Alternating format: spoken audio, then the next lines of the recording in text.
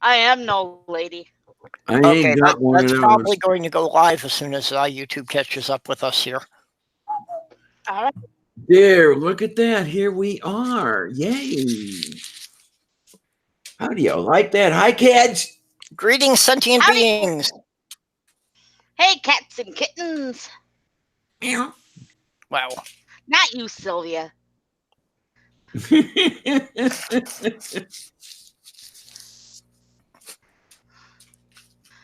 Hi, Spooky and Doc Fearsome.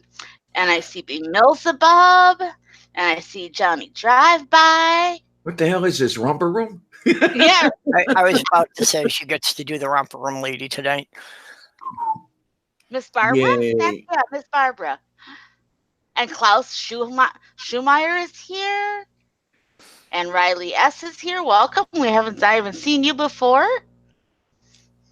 I saw Riley in David's live stream, the one he's doing right now, counting down the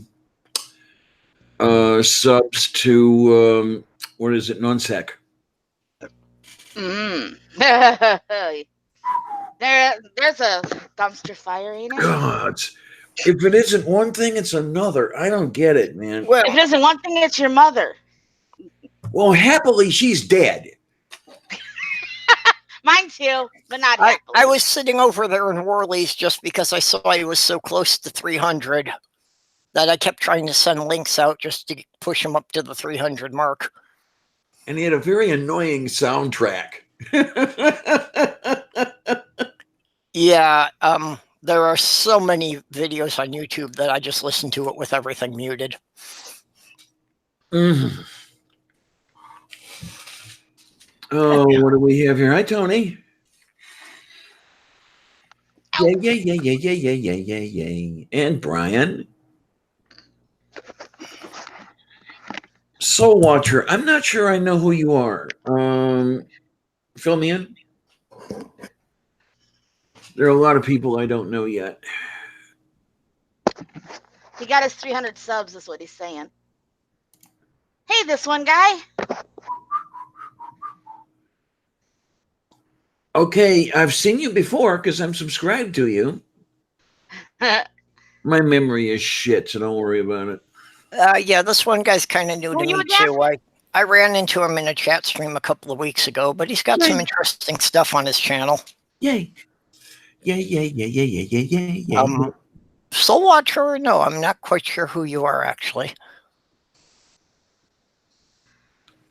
Okay, yeah, we got Mr. Decisions. Yeah, Mr. Decisions. Yes. And Mr. Purpley. I was just watching a video a little while ago on how to make indigo dye, so that kind of fits in, right?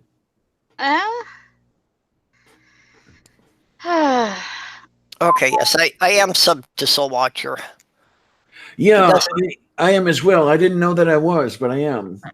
Yeah, he doesn't have any original videos, but he's got a couple of cute cat things on there, so. Oh, of course. Cats trump all. Hell, cats trump. Oh, did you hear about poor Sarah Sanders? Oh. She's tired of everyone calling her a liar, so she's quitting at the end of the month. Bye, Felicia. Bye, Felicia. Don't let the door hit you where God split, or the good Lord split you. Oh, let's see. This one guy says, I try to do a bit of everything there. Lol, poetry reading, karaoke, Bible stuff, hangouts. You know, I would like to hear karaoke poetry Bible reading. Stuff. I'd like to hear karaoke Bible stuff.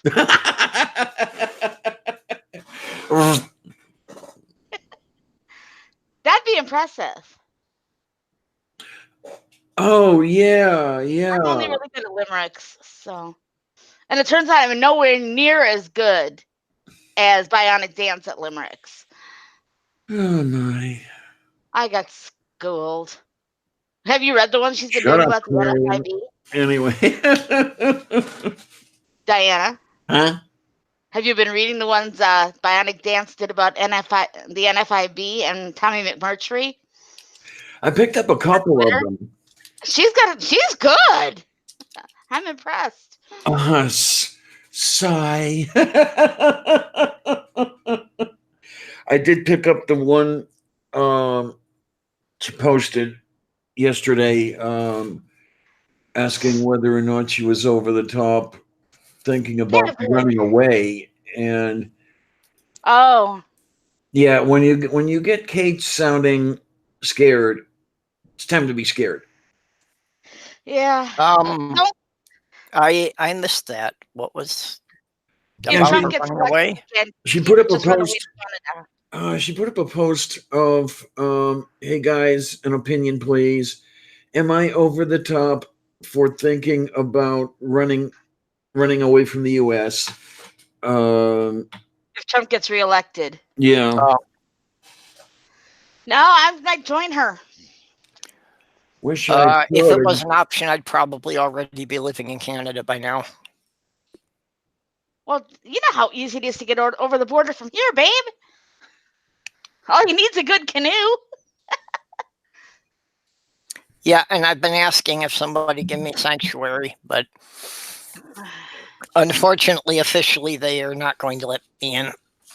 Oh, they'll let you in. They won't let you out. What have you asked already?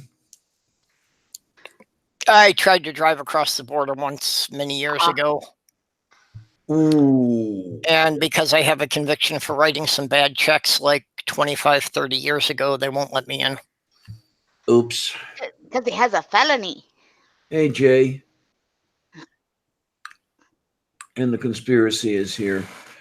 And the impression I get is they don't want me because I'm a bunch of medical costs. Yeah, you're costing too much.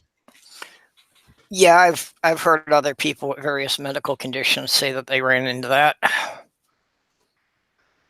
Okay. Because a couple friends told me that they were denied permanent residency because their daughter had Down syndrome. Wow. Really? This was awful. I'm trying to think about this now. This was about 2 years ago, maybe 3 years ago. Oh, excuse me.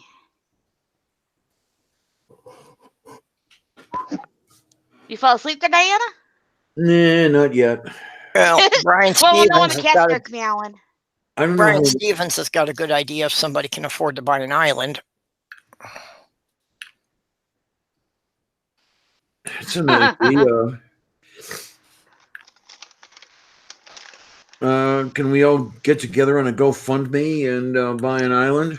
Woohoo! There we go. I got a plan. We'll build our own.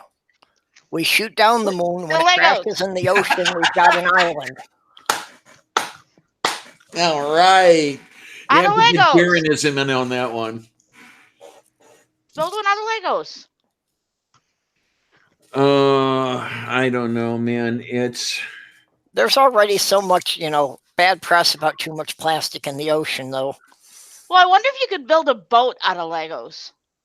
An actual floating working boat. It would kind of be leaky, wouldn't it?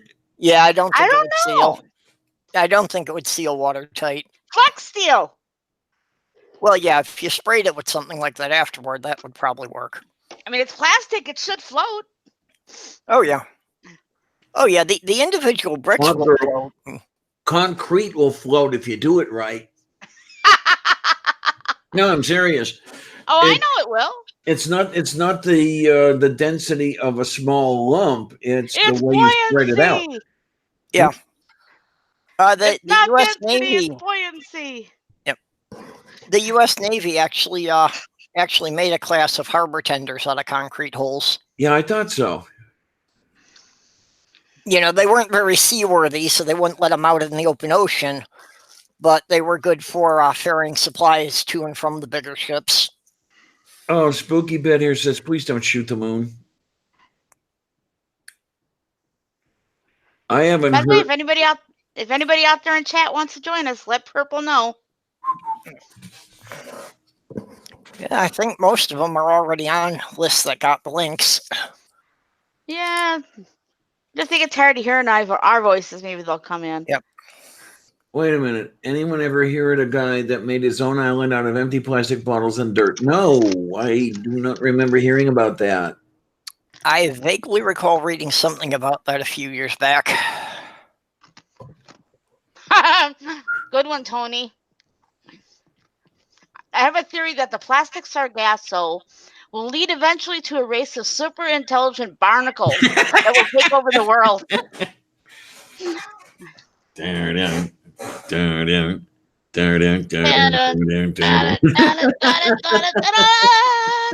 Yeah, Brian Stevens is saying that in the Philippines, boats made from plastic water bottles are fairly common for local fishing. Yeah. Empty bottles, well, they're readily available because everything washes over there. And then they use duct tape, which is basically waterproof. They're actually building huts and water desalinators. Don Pearson, you are such a sweetie. He had a dream about submarines that wouldn't sink because they were made of styrofoam. Hey.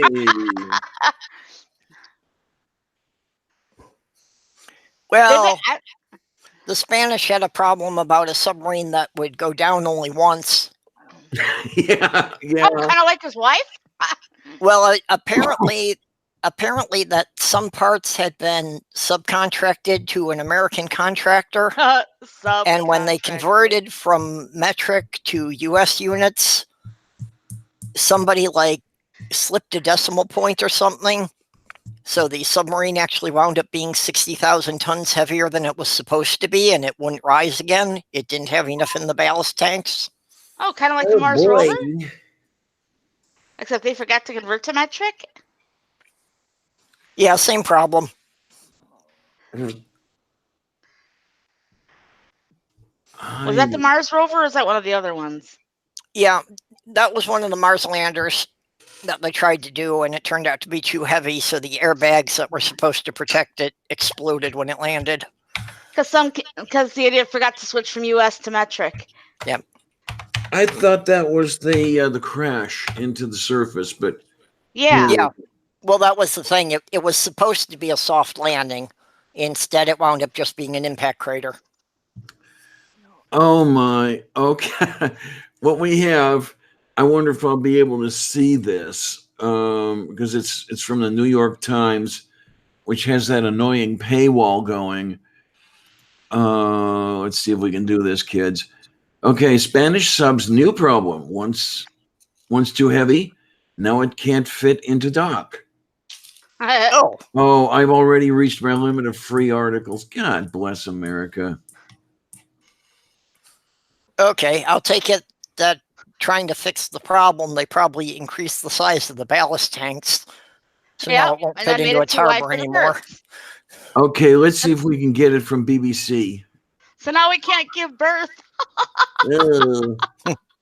Okay, here we go from BBC News. An attempt I've been to deploy a new submarine for the Spain's Navy has run aground again after it emerged that it cannot fit into its dock, Spanish media reports. The S-80 boat was redesigned at great expense after an earlier mistake meant it had problems floating and was lengthened to correct the issue. God, my accent sucks. And now it can't give birth. Spanish newspaper El País reports that after the changes, the docks at Cartagena can no longer fit the vessel. LPA. That's beautiful.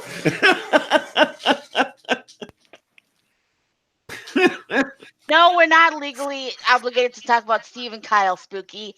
Absolutely off limits, forbidden. Yeah. We're not talking about Steve and Kyle here. It's their problem. They're like two people getting a divorce and fighting over alimony and the kids. Oh, that was what that's how Jen with one N described it. Yeah. I think I stole it from her. Okay. Yeah, that pretty much sums it up. Yeah. They're arguing about, now that the show's apparently making some money, they're arguing about who gets what share. Oh man, I'll tell you. Because they didn't have a physical paper contract. All they had was a gentleman's agreement and a verbal contract. Yeah, but that's why I don't like. Tell them ain't gonna hold water. That's why I don't like gentlemen's agreements. I mean, they can be enforced, but you've got to prove that they existed in the first place. Yep. And if one party says yes, it did, and the other party says no, it didn't, then you're screwed. Basically, as far as the court's concerned, unless you have a recording of it, it doesn't mean anything. Right. Or it's on paper. Well, that's a recording, yeah. Neither of them is going to want to hear this, but as far as I've heard, and I've heard things straight from their mouths, each one of them, neither of them is really in any good has position. A leg to stand on. Neither one of them has a leg to stand on. Yeah, this is why, and this is what makes things difficult. You really need, no matter if it's the most stupid idea in the world that you don't think is going to go anywhere, but maybe on a 1 in a million chance, you still bring the legal team in, you still get the contract going, because on the chance that it does take off, if you haven't done that, you're going to end up in a situation like this one. Like Judge Judy said, even if it's lipstick on a piece of toilet paper, it's a contract. But anyways, enough of that. We're not discussing it because we're losing followers if we do. So. Well, on kind of a related thing, did you hear that Kent Hovind is suing his son? Yes, I heard that. That he wants to get back part of the land that's being used for the Dinosaur Adventureland. The way I understand it, he's not going through the courts. He's trying to do it with this sovereign citizen bullshit. Right. Uh-huh. Which is going to get him absolutely nowhere. Well, actually, that could even backfire on him. Because in some states, when people have tried to use the sovereign citizen kind of voluntary courts, then the state has stepped in and said that proved that there was a contract and then hit them for things like back taxes. Yeah, Jay, yeah, I just might consider that. Give me a little bit to figure out what my schedule looks like, because I've got a couple things I do want to do. But alien conspiracies. Ooh, that sounds interesting. We shouldn't be on more than 2 hours, right? No, not us. And the conspiracy. Oh. Wants to know if I'm going to join on Saturday at 9 p.m. That sounds interesting. I definitely, yeah, I could conceivably do that. Yes. Pencil me in. You've got a contract now. It's in writing. We got the recording. I'm getting to the point again where I used to be about a year ago, where I'm spending more time on other people's channels than on my own. Hey, spread the love. I've come to the conclusion that my purpose on YouTube is to make sure everyone else has a larger channel than I do. Yeah, because if it starts at 9, it'll be over at midnight. That's a good bedtime. Because I'll have Jenny and May on my show on Sunday noon, which I still have to make the thumbnail for that. We'll get around to that, definitely. Jen with an N? Jenny Hoyt. Oh.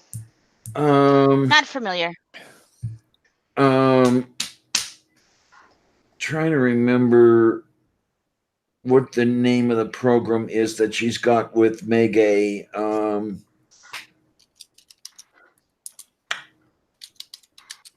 Fuck me, Ronan. I can't think of it. Ooh, sounds interesting.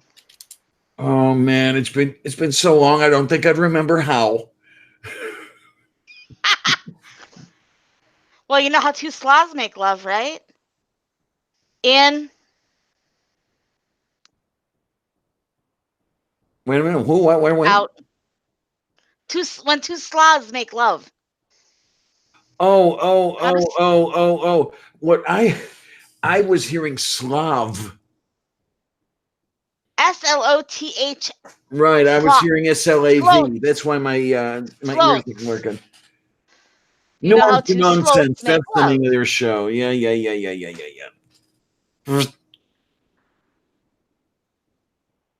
Oh my. Oh.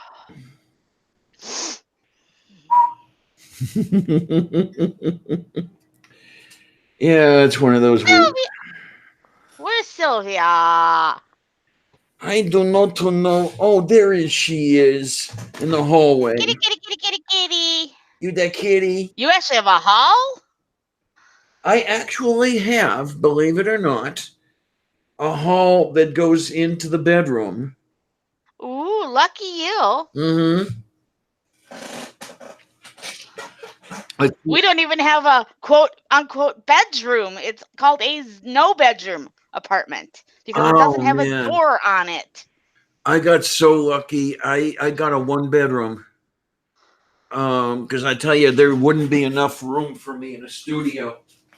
Well, ours isn't a studio. It's just because the bedrooms don't have doors on them. They call them no bedrooms. Yeah, it's just some technicality. It's like a half wall between the living room and the bedroom. Yeah, let's see if we can. It's how they keep the prices low. Okay. Just for S&Gs, Diana, how much do you pay for rent? I don't know if you want to go into that on the air. Oh, okay, never mind. Strike that. Never mind. I'll note it over to you. Let's see. That's more like something that you can discuss in DMs and Twitter. Never mind. But yeah, you do have a little bit of a haul. How nice. Yeah. Hi, Sylvia. And there's the kitty Ness. Hi, kitty Ness. Hey, you use the same kind of cat litter we do. Oh, okay. Cat is the only cat litter. It's cheap. It works well. Yes, it do. That and Arm & Hammer. They both work really well. I've been switching brands on her. She doesn't seem to care anymore. Oh, really? Yeah. I used to do that Tidy Cat stuff. I thought that was Tidy Cats. What I have in the hallway? No. Oh. This is an off-brand called Cheshire. Oh. Well, I'm drunk, so I wouldn't know. I don't even see that brand here, but 14 pounds for $4. Yeah, I recognize the jug, and I expect it's probably one of those that the factory produces them and probably puts, different labels on them for different stores to sell them. Yeah. It's their overrun. Or it's a Tidy Cats overrun, because that's a Tidy Cats container. I buy this stuff at the Save-A-Lot supermarket. Yep. Do you guys have Save-A-Lot out there? No. Okay. It's one of those. We have two locally owned ones, and that's it. We have no chains at all. It's one of those discount grocery chains. Right. They had those in Wisconsin at one time. I don't know if they have any left. What, Save-A-Lots? Yeah. No, they did. Well, okay, I don't know where in Wisconsin, but I was just so happy that there was a grocery store, and well, I wasn't all that thrilled that it was a Squall Mart, but there was a discount department store here.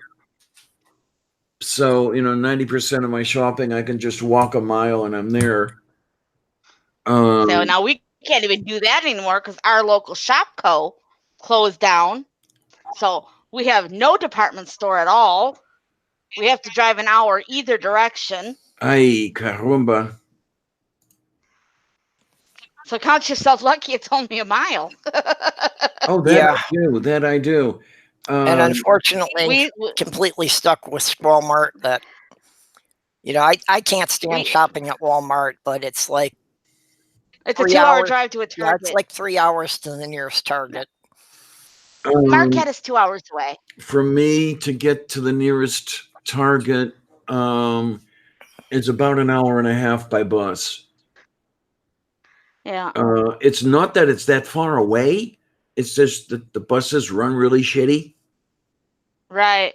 So the one, and I've never cared for Target. They're very yuppie. They're snobby. What, Target? Yeah. I've never liked shopping at Target. They are a little okay. They are a little upscale relative to Squalmart. As my mama would say, they's uppity. Yeah. I won't is third world. Sorry, go ahead, Diane. Just Squalmart is third world. I like Walmart. I am third world. Well, I won't dispute, the part about Target being kind of yuppie. It's just a matter of the way the companies are handled. I don't give a crap about that. Well, my thing is, I want cheap damn prices. I don't want to pay $40 for a T-shirt, but I can go to Walmart and get it for $5. Moo. I don't mind that Target's aisles are a little bit wider. Target's employees are a little bit wider. They actually have two neurons brain cells they can rub together. I know better than to ask anybody at Target where something is. You mean Walmart? Right. Did I say Target or did I say Squall? Yes, you did. Oh, well, sorry about that. I know better than to ask any Walmart employee where anything is or if they carry anything at all. Because the answer I get is, huh? If I get an answer at all. Don't have that experience. Now, see, I would not put the people down. The problem with Walmart is the employees have absolutely no motivation to give a shit about anything. They're treated like shit, so why should they care? Yeah, you got it right, definitely. And, Target gives the employees a few little incentives. Target's like, you got to work here. We're your only choice. Well, no, I actually worked for Target for a little while. I said, I meant Walmart. I'm sorry. Yeah. Well, Target wouldn't take you, but we will. Which is kind of good in a way because they can give everybody a chance at least. Yeah, I applied for a job at Target a while back, but my paperwork wasn't in order yet, so that very likely got in the way. Because I was living 24/7, but I hadn't had the name changed yet and all that shit. Right. They look at the resume, they look at your rack, they look at the resume, they look at your rack, and this is going to go really well. Yeah, ain't nobody got time for that. Hey, you should have gone to Walmart. Have you seen some of the people at Walmart photos? You would have fit perfectly in. Walmart photos? Oh. They're called the people of Walmart. Yeah, you didn't really want to say that. Is it my to knowing what is that? Look up people of Walmart on YouTube. It's just basically it's people. Yeah, it's people who are just too lazy to get dressed to go out in public. There you go. She found it. Whoa. You can spend days on people of Walmart. Oh, man. Okay, the very first picture that shows up here when I go to their site, it's Davy Crockett and Harpo Marx. Yep. Whoa. Welcome to Walmart. Get your shit and get out. Yeah, so many people at the Walmart, when I go there to do whatever I have to do, I always see somebody in pajamas. Yeah. Yeah, I used to go there in pajamas. What's your point? And I'm thinking that, Doc's saying that Target is more expensive, and yes, they are. Well, they may be more expensive by a nickel or a dime here and there, but I've never found it to be a significant difference. Really? I can get a $20 T-shirt from Target. Okay, well, I don't know about clothes. I don't buy clothes there. A T-shirt for $20 at Target or $5 at Walmart. And chances are, you know me, I'm going to spill on that damn thing the first time I wear it. So I sure as hell ain't going to wear a $20 t-shirt when I can wear a $5 t-shirt. Well, this polo shirt of mine came from Squalmart. It was $8. Yep. And I don't mind paying $8 for a polo shirt. If it lasts a year, I got my $8 out of it. And especially if you buy it after season. Then you can get it on the clearance rack, and it's even better. Yeah, the problem is, though, that you've got to make sure that they have stuff there such that you can take one off the rack. So about the beginning of last month, was it? Maybe it was sometime in April. I can't remember. But as the spring season was starting, I went down and grabbed 8 or 9 of these. Yep. In various colors. Oh, absolutely. One of each color. Well, because you know what they say, if the shoe fits, buy it in 5 different colors. I wish I had the money for that. If the t-shirt fits, buy it in every color. Yeah, I spent, I don't know, $60 or $70 for shirts that day. But hey, they'll last you.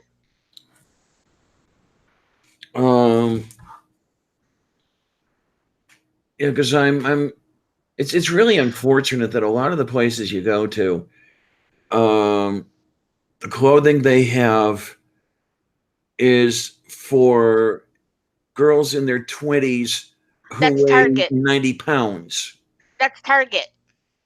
Walmart carries it up to 5X at some of them. I've seen my only problem is I wear a 2X, but they assume that if you wear a 2X and you're over 200 pounds, that you're 6'2". I'm 5' nothing. Okay. Everything is built for a freaking Amazon. I mean, a mini skirt on most people would be to halfway down my calf on me. That's the only thing and that's just the whole clothing industry, period. Well, the clothing industry hates women. We know this. Oh, yes. I pretty much buy all my clothes at Menards. Oh, that's funny. I'm wearing one of the Menards t-shirts you got me. Yeah, they give me free t-shirts. They put jeans on sale or with rebates that I can get a pair of jeans for $15. That's about all I need to wear. Tell them about the mugs. Yeah, they actually pay me to take the mugs away. They pay them $1. Yeah, they put the mugs on sale for 99 cents, and then they each have a $2 rebate. They pay him $1 back for paying $1. I still say you got to start advertising on Facebook for target practice. No, this is crazy. I'm looking through some of the pictures on that site. And You'll be there forever now, Diana. You've got a female wearing one of these tops with a bit of an open back. It's got like a roundish open area in the back. Mm-hmm. And centered in that open area is a swastika. Yeah. Swastika. Hate to say it, Diana, but you're becoming one of us. Yeah. One of us. Tony's saying, one night there was an older gentleman with a well-groomed mustache and hair in a halter top, Daisy Dukes, and high heels dancing through the store. All right. Yeah, and he's saying he thinks he was on furious drugs. And well, I can actually see that happening in a fairly benign way, you know, of somebody who's on prescription medications and took them, but then forgot they had taken them that night, so they take them again and get a double dose.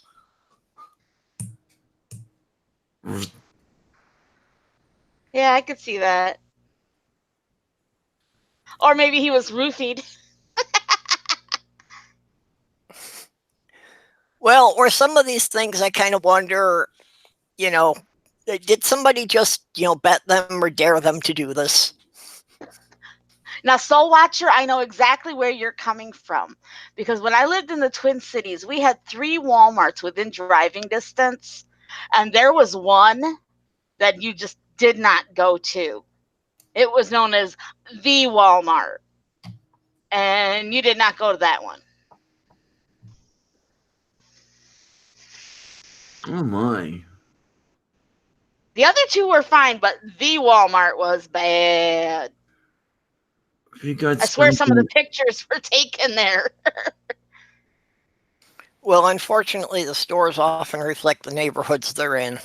In case you're wondering, Perp, it was the one in Fridley. Yeah, and on 65 on Central. Yeah. Yeah, and some of the stores that suffer a higher amount of like shoplifting or that, may wind up having trouble, like having enough money for the maintenance crews and that to keep things nice. It wasn't even a matter that it was nice. It was that place was just freaking scary. There was nowhere to park ever. And here we have a little something with thanks to Karis Crane. This little picture we've got going here. Oh, that's pretty. Isn't it though? I wish I had a copy of that. I could use that for a background on my computer. Which I'm pleased to say the computer guys did a wonderful job.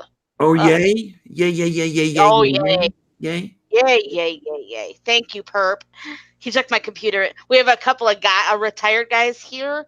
Yeah. Who will take in computers if something's wrong with them, and they'll work on them. And once a year, I take mine in for a tune-up when it starts running slow, and Purple hears me cussing across the apartments because the damn thing won't work again. The one good thing about this town that we've got these 2 retired guys that on Tuesdays they're at the community center, and if you got a problem with your computer or electronics, you bring it in there and they'll fix it up, and they do it completely on a donation basis. Yep. So basically it's free if you can't afford it. If they have to take it home, it'll probably run you $20.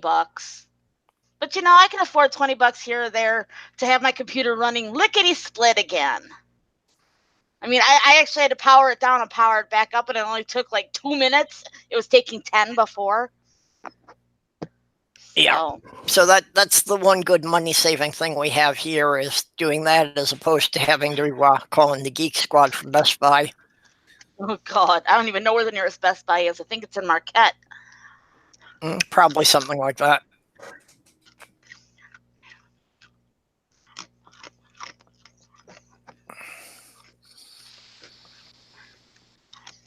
Oh, sounds like we broke the chat. Oh my! I am just looking here, and I am looking. Something, Diana. Something. I was reading the side chat, and Beelzebub was saying a buddy of his was stationed at Shaw Air Force Base in South Carolina, and the Walmart there was blacklisted because of gang activity. Yikes. Rumba. The Walmart. Yep, Soul Watcher, I'm feeling you. I am picking up what you laying down. Oh my! Let's see if we can get to this again. Do I still have it on here? The picture that I had up. It's just the way the clouds in the sky went, where it looks like a skyline, but really isn't. It's the clouds. Yeah. Show it again. Yeah, sure thing. See if we can get that up here. Yeah, so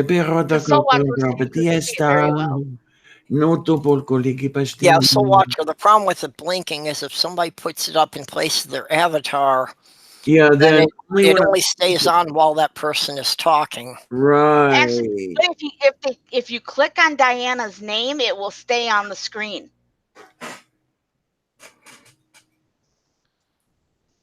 But yes, it's gorgeous. Yeah, I was trying to get the control panel. I could just sit into that sunset forever. Okay, that should leave it up there for people to see it now. Oh yeah, like I said, click on Diana's name, it'll stay up there. Yeah. Until you click on her name again. I wish I could. I can copy that. Yes, you can. I could even send the damn thing to you because I downloaded it. I'm gonna take it and see if I can blow it up. Use it as a background on my computer. Yeah, because what is it? It's what are its dimensions? Where the hell is it? Yeah, Diane, actually, if you emailed her a copy, she might actually get it in a higher resolution than what she would get it trying to save it from this. Yeah, send it through Twitter. What I have here is 717 by 960. Yeah, save it and send it to me in my Twitter mailbox. Okay, and apparently even that times out after a while. Oh, did it go bye-bye? I still have it up. No, I said click on her name and it's going to stay up permanently. I can even see her mouse moving across the screen. Yeah. Squeak! Yeah, except that, squeak! It went off there because Google gave me an error message. Oh. So. Whatever.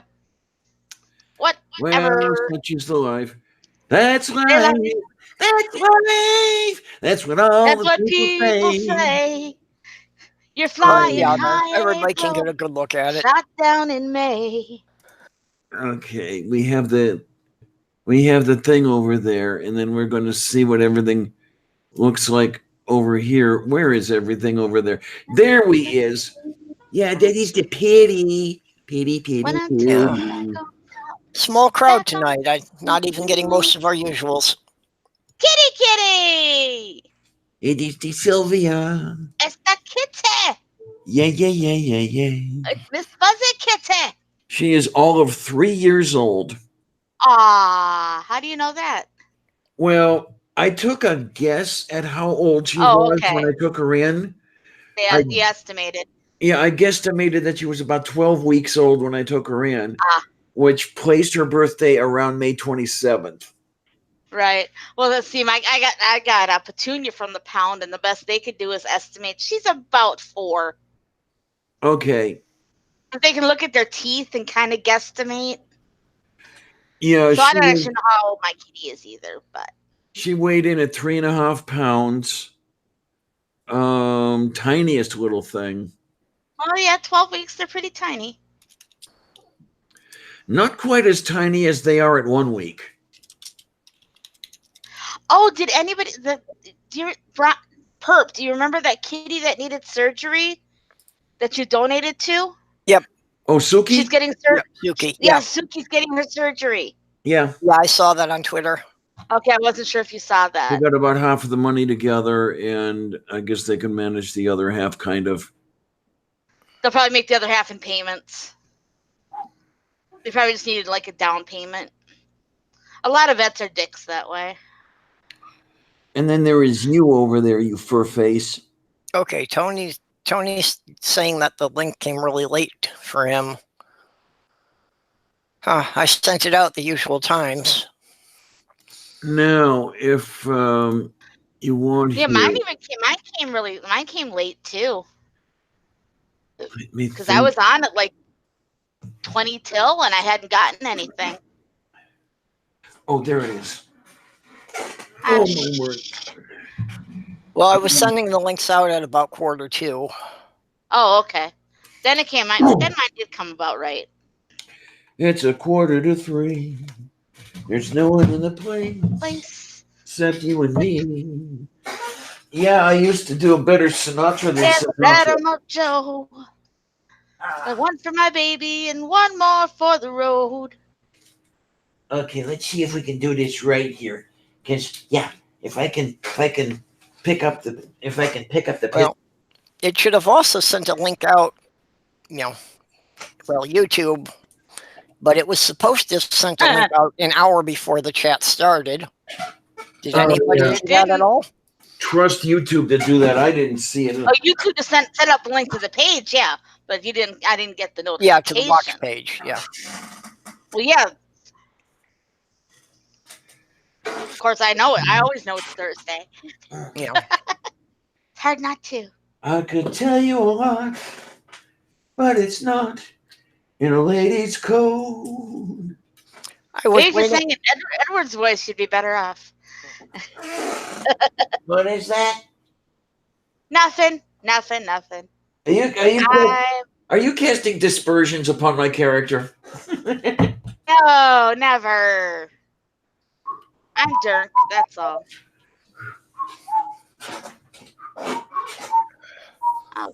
I was actually waiting for Tria to come on. Yeah, I don't know where she is. I watched the interview that she did with Maddie. Oh boy. And when he asked her why she decided to get her channel started, she gave us credit for it. Hey! How do you like that? Yay. So, you know, I wanted to thank her for that. Well, but, you know, people do have lives, you know. You aren't the be-all and end-all, as much as I hate to admit it. Well, no, I would have a life, too, if I didn't live in this town. Hey! I resent that. Or what? You at least can go out and sing karaoke. You've got something you can do around here. Yeah, true. I got the pipes. And you want to tell them what else happened? What other good news not only can I not sing, but I can't stand being in a bar. So. Oh, I'm not a bar person either. So. What else happened to me this week? Okay, let's see. This one ought to. Oh, you go ahead and brag about yourself. I don't want to brag. I got invited to be in a musical review. Oh boy. I nailed the audition, but I still just ended up in the chorus. But hopefully it's going to be an inroad into the play scene, because they do a musical every year at our local community center. Yeah. Well, considering how heavily the whole group is based on nepotism, for anyone that they don't know to get into it is a pretty big deal. Well, yeah, the problem is everybody who auditioned got in. Is this going to be something like any of the little theaters I know, where the part you get depends heavily on the number of tickets you sold to the last performance? That may be a factor. It could very well be. And over but here, it's also the fact that it's also the fact that the people that are kind of running the place have a lot of children, and all the children get parts. Yeah, the nepotism is strong with this group. And there's the little one, 3 or 4 days after we put her in. Yep. Little Cuddy. It's baby Sylvia. I'm gonna love her and hug her and squeeze her and name her Sylvia. She's like, yeah, no George this time. She's like, you mean I get to stay here where it's dry and warm and his food? Yeah, you get to stay here, little one. You're stuck with your house. Oh, did you hear that? Yeah. I said, you get to stay here, little one. You're stuck with me now. And she said, she's like, no! What did I do? I has to find. You got the History of the World Part 1. What about History of the World Part 2? I have somewhere around here. Yeah, so try find my speaking voice to be barely tolerable. Singing's out of the question. Well, my singing voice. I could sing, but I don't think you. I don't like my singing voice over YouTube. The microphone is too low for me. You might have to switch into Edward, huh? Yeah, pretty much. Well, that's still really freaky when you do that. Bass baritone and the rack the size of a city bus don't go together. Oh, that's just still so freaky when you do that, though. Well, Sloth Girl, when you come over to record your song, you know, you can do it on my computer with the condenser mic. That's at least better than the headphone mic. Yes, I rewrote. Diana, are you familiar with the Arky song? No, I do not know that. God said to Noah, there's gonna be a floody, right? Don't know. I rewrote it for Ken Ham. For you guys for you guys to take to the Ark Park Museum, or if you want to call it a museum. Yeah, the boat-shaped building. Yeah. I have to look on this thing. The half boat-shaped building. Only the front half. Okay. I got it figured out. the little kitty cradle that she's in while she's sitting there. The length of the cradle is 18 inches. Oh, there you go. So she's about 9. She was about 9 inches at the time. Yep. She fits nicely now. I'm sure she does. Oh my. There's a cat. Moo, moo, moo. And look what we have here. Okay, let me take. Are you looking at cows?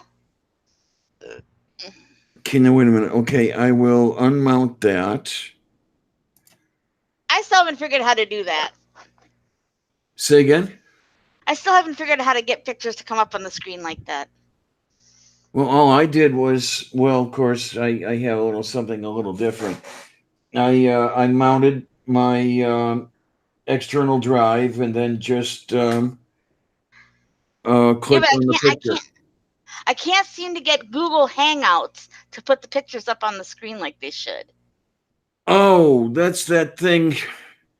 Yeah, but it always like tunnel effects them. So there's like a million of them doing a tunnel effect. I forget how the hell that happens. Yeah, Purple will have to show me sometime. Don't come over and do it right now. Yeah, I'll have to walk through it with you on your computer because I don't remember the exact sequence right now either. Right, yeah, don't come over and do it now. I'm too drunk to remember anyways, so. Oh, well. Smirnoff is making Smirnoff Ice Smash in cans. Smash is an appropriate name for these. They're 8% alcohol by volume, and they're 16 ounces, so it's like the equivalent of 2 beers. And I get totally smashed on one of them. I was going to say drink 4 of those, and it'll really get you out there. One is doing a perfectly adequate job, just the way it is. Yeah, it sounds like that stuff's about halfway between beer and wine. Yeah, wine is usually 10 to 12%. Yeah. And this and beer is usually 4 to 5. So yeah, it's halfway between. They make it's a strawberry and lemon flavor. It's really good, and I got it for $2 at Quick Trip. And then I was just looking at a video on fermenting and distilling your own ethanol to 100%. Oh, you on that? You're still on that, huh? What did you need that for again? Oh, I would occasionally use it as a solvent. Ah. Is that almost like denatured alcohol? This stuff. Similar? This stuff I would go for the non-denatured alcohol because the denatured would make a difference. I'm allergic to denatured alcohol. Yeah, well, unfortunately, I found that out the hard way. Drink enough of that and it'll kill you. No, I was working for a company that made medical devices. And they sent me one day they sent me in the back to clean them before they put them in the box. Well, I used double gloves and it still got a puncture. It got into my gloves. Sylvia, get down. No, for the love of St. Goulet. Come on, you. Well, I'm not doing anything. You always complain now. She heard me. That's what it is. I love to eat my houseplants.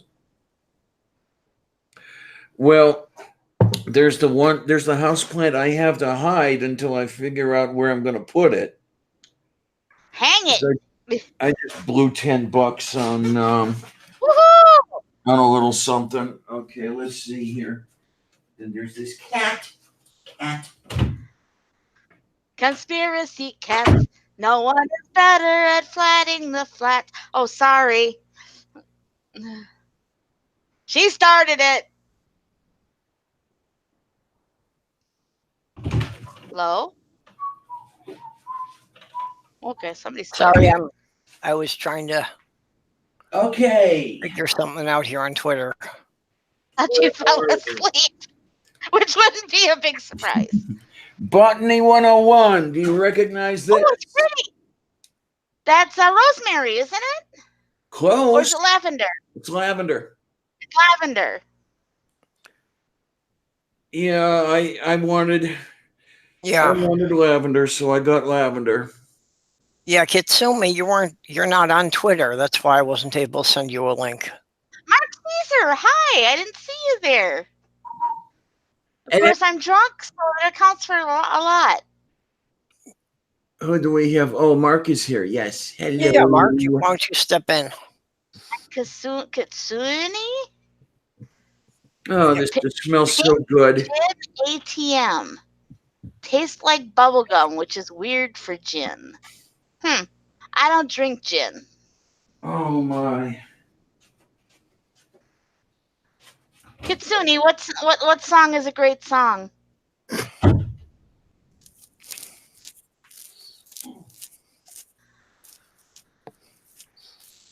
I think she was referring to what you were singing. Yeah, I can't remember what I was singing.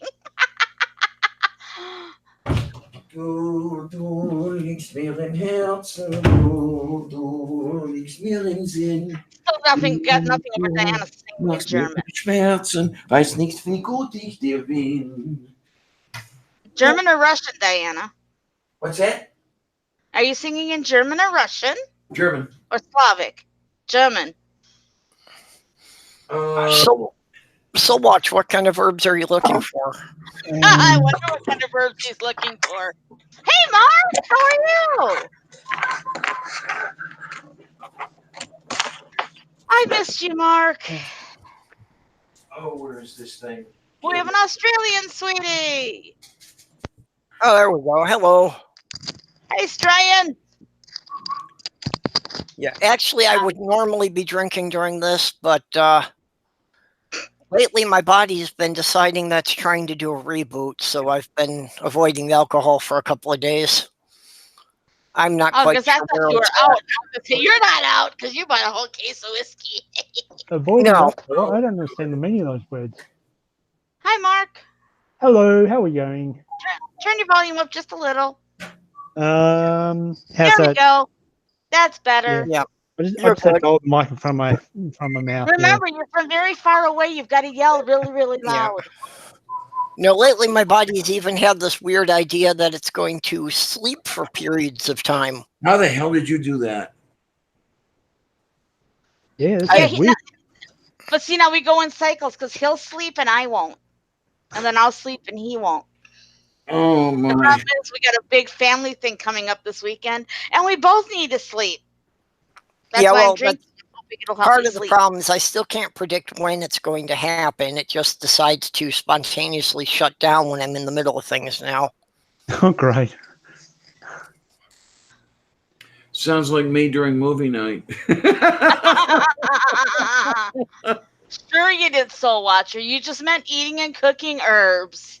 Uh-huh. Hey, Diana, have you ever thought much about the about us putting into for you to get the ingredients for you to do the cooking videos? I'll get around to that, definitely. It's the thing I hate about that, and I've said it before. I've said it so many times. Cook the stuff. I got to eat it. Yeah, it's true. You're trying to lose weight, so... I mean, look at me. Okay. But it's all containers and freeze it. Well, we've got a standing offer in that, whenever you decide to do it. Yeah, whenever she decides to make, we'll and I, what your budget is for the ingredients, and we'll sponsor an episode. We'll have the ingredients sent to her.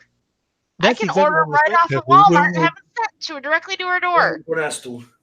Everyone is quite happy to put in for Diana to get the ingredients to do the recipes. It's just that, as Diana says, she makes big meals and big lots of food, and then it's got to all be eaten. So I have to lose 70 pounds. Well, like I said, make freezer meals, Diana. Make your own TV dinners.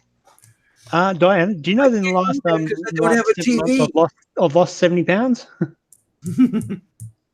Well, must have given it to you. It's the amazing thing. When I was a kid, I always wanted the TV dinners. We had them, but very, very rarely. Right. But they were a novelty when I was a kid. And now they're common. And now everything is pre-prepared. I'm trying to remember when the first TV dinners came out. Hang on. Late I think 60s? they actually started like in the mid 1950s, but they really didn't become common until 10 or 15 years after that. Oh, come here. Yeah, the trouble with them is you can't control what goes into them, so that just sucks because you don't know what you're really eating. Okay, here you go. Just a little bit preemie. Okay, we have from mentalfloss.com. The first official TV dinner branded TV dinner was created by Omaha-based C.A. Swanson and Sons and hit the market in 1954. The meal consisted of turkey, gravy, cornbread stuffing, sweet potatoes, and buttered peas, and sold for 98 cents. The Alka-Seltzer was extra.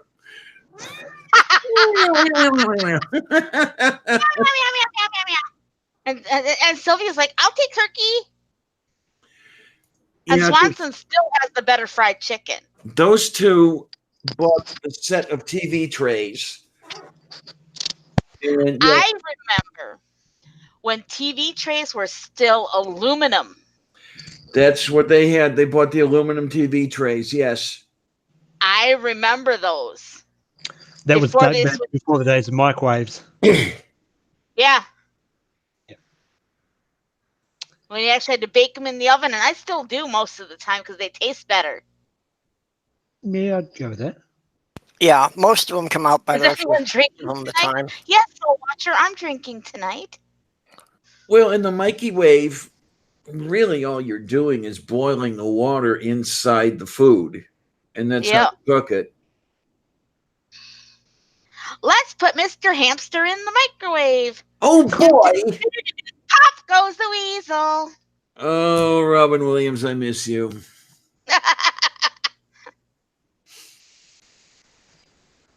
The kids said earlier, parsley, sage, rosemary, and thyme, yes.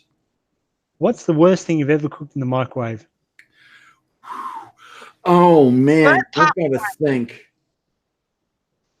Okay, when you say that, do you mean cooked the way you're supposed to cook it or screwing up on it? Screwing up on it. There was one point where I had a couple of potatoes in a microwave oven for 45 minutes. They came out bricks. Yeah. That was the first time I ever did bake potatoes in a microwave oven.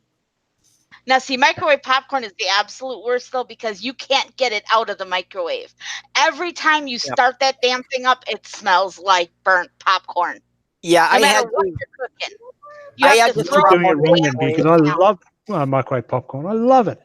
I had to throw out a microwave because my stepdaughter apparently had double keyed it. So instead of 3 minutes, had put in for 33 minutes, and they forgot about it until the smoke started filling the kitchen. Oh, Lord.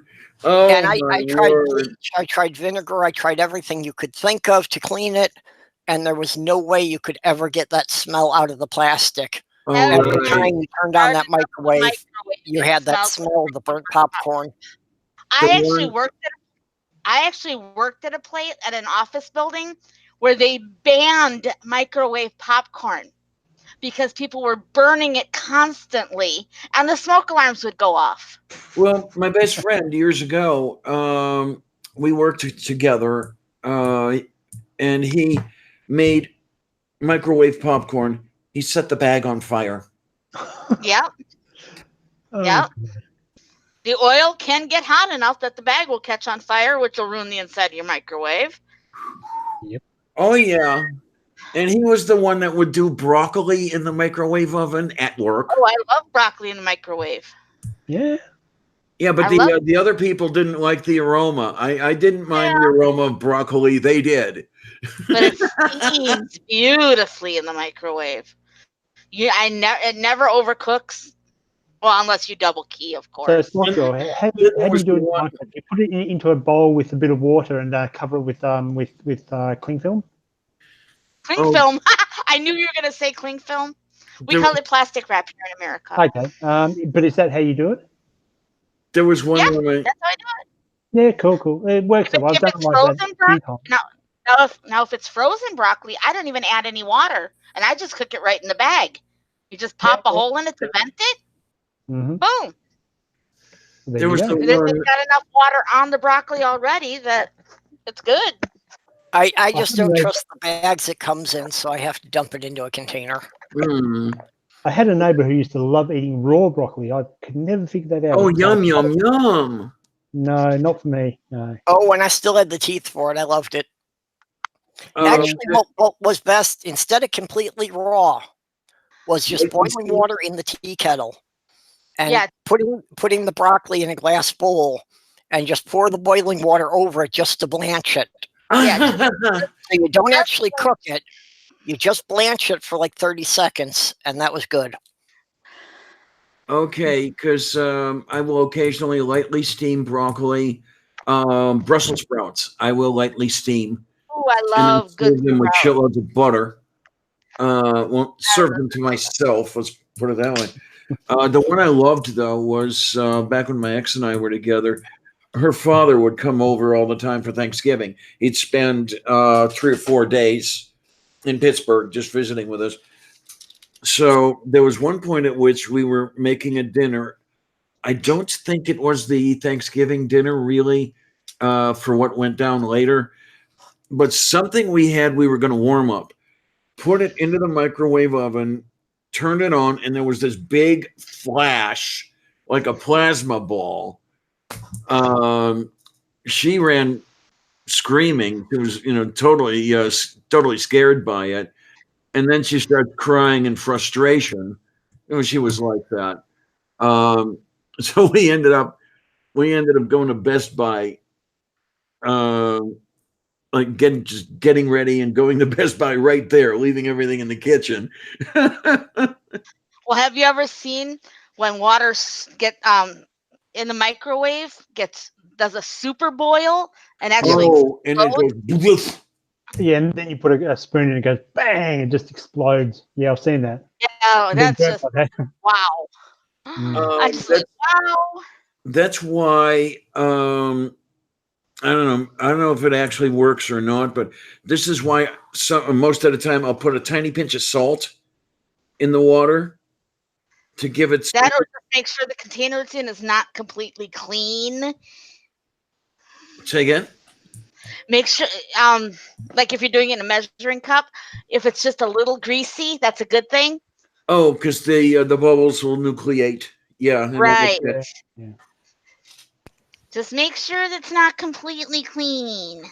Yeah. The slightest dot of oil or butter in it. What does everyone think of this idea? I just had it recently. I'm going to do some mashed potatoes. I do it with a bit of onion, whatever, and then I'm going to. Have you ever seen those sandwich presses? I'm going to actually do it like a sandwich press and just make almost hash browns. You can do it in a waffle iron the same way. I don't have a waffle iron. Add an egg and a little bit of flour. You'll make like little hash browns. It'll be awesome. No. You got to add a little bit of egg and flour though, otherwise they'll fall apart.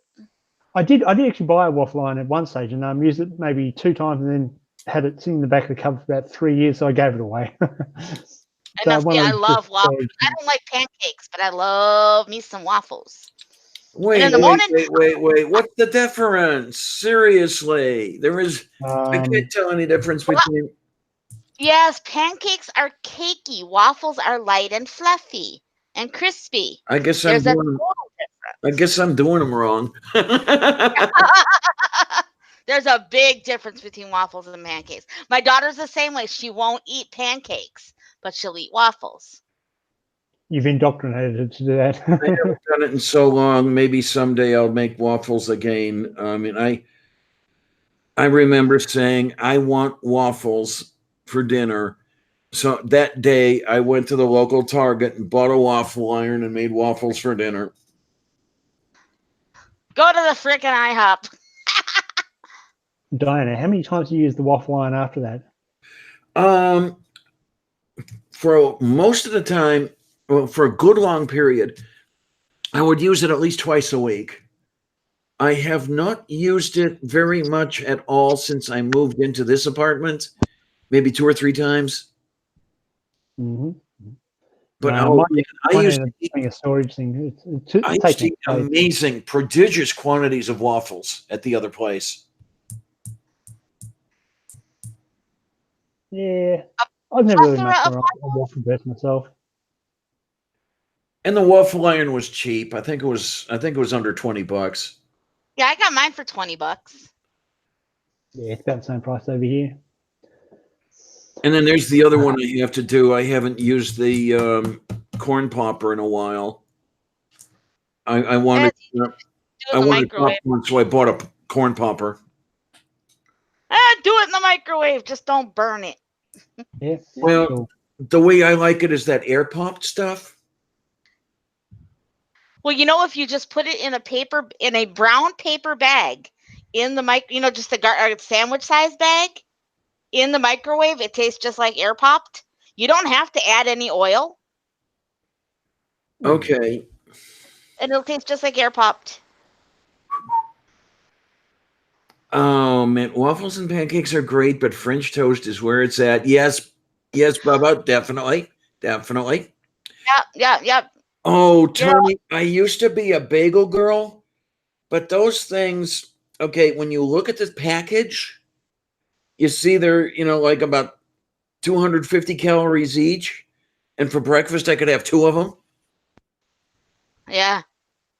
And then the cream cheese and the lox on top of it. Oy vey. Oh, man, I have not had a lox and cream cheese bagel in decades. And you being so close to Primanti's, really? Well, not that close. Well, no, I'm within walking distance of a Primanti's. So go get a lox and bagels, honey. There's more than one in Pittsburgh now. I think there's like 4. Right.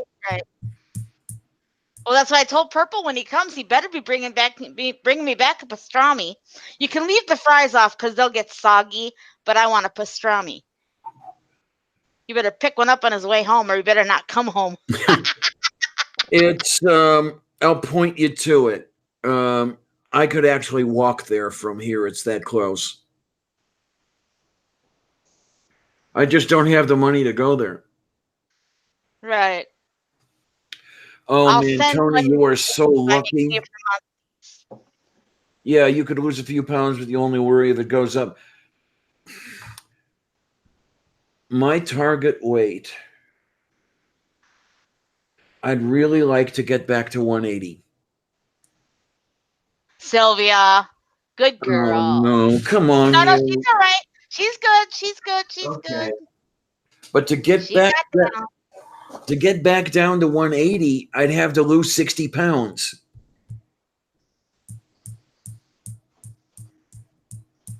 I think you look fine the way you do, Diana. Honey, I think you look fine. You see, I can't afford to buy new clothing all the time, and I'm outgrowing mine. Yeah. I mean, Artie asked me at one point, "Are you with child?" And it's a good thing he was in Fort Wayne. I would have slugged him. Go low carb. It works amazingly well. Say again? Go low carb. It'll kill you for a while, but it works. I actually went low calorie. No, low cal isn't going to do it. Go low carb. There was a 10-day. There was a 10-day. The danger for me is bread. I love bread, and if I eat it, I eat too much of it, and I just stack the kilos on. So yeah. My philosophy was, if it's white, don't eat it. There was a 10-day period where I had a calorie intake of 0 calories per day. I gained weight. That's not healthy. I was frustrated. God, it's uncomfortable for me to bend over to tie my own shoes. For fuck's sake, man. Yeah, I hear you there. That's why I just wear slip-ons.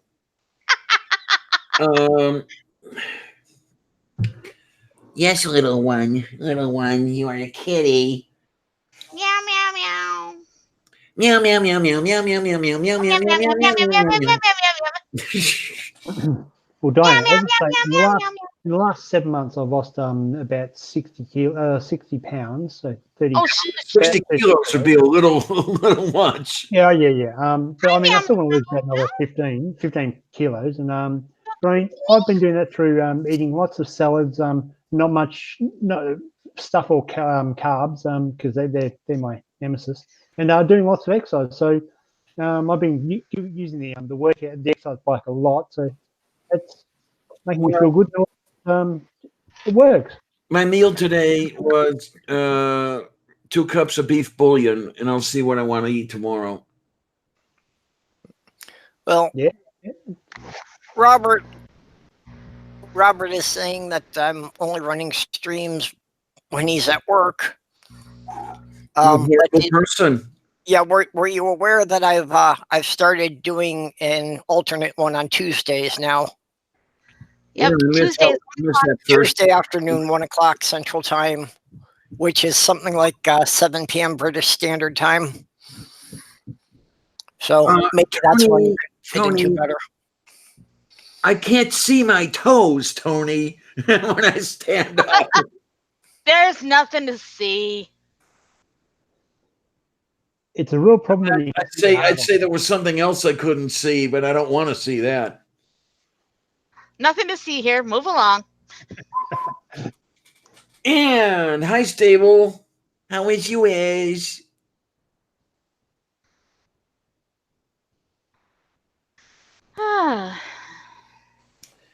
the patron de Bolcopati. Stable, why are any of us here? 42. But you're also welcome into the panel chat if you want. I'll send you a link. No, I may. I want to go to the arts festival after sunrise. Our local time is 1:15. Robert X. So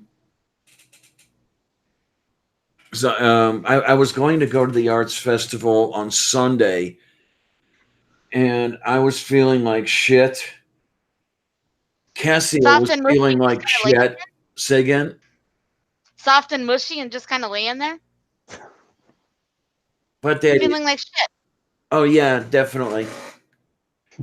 But Cassia was feeling like crap, and I wasn't going to pound on her door and force myself in. I wasn't feeling all that great. I ended up staying home. I haven't been out of the house all week, to tell you the absolute truth. But I want to see if I can get to the arts festival after sunup today, and then maybe get to buy a pair of shoes Saturday. You should at least go out and sit on the steps. I mean, yikes. Just get some sunshine. I'm asleep most of the time. It's horrible. I hate it. I'll trade places with you in a second. Call it fatigue. Yeah, that's about the only time I sleep is when I'm just so tired I can't stay awake anymore. Okay, what do you have here? Okay, some of the fam are okay with it, like 2 nephews, because I was with them always. They grew up knowing who I am. The other sister's kids love me, but don't understand my transness. How few understand the transness thing? Yeah, I'm with you. But how can we understand it? We can accept it, but how can we understand it really? Well, I think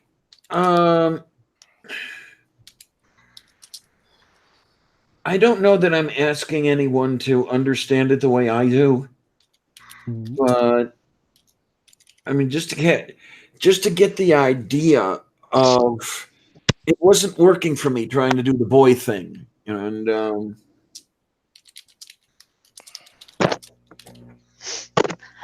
wow, Tony, I know that feeling. Oh, I know that feeling. Of course, my problem. What a feeling. My problem, Tony, was I quit smoking. I quit smoking last August, and like that, 30 pounds. Because you're substituting putting something else in your mouth instead of a cigarette. Well, that too, as well as remember that nicotine is a stimulant. Yes, that too. Speaking of that. I gotta go find my puffer. Yeah, most people wind up putting on a couple of stone after they stop smoking. Oh boy, someone else knows what stone is all about. Yeah, and I feel this was one of the few times that was the appropriate measurement to use. Yep, pretty much. Yeah, I put on just a little under 2 stone. And then I kept gaining. That's the thing. It was, I think, in the period of 3 or 4 months, I gained 30 pounds. And then, just over 2 stone, I'm sorry. And then it kept going up relative to what I weighed when I was smoking. I'm almost 40 pounds over that now.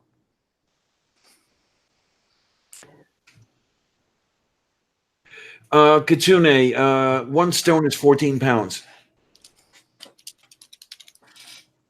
Where they got that number, I have no idea.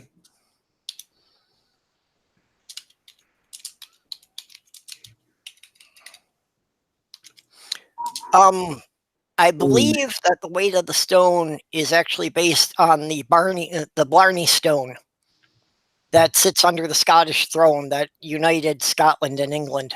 Oh, really? I think that's the standard weight for the stone.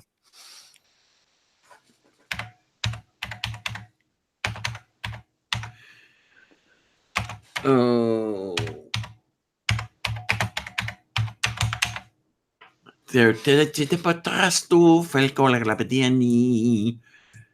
Oh boy. Okay, we will go to the font of all knowledge. Yay, yay, yay. Okay, what do we have here? Yeah, see, that's my problem. I've picked up so many things from so many random sources over the years, most of them pre-internet, so I can never cite sources from where I got any of my information from. All right, this is interesting. I wonder if this is actually true, because you know how much you can trust Wikipedia. But what do we have here? In England, merchants traditionally sold potatoes in half-stone increments of 7 pounds. 5 animals were weighed in stones of 14 pounds, but once slaughtered, their carcasses were weighed in stones of 8 pounds. Thus, if the animal's carcass accounted for 8/14 of the animal's weight, the butcher could return the dressed carcasses to the animal's owner stone for stone, keeping the offal, blood, and hide as his due for slaughtering and dressing the animal. Smithfield Market continued to use the 8-pound stone for meat until shortly before the Second World War. Fun. I could do that. What do we have in the first paragraph here?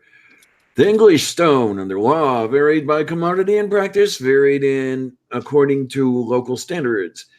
The Assize of Weights and Measures, a statute of uncertain date from circa 1300, describes stones of 5 merchants' pounds used for glass, stones of 8 pounds used for beeswax, sugar, pepper, alum, cumin, almonds, cinnamon, and nutmegs, stones of 12 pounds used for lead, and the London stone of 12½ pounds used for wool.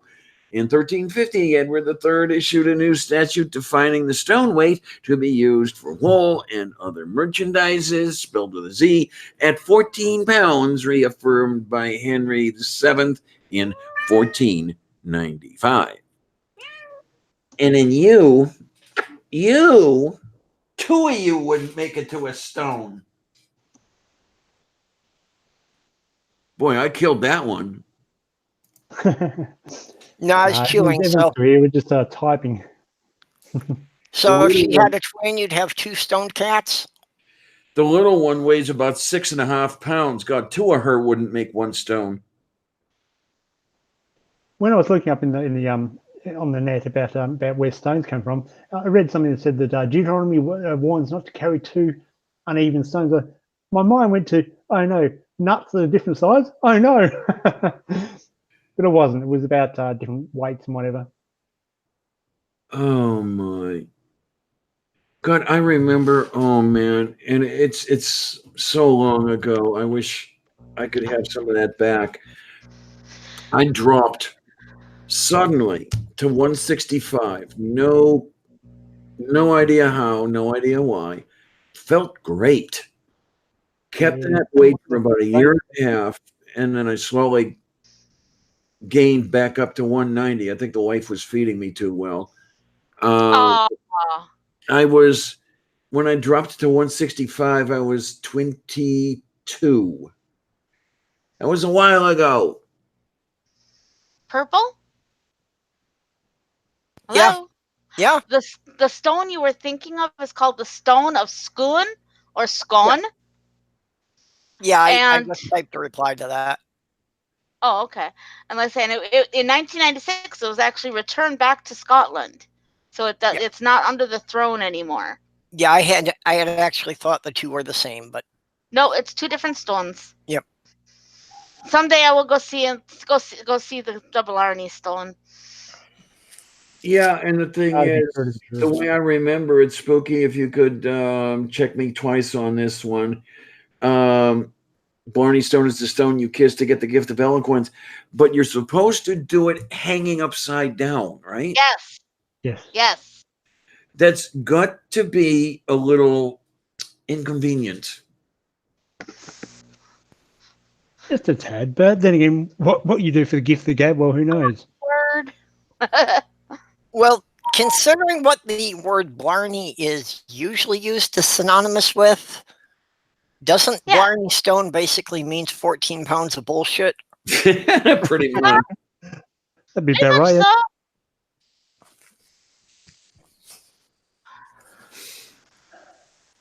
I killed it this time. Kissing the stone gives you the spell of the Blarney. Well, apparently they stopped that practice because it was seeming that kissing the stone was giving a lot of tourists herpes. Mono. You know, I have to wonder. What I'm about to describe was a real practice when I was a kid. On Good Friday, the old Slovak ladies would go to the church, and they'd all go up the main aisle to kiss the wounds of the dead Jew. They had the crucifix at the communion rail, and you kiss the hand, kiss the feet, kiss the side. And I wonder how many places have that anymore, or if it's all gone because of the possibility of transmitting undesired pathogens, shall we say? Yeah, I don't know if anyone does it anymore, but I remember that same tradition. You know, I was brought up in a Roman Catholic church, and I remember them doing that there as well. I just don't know how long that survived. Well, I don't think the awareness of, really that you could spread disease that way really became general knowledge until like the late 90s. Oh, Diana's got to look it up. Tell, bang, bang, bang, bang, bang. Okay, este petroto perché la obedienza che te veslota. Oh, and Bub's going to bed. Good night. Night. Just because he finishes his work, he goes to sleep. Why you do that when you finish your work? To hang out for 5 or 6 hours. Slacker. Oh, for the love of Saint Gulick. Gulick. From the Catholic News Agency, Dateline 16 April 2014. Oh my. In his general audience address, Pope Francis spoke on the meaning of suffering and evil. Yeah, you should know, shouldn't he? Explaining that it is a mystery which finds its answer in the passion and death of Jesus, who endured it for each of us.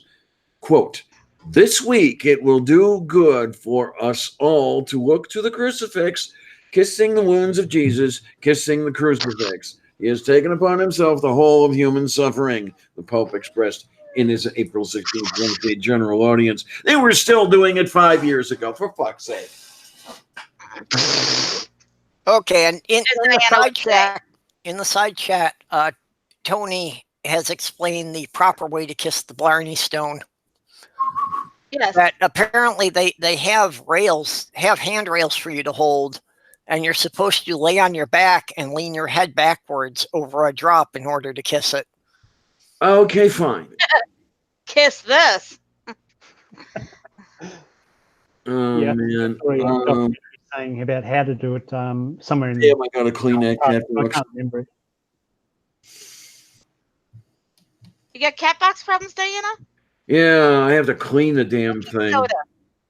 Baking soda. Well, you have to clean it regardless. But. Yeah. You gotta clean it regardless, but to help with how much time between cleanings, throw a half a box of baking soda in. No, she just took a crap. And every time she takes a crap, it's like, Fleisch, Medisch. Okay. Let me guess, you give her cheap cat food too, don't you? Say again? You give her cheap cat food too, right? Yep. Yep. That'll do it. If you try her on a higher quality cat food, it digests better and there's not nearly as much odor. I've been feeding my cats Iams for like the last 15 years, and the kind of gas problems are extremely rare. And the less often you have to actually clean the box. So it's actually more economical because you don't go through as much cat litter. Yeah, well, they don't eat as much because they get filled up. And since it's not just fillers, they actually get more nutrition from it, and they don't have to eat as often. And they're not just pooping out the filler. Well, I'll see if I can find something a little better the next time around, because I won't throw this stuff out, of course. Yeah. Well, you're feeding her canned food too, right? No, it's all dry food. It is dry? Okay. Okay, but if you're doing it, don't switch it. Don't switch it cold. Mix it half and half with the good stuff and wean her off of it. Yeah. A lot of cats don't like, boom, you're changing their food. Yeah, actually, it's usually good to do it, like over the course of a couple of weeks. Mm-hmm. Put less of the bad stuff and more of the good stuff. Yeah. Just increase the ratio of the new stuff over the course of a few weeks so they get used to it. I don't know if I could. I don't know if I could manage Iams or not. That stuff's what, about $10 a pound? Oh no. Well, it depends how you buy it, but the bigger the bag, the cheaper it is. It's about $22 for what, a 40 pound bag? 30-pound bag? No, it's a 16-pound bag for about $24. The ones that we get still take a hell of a long time to go through 16 pounds around here. Yeah, well, that 16 pounds lasts both of our cats like a month and a half to 2 months. Okay, because she eats about 10 pounds a month. Yeah, you'll only be giving her like a cup a day, and that will be adequate because she's getting so much nutrition out of the food. Oh, she's not just filling up her stomach and then pooping it all out. It's not even that much. It's like half a cup a day for each of our cats, and both of ours are considerably bigger than hers. Yeah, I give Petunia a cup a day, but she only usually about 3/4 of a cup. I don't even know how much I give Sylvia. Her food is freely available. Right, and that's what I do with Sammy's son too. But it's like, that's I'm estimating he goes through like a half a cup a day because sometimes I can go 3 days without filling the bowl. Okay, no. Well, the bowl she eats from is tiny, so yeah. Yeah.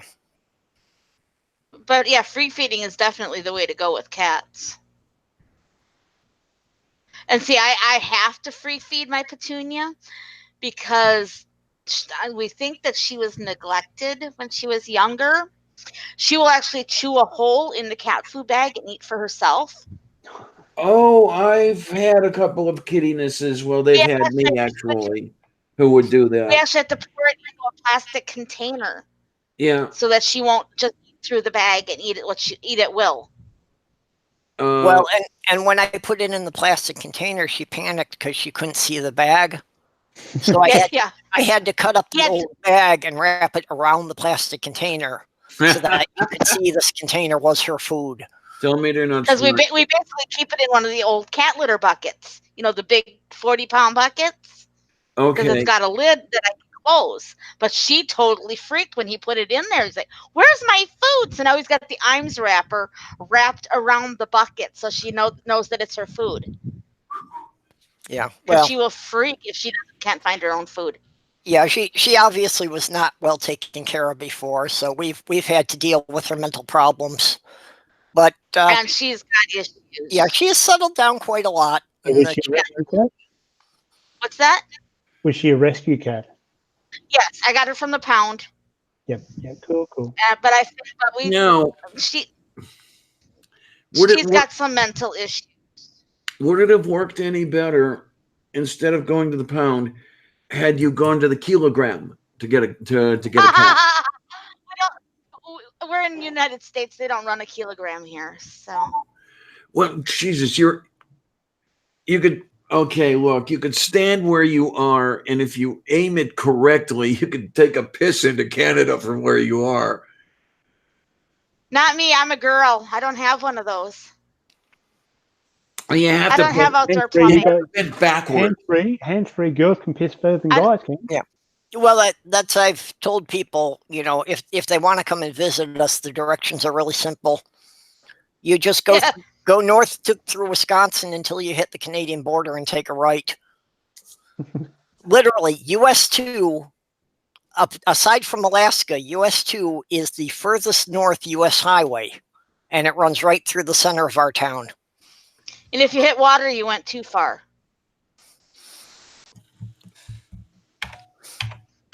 For me, it's easy. If you hit Lake Superior, you're in the wrong place. Okay, we got the thing over there, and then we is gonna do this over here. Hi there, and then wait a minute. It is gone. So you're looking us up now. Yes, I is. Yeah. Oh, okay. I think I've got it. Yep. Just look at northern Wisconsin, where US 2 runs into the northern peninsula of Michigan. Would it be right around the intersection of US 2 and US 141? That's Iron Mountain. That's a town about an hour away from us. About an hour away from us. Okay. Keep going east. Yep. Okay, I'll have to move in a little closer. Small little podunk town. Yep, you're gonna give out our address in a minute here. No doxing. Don't be doxing us. Oh no, definitely not. I haven't pissed anyone off yet, but I'm planning on it. Oh boy. One of your goals, eh? Well, once I get some more content on my channel, I'm sure I'm going to offend some people. It shouldn't be that hard to piss off believers, though. What was that? It shouldn't be that hard to piss off believers. Yeah. Well, basically, I figure at this point it's just because I'm too small a channel for anyone to have noticed me. Yeah, maybe the case. He hasn't even been blocked by SJ yet on Twitter. Oh no! Of course, neither have I. But No! You're still a virgin. I know. I'm an SJ virgin too. Damn it! And I keep trying, and she just won't block me. She blocked me, and then she unblocked me. I don't get the unblock. Oh no, she does that. She blocks a mess of people. She blocks a mess of people, and then when she's not getting enough drama, she'll unblock like 100 people just to start getting some more drama back. I guess. Okay, I guess that's the way it worked. Yeah, it's a regular cycle she goes through. Hey guys, I've got to go. I'm sorry, I've just got some of the. Oh, bye, Mark. Okay, bye. Catch you later. Take care, sweetness. Bye. Bye-bye, sweetie. No, there was one point at which she said in a conversation, I don't care what anyone, I don't care what you do to your body, and then something else. Blah, blah, blah, blah, Yeah, blah. it was, I'm mentioning that I'm trans. I don't hide it from anyone. And then right after that, you block me. And it's I put a tweet out there with, "Oh, that's interesting." And then 4 or 5 days later, or a couple of weeks, whatever it was, she unblocked me. So she must have been watching me from one of her sock accounts. Could be. She's got a few of those. Oh yeah. Oh, okay. And my goal is to get my blocked by all of them. Oh, there's Tria. Tria, hi. Hi, Tria. Why don't you come in and join us? I sent you a link. Just check the DMs in your Twitter. I was just trying to catch up on what Tony Design was saying there about a psychologist friend of his saying if he woke up in a female body that it'd be surprised but not upset. Oh, boobs! And well, it depends. It depends on whether awesome. It depends on whether the body was within the childbearing years and how bad the periods were. Yeah, at least you didn't miss that, Diana. Yeah, I'm honestly one of those people. I would love it if I, could flip a switch and go back and forth on different days. Oh man, I've talked about that. Back when I was a kid, I so fervently wished I had a toggle where I could be me whenever I could, and then flip the toggle and be him whenever I had to. I wonder if that was what the clitoris was originally meant for. Actually, I wrote an erotic science fiction story one time that basically the idea was the main character, that every time they had an orgasm, they switched genders. Oh my, oh my, oh my. That would be very inconvenient. Yes. Yeah, you had to make sure your partner understood this was going to happen beforehand. Oh God! Oh God! Oh God!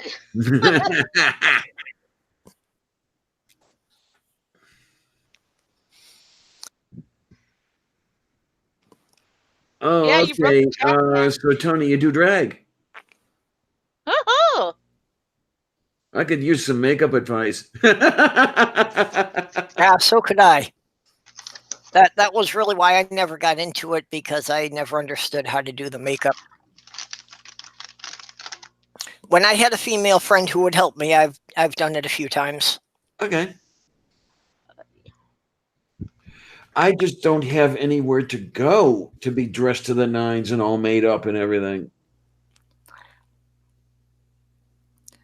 Walmart. And no, I'm not going to do housework in a ball gown, okay? Walmart. Hi, Tria. Glad you could join us. Ti sei petrata porco la Battista. No, sorry, I didn't jump right in. Sorry, I didn't just jump in. I had just woken up, so I needed to eat something. That's okay. I was just telling everybody I had been listening earlier to the interview you did with Maddie, and that you had given us credit for helping you get started on your channel. So yes. Yeah, Soul Watcher, a couple of my exes had horrible periods. Mine are terrible. I can't wait for menopause. Well, this is what Melody would go on about all the time. It's like, when am I going to hit menopause yet? When am I going to hit menopause yet? Because menopause ain't so hot either.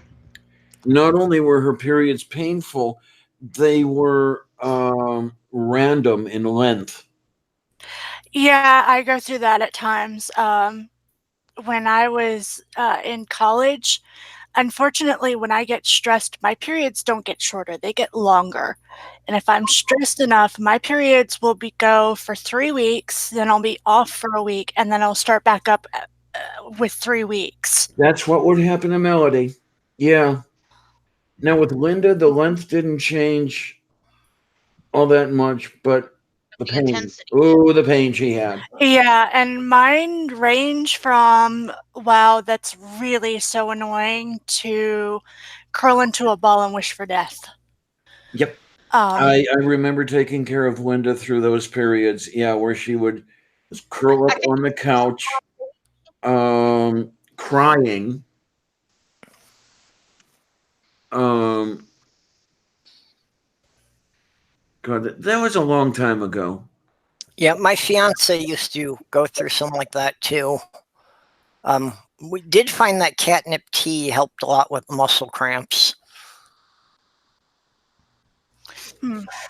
I've not found a lot, because even when I get rid of the pain, the spasms can be terrible. Like, there are times where it's not necessarily painful, but my entire body feels like it's doing the jitterbug.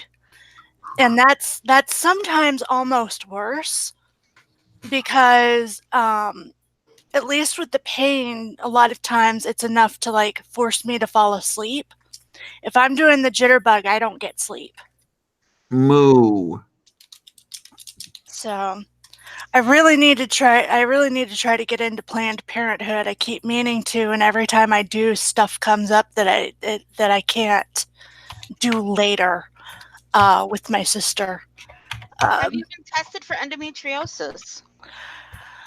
Yeah, I probably have it, but the 3 or 4 tests that I've had, they told me I didn't. And how many times have we had medical tests that have said that have been wrong? Yeah, when it comes to certain things, stuff like girly issues, I mean, I know that's not the only one. I know I have a few friends with fibro, and fibro is notorious for getting ignored. Yep. Well, there's so many other things that fibro could be, unless they narrow down. Okay, it's not this. It's not this. It's not this. It must be this. Well, I can kind of understand that to a degree, but I've also heard of you're making it all up in your head. We're not even going to bother. Oh yeah, exactly. I've heard that a million times.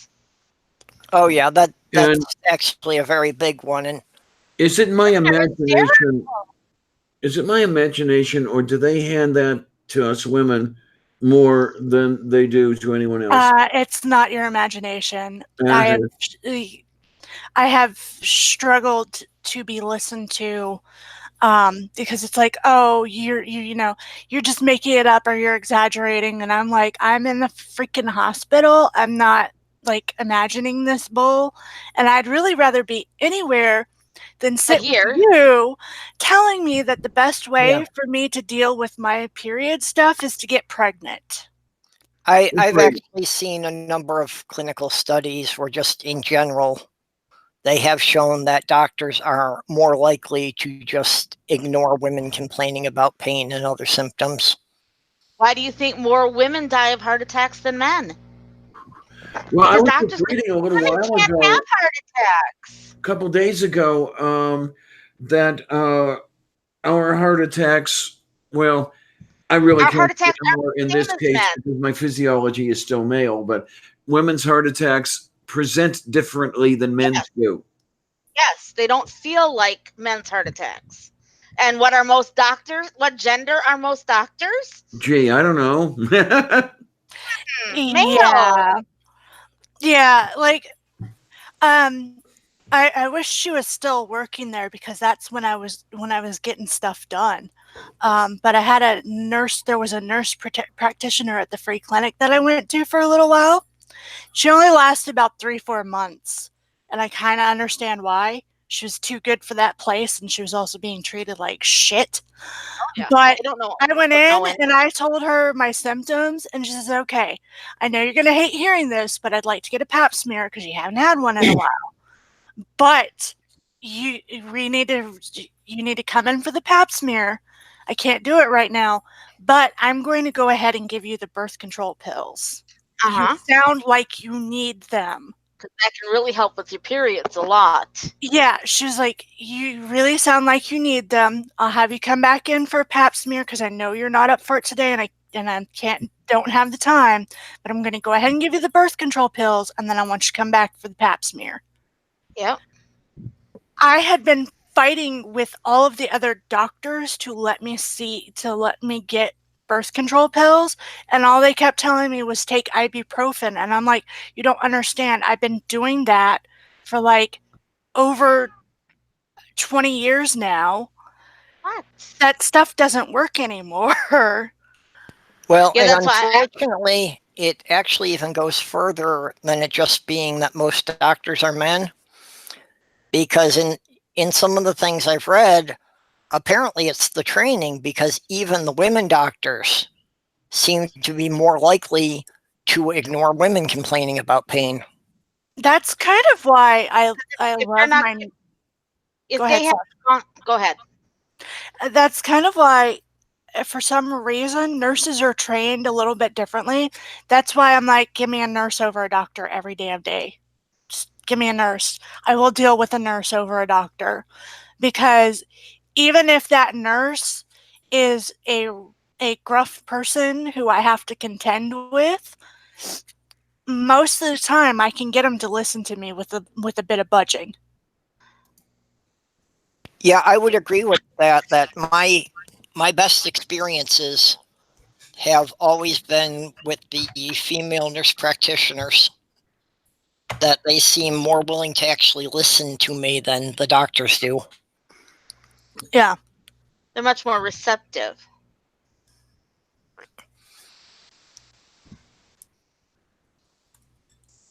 You know, and that's, you know, even as a man, I find it easier to talk to the women about the medical issues because they seem to actually pay attention. Mm-hmm. Yeah. You know, the doctors seem to kind of have like this checklist that, you know, they ask you like 3 questions and they think that automatically they can diagnose something, they can write you a prescription and get you out of there. And it's not them. It's the insurance companies that are saying, you've got 10 minutes. You figure out what's wrong. You give them something to make it go away and get them out of your office. Well, that happens with all of them, yeah. Yeah. You know, and that's literally, I know that the clinic I'm going to now, yep, that the nurse practitioner is not supposed to spend more than 20 minutes with any one patient. And that is the poo-poo is what it is, really, because sometimes you really need to talk some stuff out. You know, it's like ask questions and things like that. Yeah. That's also why it took 1.5 years to get things straightened out, to get me on all the medications I was supposed to be on, because we could only do it 20 minutes at a time. I mean, I'm not looking forward to seeing the nephrologist because I'm not going to get enough time in there to ask the questions I have to ask. Yeah, I've got that appointment in little less than a month. Well, write down the questions for one thing, so you don't forget anything. And my other suggestion might be, well, if I give you this list, can you email me the answers? You never know. It never hurts to ask, right? Well, and what I don't get is why they would rather have me schedule a weekly visit, 4 weekly visits in a month for 20 minutes each, rather than just let me sit down for 45 minutes and discuss it with her all at once. And not to mention his clinic is 30 miles each way. Yeah, but I mean, the point is I'm taking up actually twice as much of their time doing it their way, rather than if we could do it in one session. Moo. Because then it's not just the nurse practitioner, but then it's also every time the nurse's assistant has to take my vitals and all of this stuff. Yeah. So it's like 3 different people that I have to see every time I go in there, even if all we're doing is reviewing my meds. And then what really gets on my nerves is when the nurse takes my vitals and then she forgets to give them back. I'm going to go out there and tap her on the shoulder. Hey, I want my blood pressure back. No. Yeah. Yeah. I mean, we've gotten lucky with my little sister. her doctor, like, we don't always see her specifically, but she always checks in at least once every 6 months with us. And if we feel like we're not getting what we need, I pretty much will be like, hey, don't make me go to Dr. Edwards. Yeah. Because the woman is thorough. She deals with patients with behavioral issues. Now, my sister doesn't have behavioral issues, but we wound up being, she pretty much said, I could take your sister. She's an easy patient, essentially, is how she put it. And that woman, the last time we saw her, she was like, I need to check this and this and this and this and this. And I'm mad at my colleagues because they missed all this bull. And I'm going to go yell at them. And while I'm yelling at them, I'm going to order you some stuff. We're going to make sure that, your sister is 100% healthy. And then I will eventually get rid of you and let you go home. And we sat at the doctor's office for about, I think it was 2-3 hours. But it was because it wasn't because we were waiting long periods of time. It was because she was just like, I want to make sure that everything's kosher. Okay, now this is what I don't understand. The other one is when they want to make sure things are kosher. What if you've got a Muslim patient in there? Well, we're not Muslim, so. Okay. But yeah, the last time we went in, they wanted to check my sister's heart rate because her heart rate can get kind of high sometimes. They wanted to make sure that her vitamin D was okay because one of her medicines messes with vitamin D. And it messes with something else. I can't remember. But somehow Hufflepuff keeps up with that aspect. But which is strange because normally I can't get her to keep up with anything.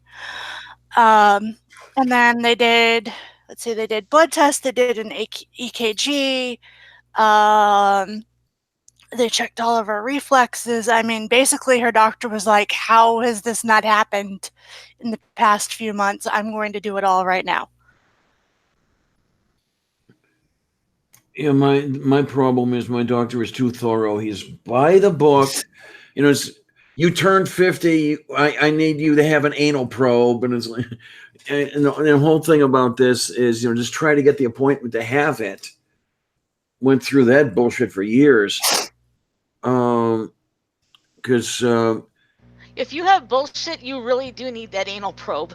Absolutely, because they put you halfway under, and then they won't let you go home unless there's somebody to take you home. And they won't let you have the procedure unless that person who's going to take you home is there waiting while you have the procedure. And I don't have anybody. I'm here all by my lonesome, kids.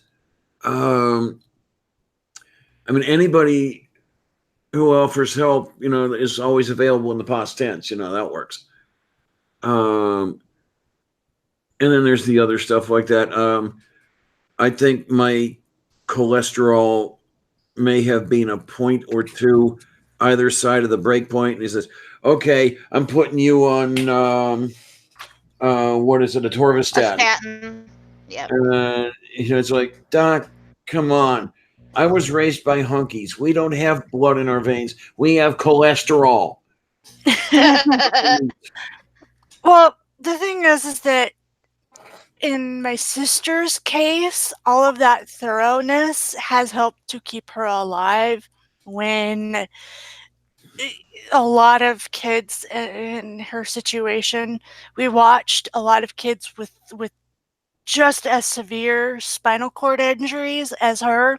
We watched them not even make it into their teens. So, well, if she wants to be alive, then that's cool. Yeah, I understand the difference. Yeah. Okay. If I could interrupt for a rather somber note here from the side chat. Okay, what do we have? Missile Watch was just asking if everybody would would lift a toast to his sister that passed away May 23rd. Oh my, oh my, oh my. Chin, chin. Okay. So wait a minute. Is that the last one there? Cheers to my hero, my sister, my Sparta Marlene. Yep. Yeah. Yeah. Alrighty then, Marlene. Prost. Prost. Here's to you, Marlene. Yeah, flat screens, I can't even click the glass against the screen anymore. On the CRT tubes, at least you could hear me clinking the glass. There you go. Man, I don't know what I would do with one of those old CRTs on my desk. I've really got spoiled with these LCD screens. Oh, yeah. You know what really spoiled me by them? Having to move. Oh, yeah. Yeah. Nothing worse. Did you ever have to move a 27-inch CRT TV? No, for fuck's sake, how much did that thing weigh? 40 pounds? Yeah, I literally, one time when I moved, it was the one thing I could not get into the apartment alone. I had to wait until I had a second person help me carry it up the stairs. It was the only thing I couldn't get up the stairs alone. Oh my. Yeah, I've had to move myself twice. And yeah, with the heavy CRTs, it would have been really interesting. Oh, the books were bad enough. When I was moving. And Diana, you probably remember this back from the 70s, that no matter how big the TV was, if they screwed a handle to the top, they called it a portable. Oh, yeah, right. Even if trying to lift it by the handle would just cause the handle to rip off. Yeah, it could be a 5-foot diagonal television, but if it had a handle on it, it was a portable. Yep. Oh, scheisse. Now, were you ever around a console television? Oh, yeah. Okay. Yeah, the console television was the thing that you put your TV on top that you watched because the consoles never worked. Curtis Mathis. Oh, my word. The slimy bastards bought a Curtis Mathis a color television. Paid $1,500 for this damn thing with the remote control and everything. The corded remote control. Never used the fucker. They had the portable on top, and they watched that. Yep. Yeah, the console was for company. And they never had company. Nobody liked them. Yeah, growing up, I remember dozens of houses that had these huge console TVs sitting there with another TV on top of them. And man, when you have to move, you need professional help to move this shit. Because those damn things weighed what? Maybe 250 pounds or something like that? Yeah. Hey, I actually remember repairing TVs by taking the tubes out. Oh, yes. And the drugstore had this machine to test the tubes so you could figure out which tube was wrong and need to be replaced. I remember that. Oh, boy, I remember As a teenager, I did that. Okay. Hey, those console TVs made great fish tanks, though. Hey, Purple. Yeah. Godless Strayan is asking if she could have a link. She wants to join in. Oh, definitely. Yes, I had invited her. And I forgot to send her a link. I have no idea what I just said. You know, I love it when you're like, I don't know what I just said. One of these days, I'm going to record it, go to Google Translate, find out what it is, and then be like, haha, I know something you don't know. Yeah, it'll probably translate to something like your mother wears army boots. Oh, I know a couple. I used to know a whole bunch of Mongolian insults. Yeah. Man, they really know how to insult people. Most of them start with your mother. Okay. I was looking up some Elizabethan insults a few days ago to hurl at somebody on Twitter. The only thing is, it's kind of deflating, if you will. when you hurl the insult at somebody and they don't know you insulted them. Oh, that's how British always are. They have a knack for it. They insult you, and you don't really even realize you've been insulted. Yeah, Bad-Tempered Badger is the perfect example of that. He does he can insult people so politely, they're not sure if they should be offended. Like, thanks? Oh, man. Strongman, I thought I had you on Twitter, but now I'm having trouble finding you. What's your Twitter account? I believe hers is Meredith NA or something. Okay. It's really that's it. Yeah.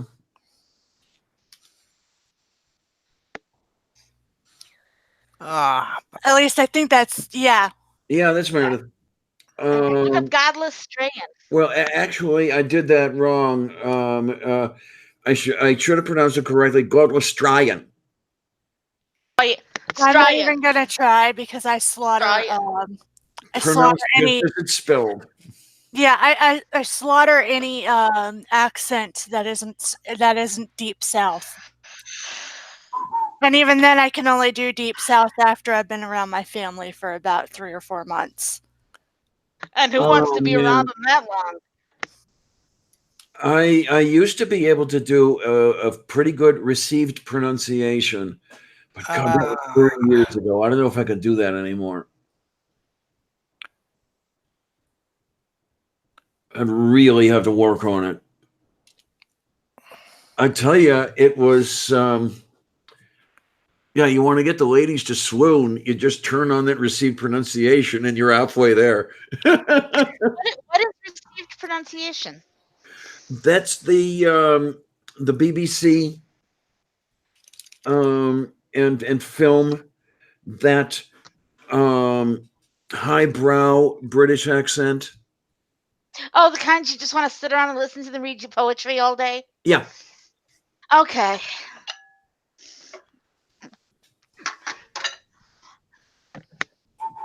Okay. I'm misspelling this or something because I'm still having trouble finding Meredith. Okay. If I copy the link that's up here at the top and send that to her, that's the correct link. Yes. Yeah, that's fine. But I should have it in here though for future weeks. I understand that, but I can go ahead and do that because I'm goofing off on Twitter right now. Well, not goofing off, but she put it in the side chat right above. Well, there's a. Oh yeah, I keep forgetting the Google slide chat. You said I've been on testosterone for 2 years now, and it's right above that. Yeah, it is. It really is. No, I've just lost it. I can't do that anymore. Oh, okay. It's N.A. Meredith. Right. I was just trying to do Meredith. I didn't have the N.A. That's why I wasn't getting it. All right. Here's the reason I call you Dum Dum. Oh, sorry, I was on Twitter. Somebody just alerted me that there was something I needed to read. So Soul Watcher and Tony, yeah, the trials and tribulations of being on HRT. I've been lucky. I really have. I really haven't had that much of a problem. I think it's affecting your brain. Did I have one in the first place? I think that's what causes CRS.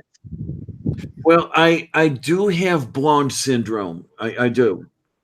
Oh, you're just a blonde in camouflage, kind of like me.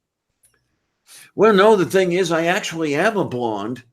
Now see, I'm not. I'm going through blonde to gray. But now see, I'm a blonde in camouflage because I have dark hair.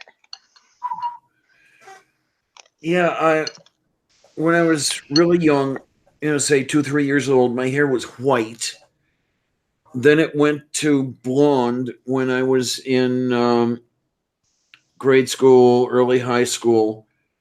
Went into light brown. Then it started lightening up again when I was in my 40s. But man, when I hit 55, my hair went blonde like that.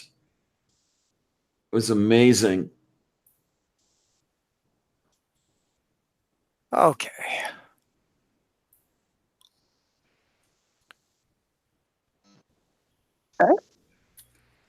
Hello. Hello.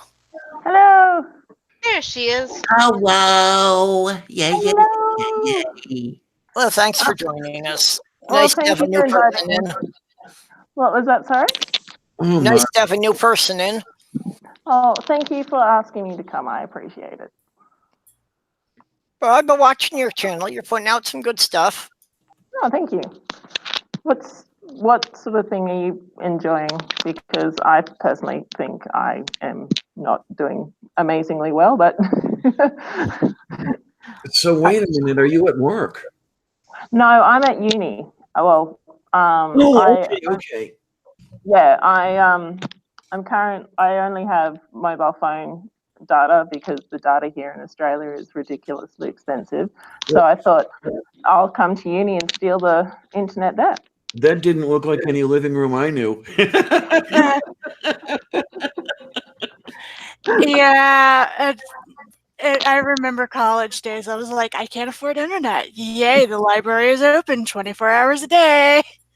Yeah, I shouldn't be in this room, I don't think. It's for some reason it's open and I'm like, oh, I'll go in there. So if I get kicked out, then I'm gonna have to head. But at the moment I'm sweet. Oh, that's what we had little office rooms for, was they knew that people were going to go ahead and do that. So they're like, here, have little office spaces in the library. Yeah, it's good that they do that. Private study rooms. That second time around at uni, the computer lab they had downstairs at the Cathedral of Learning closed at midnight. And I had to watch really carefully because the last bus out of their home ran just a tiny bit after midnight. And I had to make sure I was out of there and onto the bus and heading home because it was a long walk. I could walk it, but it was a long walk at midnight. Yeah. Especially in February. Well, February here is stinking hot. So. Well, when I was living in Syracuse, when I didn't have the internet, I discovered that the branch of the public library in our neighborhood didn't shut it down at night. So I could sit on the benches in front of the library at midnight with my laptop. All right. Which was funny enough in itself, but apparently some other people started catching on, and there started being a group of about 5 of us who would be sitting there at midnight with our laptops in front of the library. Oh, for the love of St. Gulick. We never talked to each other. No one ever spoke to each other. We just stared at the computers. Oh, about right. If I don't look at anybody else, they won't look at me. We won't know what they're doing. All's good. Yeah. You know, periodically a squad car would, drive by and hit us with the spotlight, and it's like, we weren't doing anything illegal. Yeah, we were on city property. We were just sitting there doing nothing. Well, you could have been like doing things like passing out the USB sticks, for the illegal downloads or something like that. You never know. Oh man, I miss academia. I really do. I don't. I miss being a student, but unfortunately, that costs money. Oh, tell me about it. I still owe over $30,000. Yeah. Oh, God. And I was back into school something over 25 years ago. Unfortunately, I fell ill. I was not. I got my bachelor's. I was not able to continue. And when you get a bachelor's in neuroscience, there's not a great market for one of those in anything but a research lab. Yeah. Excuse me. I wanted my PhD. I wanted a lab. Soul Watcher would like a link to come into chat. Oh, let's see if we can do something about that. No, everybody, just damn near everybody is allowed in here. Soul Watcher, they let me in. Yeah, Soul Watcher, do you Yeah. have a Twitter handle I could send it to? Or a piece of rope, anything, you know. No, I just cannot do it as well as Kate can. Bionic dance.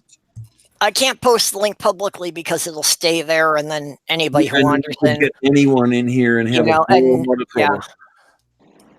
we have had the occasion. It's been pretty rare, mostly because of the time of night I broadcast. But yeah, Dark hasn't crashed this party yet, has he?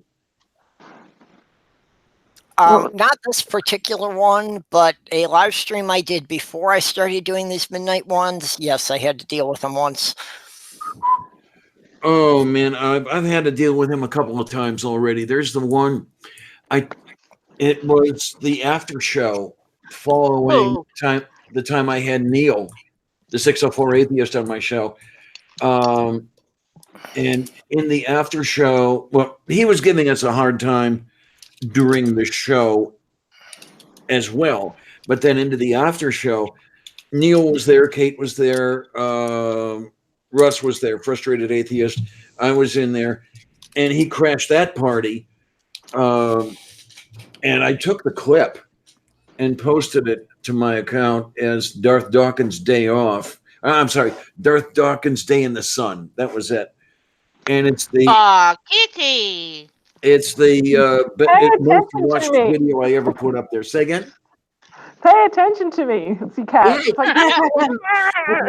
Hi, Sylvia. Yes, you wish that, Sylvia, kitty. I still think it's absolutely hilarious the night that you fell asleep, Diana, and Sylvia was trying to wake you up. And I was just like, you tell her, Sylvia. That's cute. I'm surprised my cat is not dancing across the keyboard. It is time for his witching hour. So I was listening to the stream on the way to uni, and you guys were talking about how women don't get listened to in the medical. Yeah, the doctors and medical professionals. Yeah, and I wanted to sort of like, I was going, damn it, I'm driving, because I wanted to talk. I wanted to talk about some certain things that I'm a little bit passionate about myself.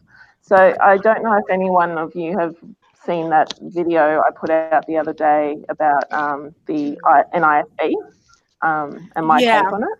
Yeah. I said, look, I've got ADHD, which is, you know, when they were like, oh, you should beat people with ADHD, you should kind of got me a little bit annoyed.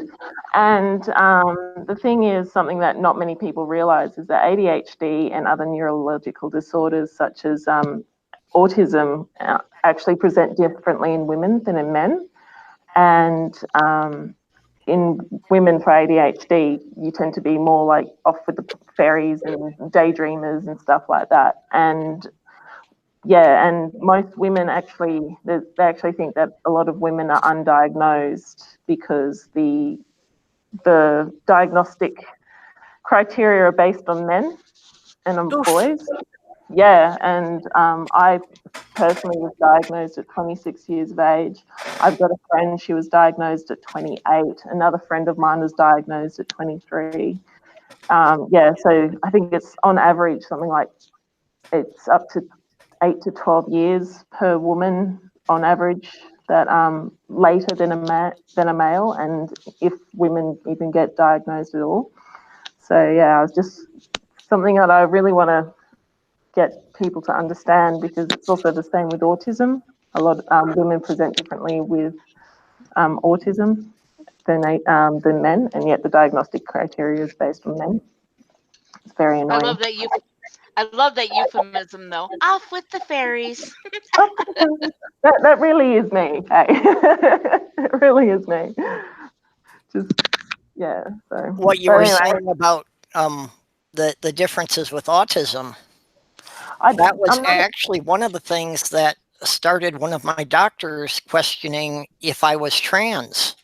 Oh, really? Because, well, it was like 6 or 7 years after my autism diagnosis, they were realizing that my autism presented more like it was supposed to in girls than it was in boys, especially when they looked back at the early history. I've got a male friend who presents as a female ADHD, and I keep saying, "Hey, dude, I think you've got ADHD," and he's like, "No, no, no," and I'm like, "You're classic female ADHD," and he's like, "No, no, no, I'm good. I can concentrate for long periods of time." And I was like, "But that is ADHD." Yeah, I forgot what I was going to say. Never mind. That's okay. Oh, I do that all the time. Don't worry about it. What was that, Diana? Oh, I do that all the time, Tria. Don't worry about it. When you get old, the memory is the second thing to go, and I forget what the first is. I don't really have a lot of, like, it's weird, the stuff that I will remember. I don't remember like personal history very well, but I'll remember every little detail my friends will tell me about themselves. Like they'll just drop something like, "Oh, this is my favorite color." And then the next few Christmases, all of a sudden things will magically appear in their color. And they're like, "I didn't think you were paying that much attention." And I'm like, I kind of do. So, but as far as like actual things from like high school, I've forgotten most everything from my childhood, everything I could from high forget my school. childhood. I think I kind of purposely might have done that, but I don't know for sure. I really don't. Because something was going on, because I was a self-harmer and I didn't know that was a form of self-harm until I grew up and started researching some stuff. I used to tear apart my legs. Like I would dig into them like constantly. Like pimple popping kind of thing. Scratch the hell out of them.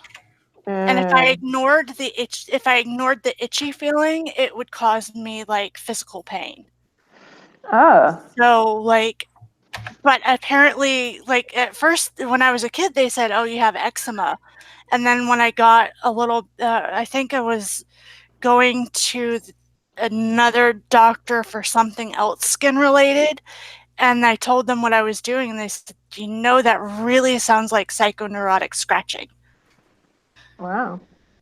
And that's it made sense, because because once I got out of the house, that completely stopped. I didn't have any more symptoms, and I wasn't nearly as anxious. That's interesting. It's interesting how stress can present differently with different people. Yeah. Yeah. No, my mum told me about something that she heard about people who squeeze pimples all the time tend to have had trauma and things like that. Just the simple. Yeah. I pop pimples all the time. I can't help it. It's fun. I can't help it though. Things. It's fun. Thank it's like, you, Meredith. Sorry. Seriously, thank you. That explains a few things. Oh, really? Yeah. Oh, okay. Oh, well. I'm a picker. I pick scabs.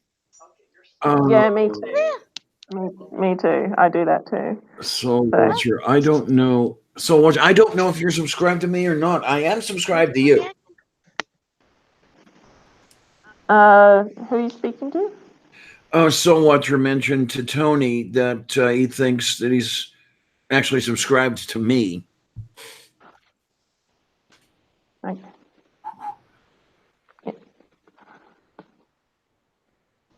I can't see the chat, so if anyone's saying hello back. She says hi. There's not a lot going on. Soul Watchers is trying to get in here. I'm fairly sure and the conspiracy is calling me a nerd. Is that correct? I think at one point they did. Yeah. Yep, there it is. I see Yeah. it. How dare you? How dare you tell me the truth? I did not give you permission for this call out. No permission for this call out. Oh my. Ugh, don't mind me. What time is it over there? Where I am, it is 0324 hours. It's a good time. It's 2:30 here. Yeah. So. That's an even better time. I was asleep all day. It's time for me to go to the dentist because it's 2:30. With any degree of luck, I will actually make it to the arts festival. I was asleep all day, so maybe I'll have something going. I goddamn hope I have something going. I've been asleep for about 2 weeks straight. Not fun. I'll have to ask my doctor about it when I see him in a couple days. Oof. It may have something to do with the kidneys. I hope not. Oof. Do you mind if I ask? Annoying. Pardon me? Do you mind if I ask what's wrong with your kidneys, or is that too Stage personal? 4 chronic kidney disease. Not good. Yeah, it's that's the appointment next month to see the nephrologist. And a whole bit about that is I'm in the USA. Oh yes, that's. So I've got to, come up with money for this stuff. Money I don't have. I honestly, coming from like a country that has socialized healthcare, it's absolutely bonkers, your healthcare system. I'm sorry to say that, but no, don't be sorry because you're absolutely correct. It's bollocks. Oh, family bullshit. Okay. Yeah. Well, nobody else noticed the problem there? Ah, he returned. I did notice that you're come gone. back in. Nobody loves you, Perp. Sorry. What's hilarious? If you're not out too long. No, we're on the same Wi-Fi. Yeah, for some reason my computer just decided to shut off. He lost connectivity, and my computer decided to just shut off the Wi-Fi receiver. Oh, great! So I thought our network had gone down. Whoops. And no, because we're on the same Wi-Fi connection. Well, I'm just happy we're not trying to use Zoom because on this particular machine, especially, Zoom slows this down something horribly to the point where after 2 or 3 hours, I've got to shut the machine off, reboot the fucker, and bring everything back up. That may or may not have something to do with the fact that I'm running Linux rather than WinCrap, but who knows? Actually, I think that might be my problem here. That normally before starting a long live stream, I reboot the computer, and I did not do that tonight. Okay. Because I have run into that a couple of times before, that if I don't let it, clear out memory or refresh something, that if I'm in a chat for a couple hours, that it'll start acting up on me. That's the one where you do like Buzz Aldrin, and you've got the flight plan on your wrist. You can just flip pages. Yeah. Well, it's just I didn't want to have to reset my computer because I was afraid that was going to shut everything down, and that it was going to go 5 minutes without anybody seeing anything, and people were going to wander away. Yeah, you've got a little bit more than 5 minutes grace period. I think it's 15 minutes the host is away, then YouTube will shut it off. Okay, I didn't know with YouTube and Google if they were going to shut it down right away if I wasn't connected. No, not right away. I think they actually give you some leeway if shit goes south. Okay. All right. Well, at least everybody's here. Yeah. So. Oh, yeah, we're still here. So I we're just missed a couple. I just missed a couple minutes of the conversation here. What the fuck do we care? What the heck do we care? I care, Purple. I care. Well, basically, that last thing I said about the, you know, the autism and mine manifesting more like they expected in a girl. Mm-hmm. And I lost the connection just after that. So anything you said beyond that, I don't really know. We didn't really say much, did we? No, we didn't really. I don't know if it was anything of any import or not, because Okay. my mind is Does like anyone- screen door. I got a quick question. Does anyone here drink soy milk? I used to. I've never had soy milk. Nope. Why do you ask? Does it have? Did you have problems with gas? No. I switched back to normal milk because I found out it's an estrogen mimicker and can lead to. Yeah, I know. Unfortunately, I'm lactose intolerant, Oh, but I'm also fun. I'm also allergic to almonds, so I can't have almond milk. Have you tried So coconut? the only thing I can have is soy milk. Coconut milk is a know. good alternative. It's a bit Coconut sweet, milk but is very expensive, Oh, that's a good point. especially here. It's cost prohibitive. Where that's do you get soy milk? From soybeans that have just given birth? Yeah. No. There are no nipples on soybeans. I don't know how the hell they get it. no. I use coconut milk in cooking when I have, but I don't use it very often. But I can see like actually drinking it, how that would add up, because basically the amount that I use for dinner is probably around $2 worth. So yeah, and I don't think you can even buy it here. I'd have to drive an hour to get it, and it's like. Yeah, what drives me crazy is I do occasionally have a use for milk, but not all that often. The trouble is that I cannot buy a pint at the store I go to. It's a quart or more, usually a half gallon, and unfortunately, a lot of it just goes. Diana, milk freezes. Put it separate it out into smaller containers and freeze it. After it's thawed, shake it. It's just as good as when you bought it fresh. Does it reconstitute decently? Yes, just give it a good shake. It comes back beautifully. Yeah. I've been freezing milk for years. You can freeze milk. Yeah, that's what I've been doing too, is just pouring it into smaller bottles. Just remember to take it out of the freezer, put it in the fridge. It'll take like a full day to thaw, but then you shake it up real good and you won't notice the difference. Yeah, I've never noticed any quality difference, and that's everything from 1% all the way to whole. I've never noticed a quality difference. No, wait. 1% milk. What's the point? No, there is no point. Whole or nothing. It's like sugar-free, caffeine-free Coke. Yeah. No. Why does it exist? No sugar, no caffeine, no artificial flavors, no. What the fuck is it? It's even worse is when you get sugar-free, caffeine-free Mountain Dew. Like, what the hell? Wait a minute. Neon green for the caffeine rush. Now we know what truly scares Meredith. She's like, nope. I see convulsions there. I'm done. What? Does anybody remember Jolt Cola?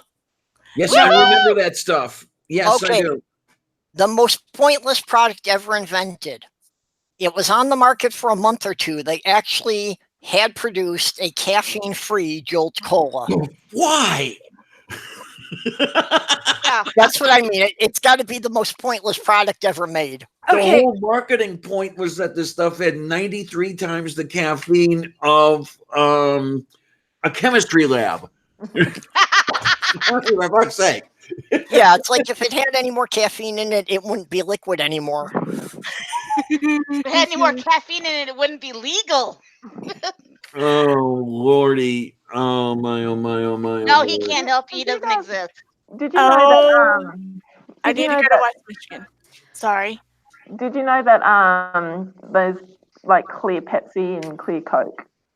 Yeah, I remember clear Pepsi. I know about those. Pepsi Yeah. Clear, yep. That's weird. That's weird. I'll tell you, that stuff is like eating spumoni. It just doesn't compute. You know, the spumoni, you eat the green stuff and it tastes like wild cherry, and you eat the orange stuff and it tastes like lemons, and the colors just don't fit the tastes. Oh, you're talking about rainbow sherbet. Well, that too.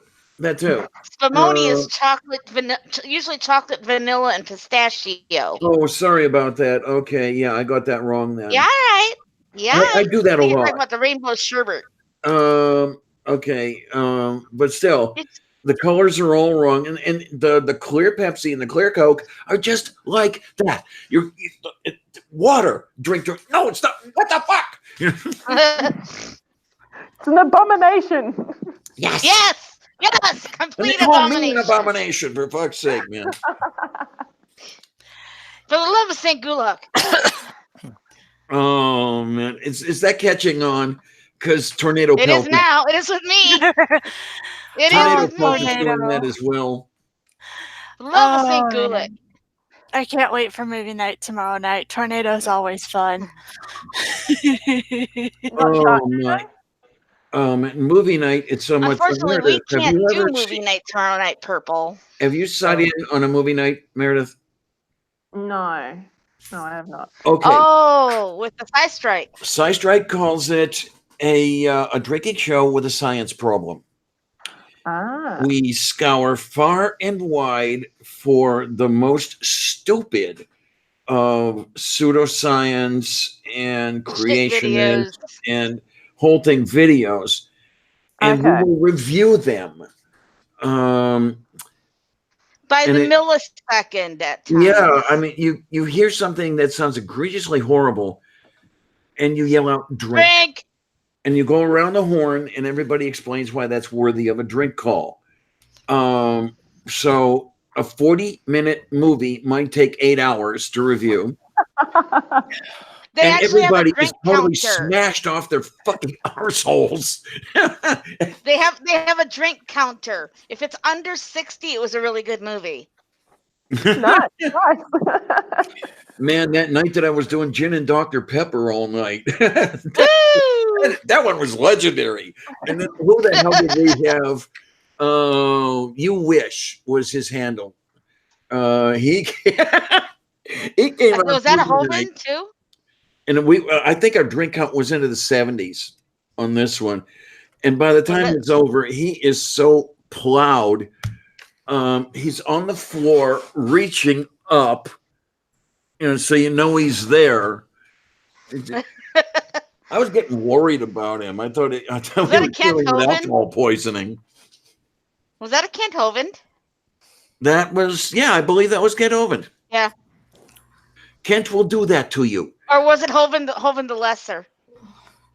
Discount Hovind? I don't know. Hovind, yeah. No, I don't remember the last time we did. Hovind's son. Eric Hovind is Hovind the Lesser. Yeah. I'm trying to remember the last time we did Junior. They did Junior like about a month ago. Although there is a guy out there that Service refers to as Discount Hovind. If that was about a month ago, wasn't that the night that Diana got so slammed that she hated herself the next day? I think so. Sure. I think so. That's why she's not remembering it. That was the night I was doing Dr. Pepper. She's just kind of blocked that one from her memory. And the next morning, well, I shouldn't say the next morning because the show ended at like 6 a.m. my time or some shit like that. So I wake up finally, and I'm doing the dry heaves thing. It's going to be a while before I drink that much again. A bit of useless, actually, no, this is quite useful information. If you have a hangover, take some vitamin B tablets, because alcohol produces a chemical, I can't remember which one, but it stops ATP production in your cells, and therefore makes you feel like crap. Okay, I did not know about that one. Okay, Yeah. I see a new picture in the end of our strip there. So can you guys hear me? Soul Watcher finally? Yes, we can. Can you guys? Okay. My gosh, you look like my Uncle Jeff. Yeah. Can you turn up the volume on your microphone? It could be my earbuds. I might have to change what I've got. Can earbuds work? Can you guys hear me? Anything can work, but you have to turn up your volume. Yeah. Yeah, you're about 4 we can by hear 5. you. We're just quiet. Is it too quiet? Just Yeah. You might want to turn it up just a touch. Okay, I'm gonna change what I'm using. All right. I'm gonna change my earbuds to this. All right. Okay. Hey, change is good. Yay. Yay. Yay. Yay. Yay. Yay. Yay. Yay. I didn't change it to this. tell you folks that I was like better. off my rocker, did Oh, I? that's a bit better. Yes. Is that better? Oh, That's yes. That's much Yes. better. Perfect. Am I right? Because I'm on my iPhone. I'm not sure if I should have it like this or I should have it like this. No, you were right the first time. Yeah, you were okay the Yeah, you first started time. out right. You just might want to aim it a tiny bit lower because the picture was cutting off just between your nose and your upper lip. Now Like you're this? great. Perfect. Okay. Sorry about that. As a matter of fact, you might want to just a tiny bit more to the top of your head, but that's okay. Oh, Like leave that? him alone, Diana. Jeez. I'm trying to figure out. Yeah, I'm just trying to figure it out. I got my newest kitten crawling on me. He decided to wake up. Oh, can you He's right there. He's right here. Oh, my. Oh, little guy. Just me. It's a baby. And a fluffer. He's a fluffer. Am I seeing 2? Well, that's one, but I've got 6. Wait, I've got 5 cats again. Wait, 5 cats and a dog. Yeah. Oh, and you want to eat them? Yeah. Well, we had one of our oldest and most beloved cats die a few months back. No. Zephyr, and then we've got a cat outside. We named Tango, and this was her second litter. And we took them all in, and we found homes for. Are you drinking my? He's drinking my coffee, babe. Oh God, a kitty. He's drinking my coffee. He's drinking my coffee. Oh my God. Hilarious. That's what you need at 3 a.m. is a cat hyped up on caffeine. Yeah, my last kitten, which is a big fat boy now, Finnegan. He used to drink my drinks. Oh no. Yeah. No. So I've got an alcoholic cat named Finnegan, perfect Irish name. I don't want to say it. I'm going to say it anyway. When the cat dies, are you going to hold Finnegan's wake? Oh, you're right. Oh, Diana, no. That was too bad and too good all at the same time. Perfect. I will never ever be as good as Bionic Dance, so don't worry about it. That was good. Yeah, so all of my cats are Irish and crazy, or Italian, drinking my coffee or my drink. They're crazy. I love it. There was a time when I was head by 16 cats. 10 of them were kittens. My 2 girls had litters at the same time, and what I should have done, I should have named them Alpha, Bravo, Charlie, Delta, Echo, Foxtrot. Yeah, I was thinking about it. I really was. It was. I have to wear readers now because I've gotten old the last 3 years all of a sudden. Tell me about it, dear. Yeah, I'm going through that too. I'm like 2 pairs of glasses from me. I tried the bifocals and I got neck pain. Now it's a little strange, but I had the neck pain because I'd be sitting like this trying to see the screen and it wasn't working. And I've got a bad spine anyway. So same. Yeah, we're doing this. I can't wait. I'm sure I'm going to need bifocals when I actually go to an actual eye doctor. But for now, I just go and I buy readers and yeah. You know what's bad for me? I know. Readers over your bifocals. Oh, readers over them? Yeah. I was doing that for the longest time because I just couldn't afford new ones. Yeah. I was putting readers over my bifocals. I probably will do that. I just can't seem to get to an eye doctor. It's crazy. Things just keep happening in my life. So I'm gonna go. I'm gonna go hopefully this month. Glasses. These are my distance glasses. These are my reading glasses. Do you wear one on your head and one on your eyes? Actually, what happens is I have the neck chain. Oh, do you? So you have one down here, one on your eyes, and one on your head? Yeah, you got it. My cousin did that. I got these. And then she forgets where her glasses went. Yes, She's like, I don't know where they are.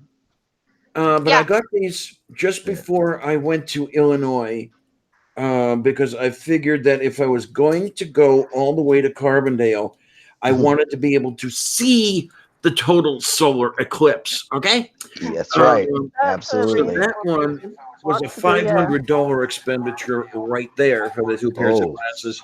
And but it was so worth it. The thing is, though, that I know that the prescription needs to be updated, and I just don't have it.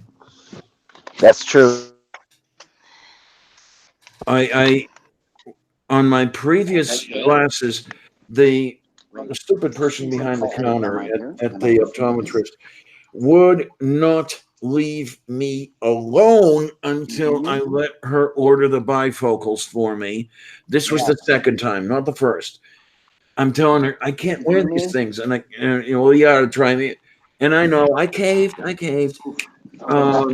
but I finally the prescription was just bad, and I wasn't even wearing them. I'll be right back. Okay. I wasn't even wearing the glasses because my uncorrected vision was better than my corrected vision. Oh, that's useful. That's what you want. Now, my uncorrected vision still sucked. What's really fun, one of the few good things about aging, in my case, is that my vision's been getting better slowly. I was horribly, horribly nearsighted in my younger days. And as I'm going through the thing with the lens where it won't accommodate and all that bullshit, that's been getting corrected little by little. Still not 20/20, but I can actually run around the street where I'm going without my glasses on. It's great. I used to be 20/20. Now my I think I'm back. Yeah, you're back. Yeah, you're back. Yeah. I can hear you, and I'm just realizing that apparently from my little disconnect incident, the side chat had not been updating, so I wasn't even aware Notch had come in. Oh, hey, Notch. And I haven't been watching it. Upside down, sweetie. Yay! Something happened. I turned on my little tablet, and I think it took the audio away from me.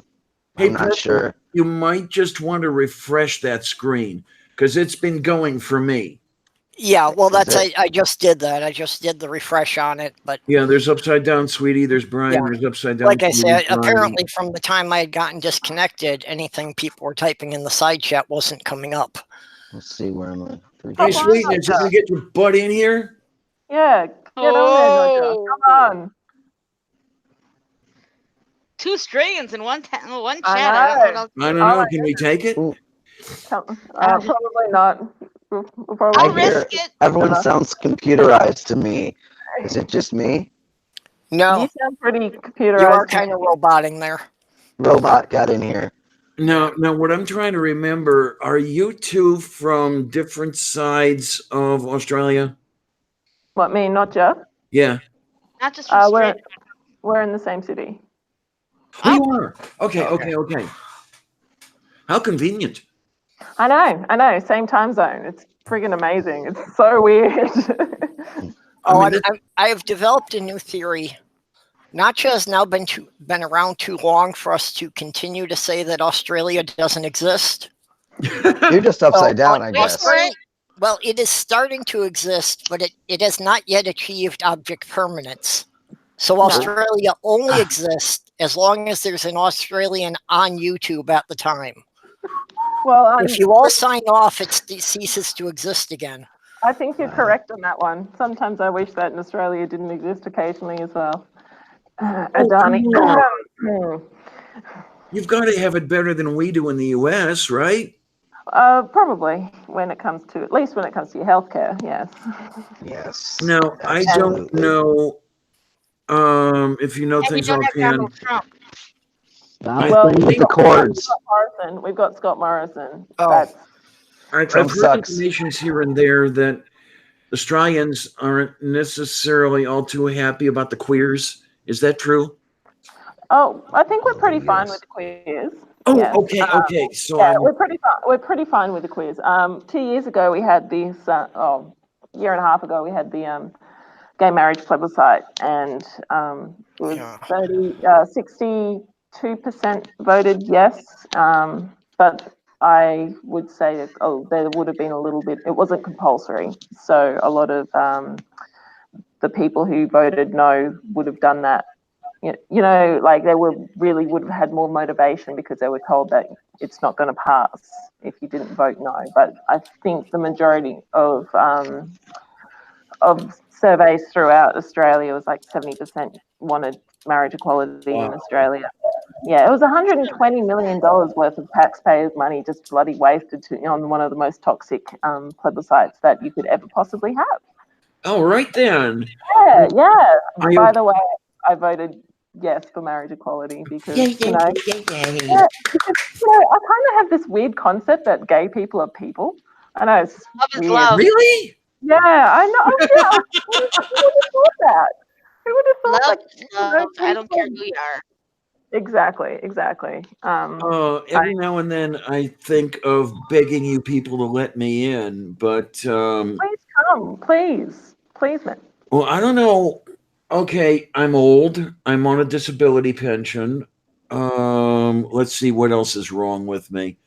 Well, the medical stuff. No, just marry Peter Dutton. No, don't do that to yourself. Do not do that to yourself. What you just said? Marry Peter Dutton, but then I realized that I just told you to kill yourself, basically. Ew, don't do that to yourself. Well, I don't think I'd go for it anyway because I bat from the other side of the plate. Almost made choke on my pop. Honest, I would never. Like, come on. I'm just. It's like marrying a potato with less personality. I'd rather marry a potato. Okay. At least I can eat the potato. At least we could eat the potato. Which would be worse, this person or Ann Whitcomb? I don't know who Ann Whitcomb is, to be honest with you. Oh, she's a British MP that hates everything that isn't hyper-Catholic. Sounds like part of my family. Oh, sorry, I just threw up a little bit. Just right here. Well, in regards to marrying a potato, I would probably go with the potato, but I'm not talking about Peter Dutton. Okay. Right. I don't know. I don't know. I can't answer that one for you, to be honest with you. How about marrying a pumpkin? I hear some Christians are okay with that. Okay. Only the gay bashing kind. But we're not entirely sure. We should ask him, though. But we're not quite sure. I don't even want to talk to him, let alone ask him. To be honest with you, I think he is sexually attracted to pumpkins because his silence has said everything to me. Or maybe the broad spectrum of gourds. Yeah, maybe. You can't forget. You can't really be sure. No. Well, okay. Now, again, this has just brought up a question I hadn't thought of before. Oh, boy. How can he tell which gender the pumpkin is so he knows if it's okay? I think maybe that's what he likes. Nobody can say, "Hey, that's a boy pumpkin. You're a sinner." It's the element of surprise or there you go. There you go. Element of surprise. Yeah, I like that. Well, and technically, pumpkins are babies until they come off the vine, so that makes sense. You know what that means. Well, he's a child molester, pumpkin lover. Yeah, a child pumpkin molester. Yeah. Oh my God! Now you're talking about the Catholics. We could run with that, and that would even be better and worse at the same time. Yeah. Oh my! I mean, how can you tell when it's mature? When it's sprouting? Its stem is still green. I mean, it's young. Yeah. Oh, since we are on that subject. No, seriously, on my Tuesday stream, Sassy Atheist had wanted to do a live stream on the NIFB. Oh. So I was talking with her and a bunch of other people, and we're going to do this as a dual live stream on my channel and on Bad Tempered Badgers on Tuesday at 1 p.m. Central Standard Time, discussing the NIFB and whatever happens at their convention this weekend. Yeah, nice. if you don't mind, I may drop in on that one. Please do. Please, as many people more the as merrier. possible here. The only thing about that one is Bring your pumpkin pictures. I have tried to run a simulcast because Upside Down Sweetie and I did a simulcast for the winter holiday season this past winter, and the one thing that really gets annoying is you cannot read each other's side chats, and one side chat doesn't know about the other, and all this other happy stuff. If you can get, I'm aware of that problem. I'm just hoping I can, with the problems I've had with these Streamlabs OBS, I'm hoping that I can get it working right. But with the problems I've been having, I'm having the feeling that if Badger starts it and then gives me the links to paste into mine, that it should run. Yeah. If I had money, I'd tell people on their way down to Orlando this weekend they could stop by my place and get food, but I are broke. So. Well, you could say bring your own food.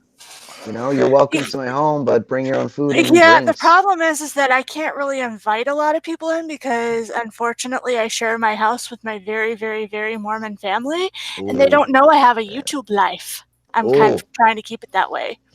But it would be one of those things where it's like knock on the door and I'll just pass you food. I'm sorry you can't stay, but at least you'd have like real food and not like fast food shit on the way down. I'm sure people appreciate the thought, but I'm sure that some of the T-shirts would kind of give it away.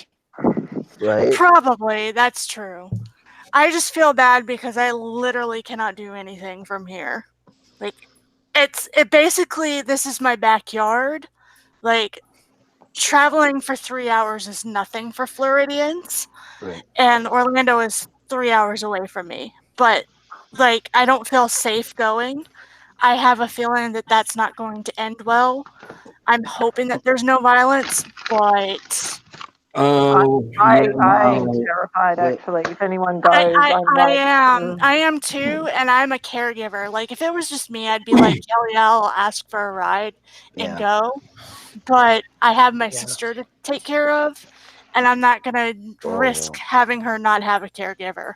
I am worried because one of the preachers was saying that he's hoping that violence will start. Yeah, he literally prayed for violence. Your ground law. He literally prayed for violence. I heard that. That was like, oh, fuck. I figure, if somebody was thinking of going down and was kind of afraid to, and, wanted to front me the travel expense, I'll go down. I'm dying anyway. They're only doing me a favor by me and perpetrating violence. Well, we go back to I don't have the money. You're useful, Diana. You're a decent, useful person, not like these pieces of trash and so don't do that. I'll say it for you. Okay. All right, thank you. I don't know. Over there. Now you're back.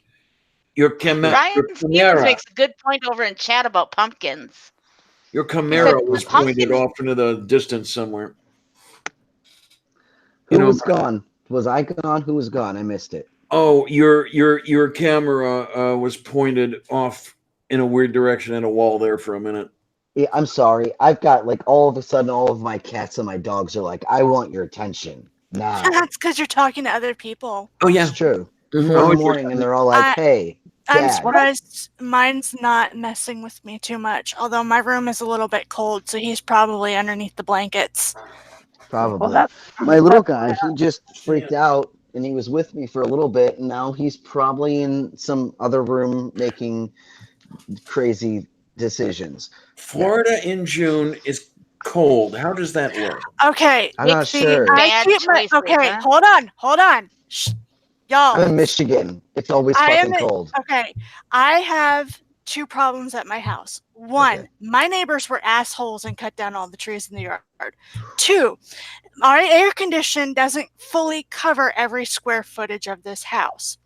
3, I have to keep my room cold at night in order for it to stay cool during the day when the rest of the house is 85 degrees. Yeah. Do you have an apartment? Or an my apartment? cat will, or my 85 cat will die. Celsius? Hang on. I'm still. Oh, 85 Fahrenheit in Celsius. Yeah, my cat will overheat and die. All right, it's 30 degrees. Come on. Sloth No, Girl, my are you in cat- an apartment? No, I'm not in an apartment, but I have a situation where I have to keep my cat away from certain areas of the house. Okay. And so I have to keep it at a temperature where I'd rather him have to curl up in blankets and keep warm than get overheated. Because if he Gotcha. gets overheated, it will mess with his IBD, and then we will be going to the vet more often than we already are. Yeah. So I'm in this weird predicament where I've got like 4 older fat cats with a baby that's got sniffles and he's got an upper respiratory. So I'm not sure what to do. I've just been shutting off the air and leaving like a fan on. And I'm like, I don't know who I'm, doing what for. I just hope the little guy's not, because his mom was sick right before she had them. And I know she gave them that upper respiratory, and we had a little girl that we named Smidge that we think she was underdeveloped, and we had her for about 2 weeks, and man, she died in my arms like last week. It was horrible.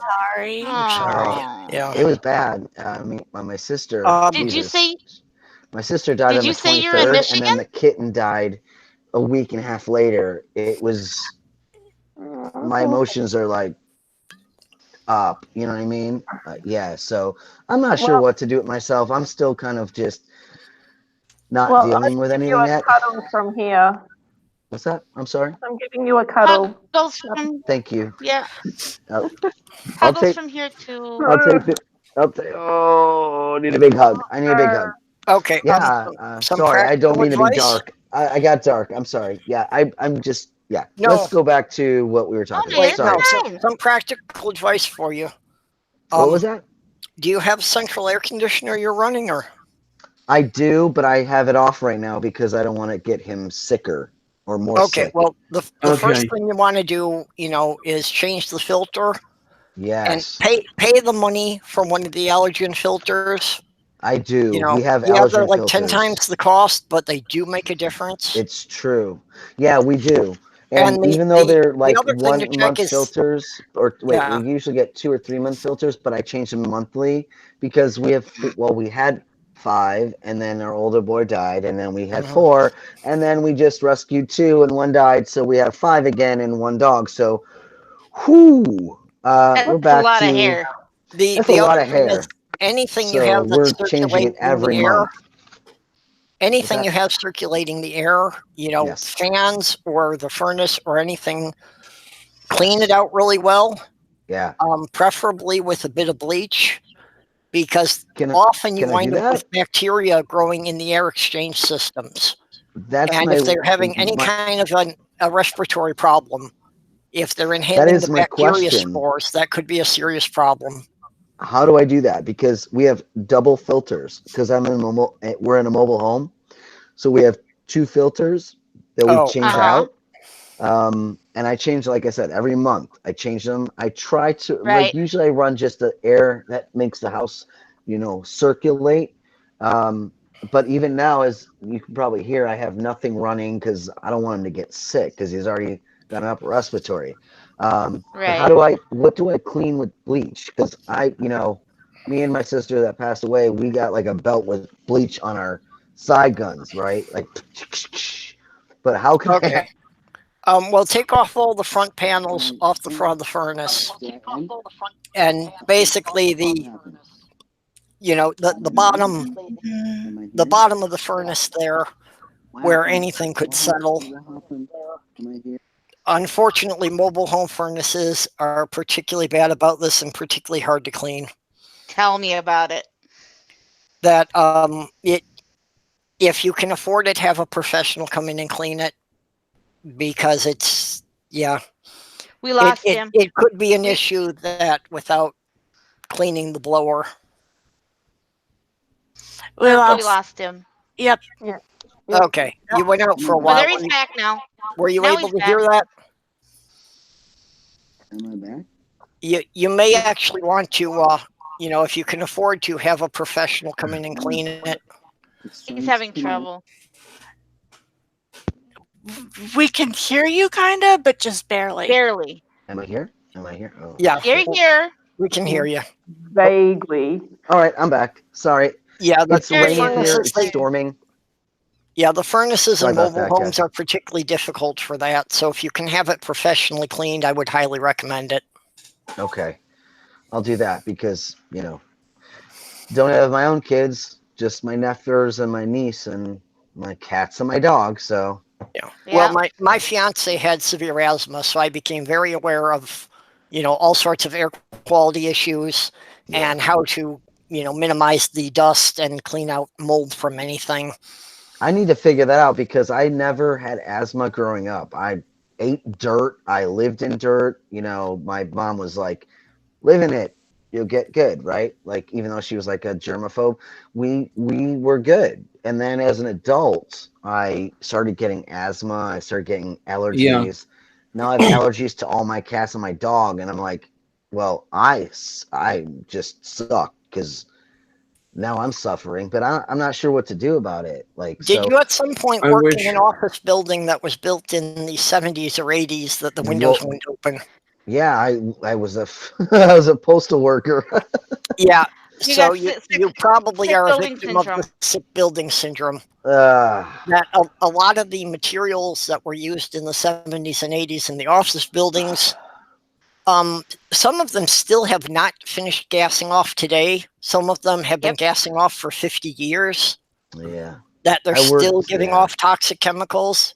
So worked if you in were in one of Orchard those Lake. buildings and you couldn't open the windows, You're you were right. probably breathing toxic chemicals all day at work. Yeah, I was. Oh, that sucked. I worked for The other for one- about 3 years there, and then my back just got destroyed. But after that, it's true. Now that I think about it, I didn't have allergies before then. That was Yeah. like 1999, and I was You have good. And sick then after building that, I syndrome. got sick. Well, the Damn. I have weird the same one. problem. Wow. Well, That's the good weird to one know. is- Crazy that I'm finding out now, all these years later. Oh my God, 20 years later, practically. Mm-hmm. Because Yeah, I we never were- had allergies, ever. We grew up eating dirt, like I said. I hate to say it that way, but we did. We played in dirt. We ate it. We were covered. We smelled like puppy dogs. You know, that was life. Yeah. And we Yep. didn't have any allergies. And now Drink water out of everyone the does. hose. What was that? And we drank water out of the hose. Yes, we did. Yes, we did. Turn that shit on, and we were on the side hose, always, without a hose sometimes. Just right out of the tap, sometimes with the hose. And it definitely tasted weird, but we drank that shit. That first shot of hot water out of the hose, nothing better. Oh, we knew better. We were just like, turn that shit on real quick, let it all filter out. Oh, it's getting cool now. Yeah. Yep. Mm-hmm. It tasted weird as shit, but we drank it because we were thirsty. We didn't have no bottled water crap. No, we did. And it's funny because I remember thinking, oh, I'm never going to... Bottled water? People are talking about bottled water? I'm never going to pay for bottled water. Guess what? I pay for bottled water. Wait a minute. Because I drink chlorine out of my tap. It's horrid. It tastes like chlorine.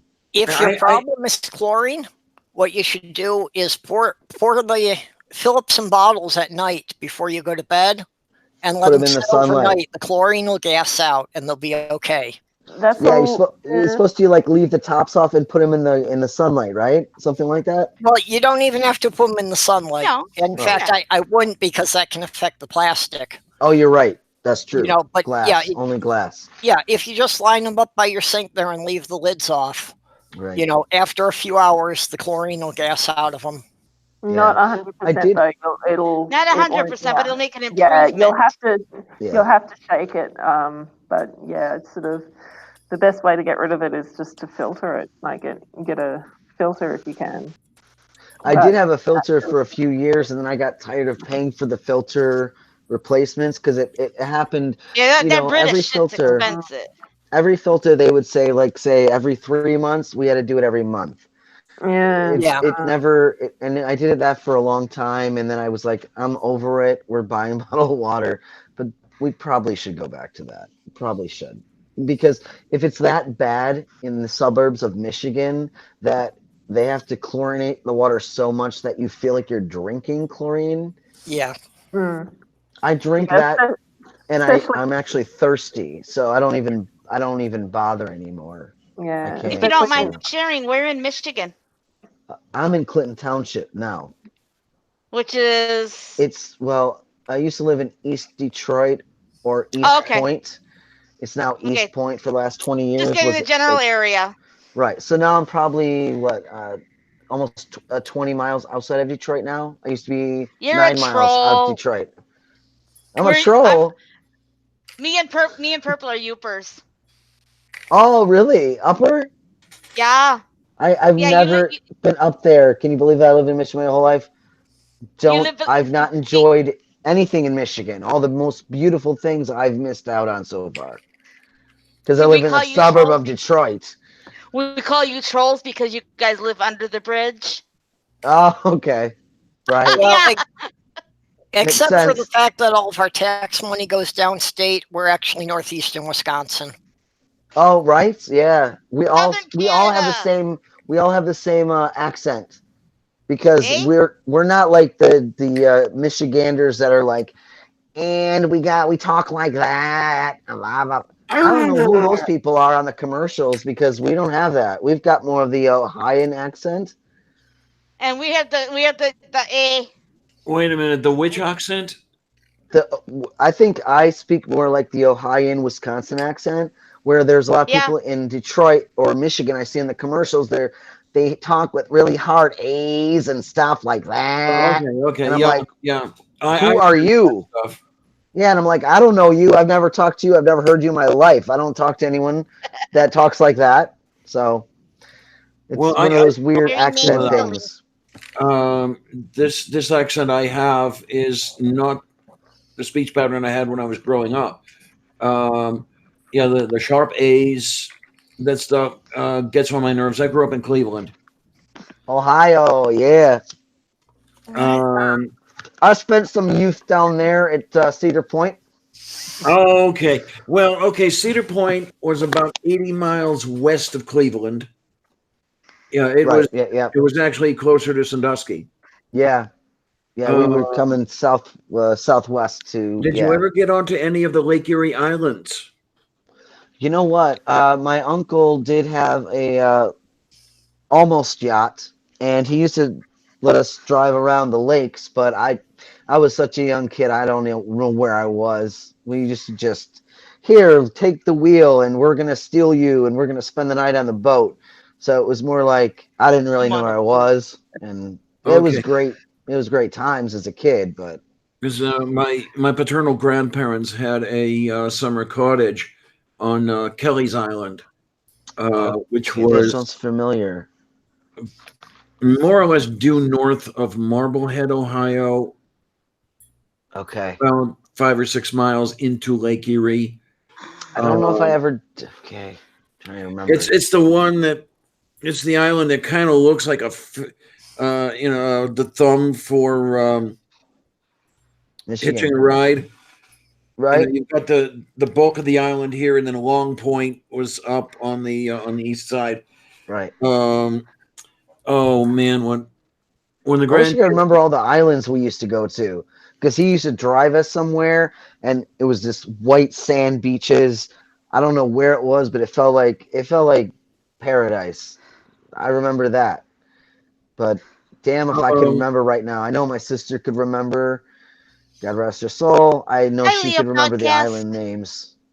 But and Ansgar is here. What am I thinking here? I lost it. That's okay, no problem. We're talking about the islands with the thumb. Yeah, and it was going to be something with something about Kelly's Island, but I kind of missed it. And, oh well, such is the life. Sam, I can't remember them. I cannot remember all the islands we've been to. It's terrible. And they have all passed. That's what's horrible. I don't even know who to ask anymore about where the hell we went. You know? It's horrible. I mean, maybe Okay. my cousins, but I guess we should get on to nicer things. But yeah, they have great islands. We have some great islands in the Great Lakes. We do. Well, you know, Ohio is the only reason that we're considered part of Michigan. Ohio is the reason what? I'm sorry? Ohio is the only reason we're considered part of Michigan. The Yoopers. Yeah, there was a big fight over that strip around Toledo, whether that was going to be Ohio or Michigan. Oh, yeah. And then the agreement was, well, if you guys let Toledo be a part of Ohio, we've got the scrap up here that nobody really wants. We'll give that to you. Isn't that the way it goes? I love the fact that I would love to be on these conversations of the men that decided what was going to go where and whom was going to own it. I would love to. So that's why there's a section of Michigan that does not touch any other part of Michigan. Yeah, where is that again? That's lower, right? That's lower Michigan. No, the UP. Oh, Upper Michigan. Oh, we're talking about upper. Okay. Yeah, we're in the UP. I still can't believe I've never been there. We're up in God's country. Yeah, it's beautiful. I mean, I know it's beautiful. If you believe in them. Not sure about that. Exactly. But, I'm on the fence too. I'm on the fence more that I feel like I have. I'm not sure about a God. I'm pretty sure that maybe there's not one. Well, I don't know. But I definitely have some weird things happen with like family members that have passed. Mm-hmm. So that's either I'm crazy or they come to me and they talk to me. I'm not really sure what that's about. But yeah, I guess you can just call me crazy. But nah, I won't call you crazy. I don't think there has to be a God for us to like have an energy that goes on. I don't either. Yeah, I find it very hard to believe that we die and poof, that's it. It is hard to believe. What was our purpose in being here in the first place? Right. Sorry. Sorry.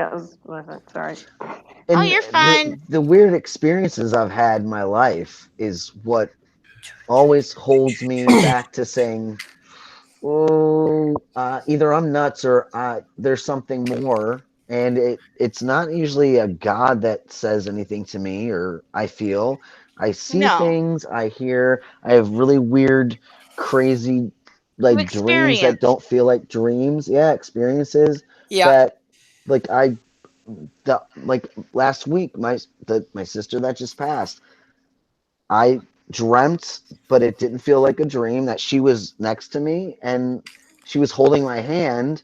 And I thought I woke up because when I wake up, I can't see shit. I definitely need to go to an eye doctor.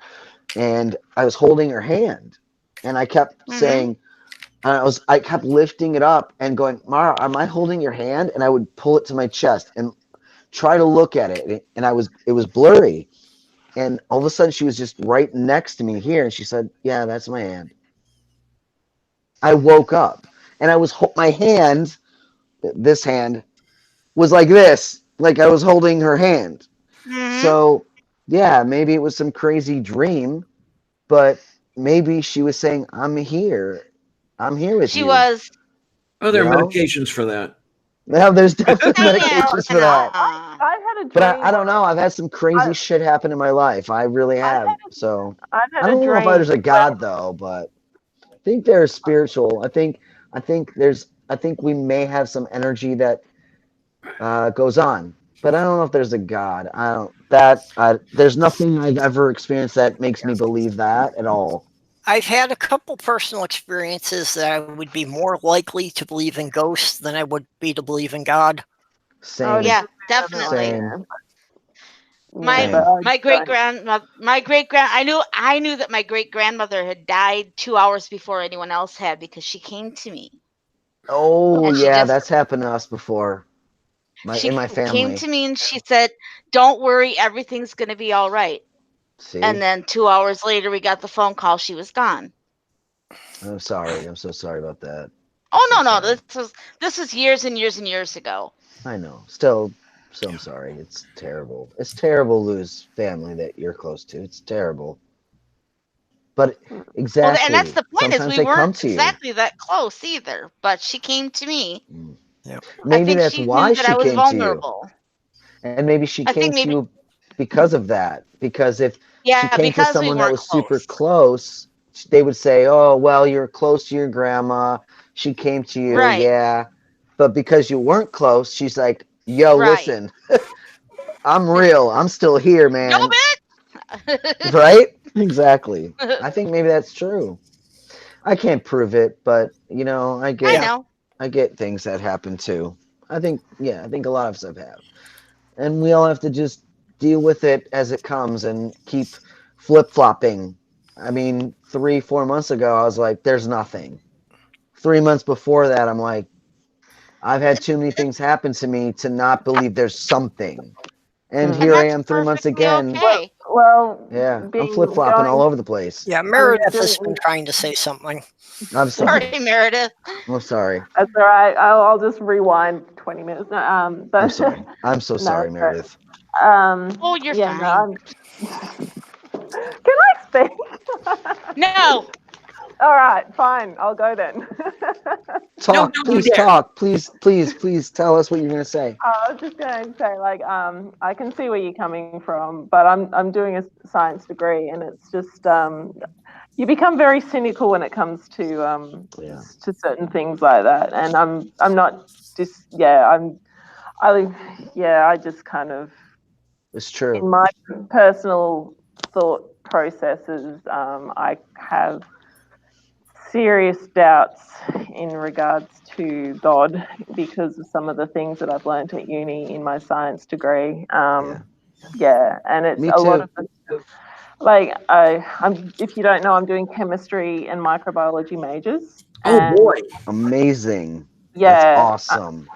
so That is amazing. Wow. I love chemistry because if you don't know, I've also got a science channel which I'm eventually going to amalgamate into Godless Australian. And I'd love to join your channel. Definitely. cool. What do you do? Like, what Me, is I your do nothing. Me, I do okay? nothing. I was into photography, photographic technologies, and I had to drop out because my back is pretty much destroyed. So I never got my degree. And I know it's nothing important, but I No, also wanted that's to go. important. Well, that was Important. the Your life is important, man. yeah. I mean, I'm very much into the arts, but then I'm also into like anthropology, stuff like that. I'm very much into that. If I ever get to go back to school at my old age of 46, I think I'll try to do double major in photographic technologies and anthropology because those both are It's just. I mean, very I love interesting. too many things. I when I go to my doctor's, I'm looking at the stones in the flower bed and I find fossils and I steal them. I mean, it's pretty bad. Like that's what I'm really into. Very much anthropology and Yeah. all that stuff and Okay, I arts. just want to let you know that at 46, you're younger than at least half of the people in here. Okay, at least half. Definitely. So you're all about 85. Is that the average rate? No, Okay. Excuse me, but you're feel not like that it. far off there, Angel. Now I feel stupid. I'm so sorry.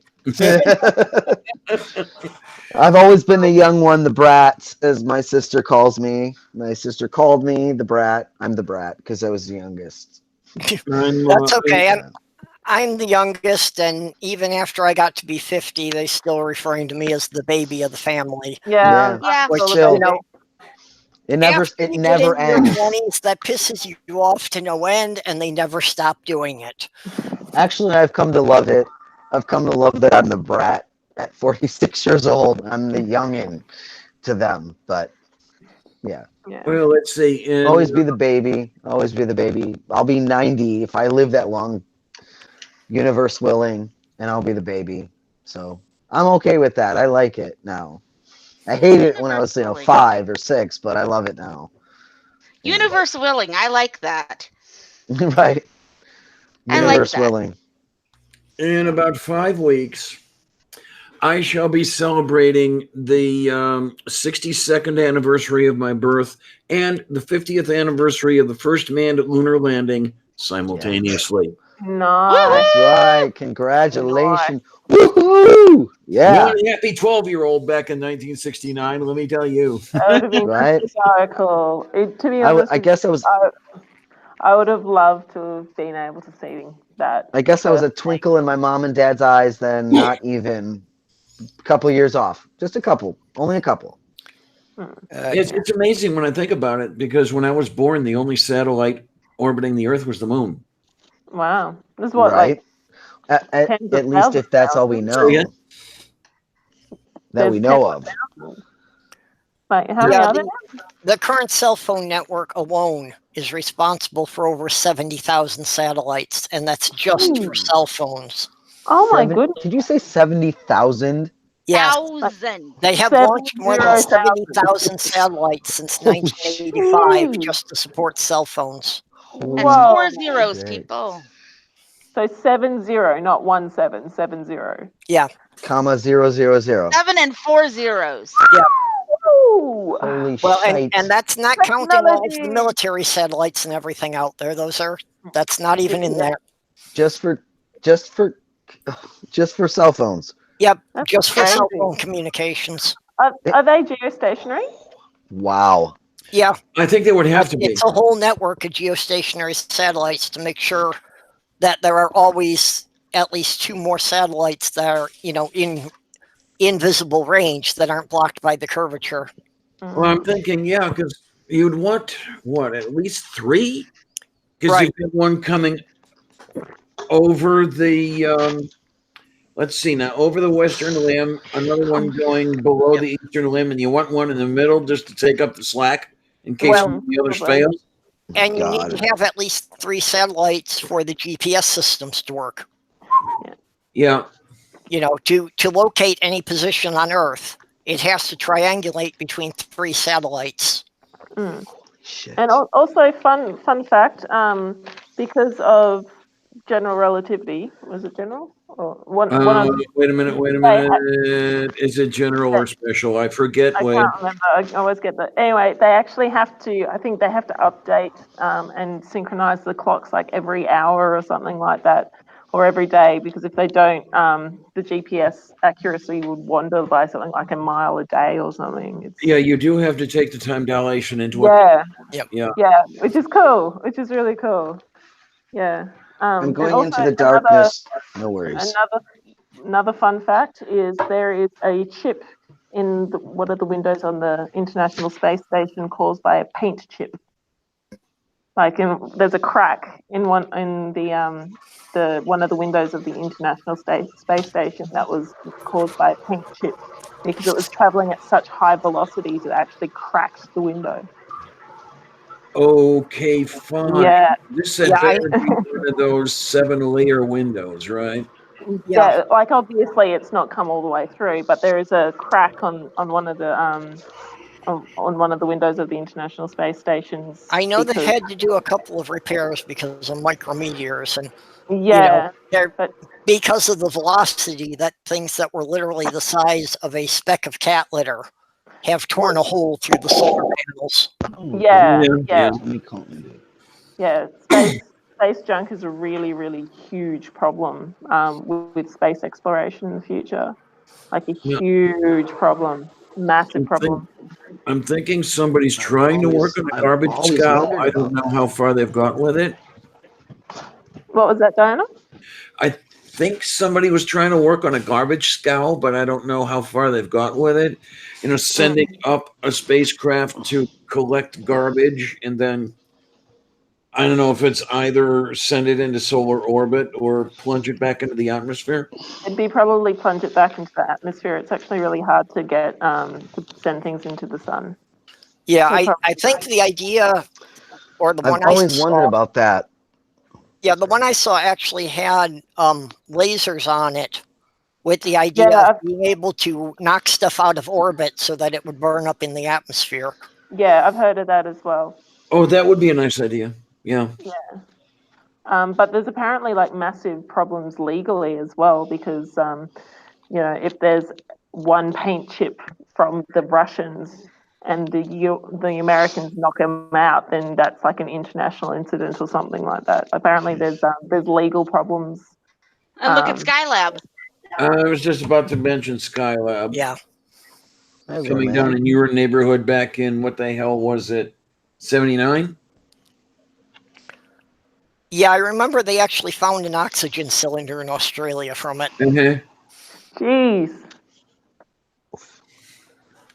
I tell you, I don't know how those guys, and they were guys at the time, spend all that time in there, because I've been through the backup Skylab. There isn't enough room to fart in there. God help you if you did fart in there. That would be horrible. Can you imagine not being able to not get away from those farts? Wasn't ever? me. I hear people talk. They even talk to me about it. Life on the space station is not as romantic as you might think it is. Never thought it was. Never thought it was. Can you imagine? Ugh. There's a lot of cramped quarters and body odor, and you name it. I've got too many gastrointestinal problems to ever even pretend to be on a space station. Just it would never work for me ever. I don't know. I will never know how Frank and Jim did it. Frank Borman and Jim Lovell, when they were in Gemini 7 for 2 weeks. Got to remember that the Gemini spacecraft had about as much space within as the front seats of a Volkswagen Beetle. Shit. Really?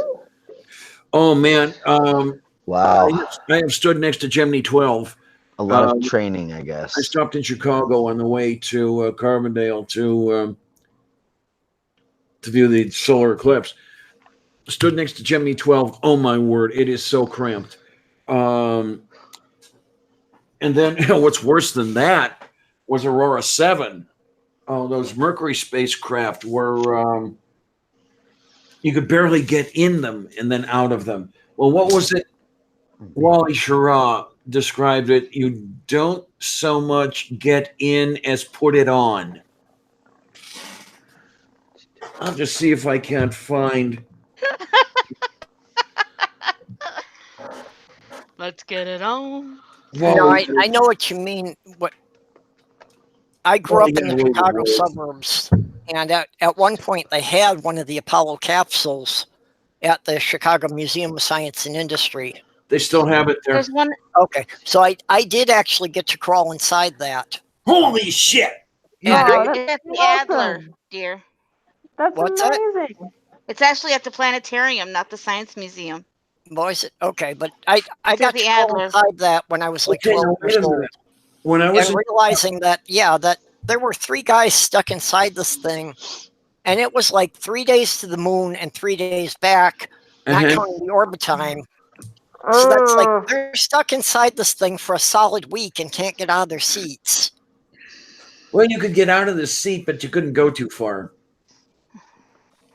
Yeah, you actually. Where you gonna go? Say again. Where you gonna go? Down into the LED.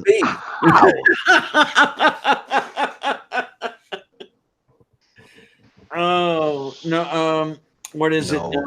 Yeah, Aurora 7 and Gemini 12 are at the Adler Planetarium, and Apollo 8 is at MSI, the Museum of Science and Industry. At least they were.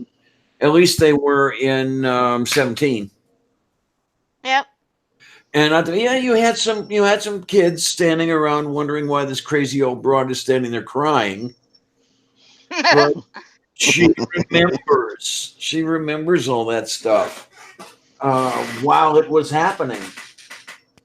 Well, and that's I remember the Apollo program too. I was only 5 when they landed on the moon, but I remember a lot of the stuff after that. Yeah, because and one of the things that confounds me is how few people remember the Apollo-Soyuz link-up. Oh man, that one never got the press it deserved. Really, it didn't. Yeah, that the these were the two superpowers who had been literally fighting it out for almost 30 years about who was going to be first. And they finally did a mission together. Yeah, it was all propaganda, but it was great anyway. Yeah. But I mentioned that, and it's like virtually nobody knows it ever happened. I have to go look it up. I have to go show them articles because people don't believe this happened. I'm trying to remember the month. I think it was July of 75. Let me have a look. I was 2.5 years old. ASTP. And here we go. Yep, there you go. God, the old lady can remember this shit. Tell us, old lady. Come on. Remind me because my memory sucks. It sucks. So does hers. It sucks. Yeah, I mean, like, I was born in 72, the very end. Oh, for the love of Saint. Almost. I'm a baby still. I know. God damn it, I'm a baby. I was in 10th grade in 72. I was very end of 72, the 27th of December. Let's be depressing. About a month after my father died. That's fucking depressing. But yeah, that's fucked, isn't it? But I got a worse one. Do we have a worse? Are we going for the worst? Fuck. My mother died on my birthday. That sucks. That's terrible.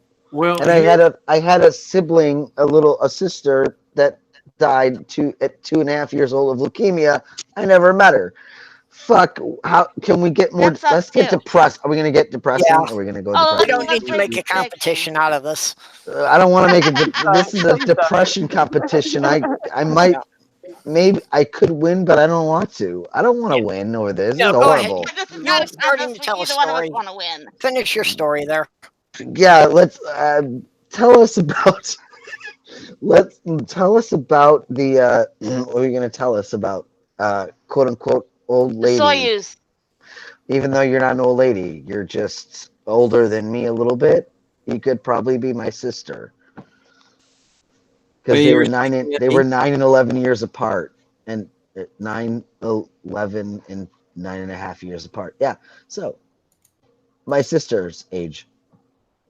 Tell us about Sawyer. Okay. I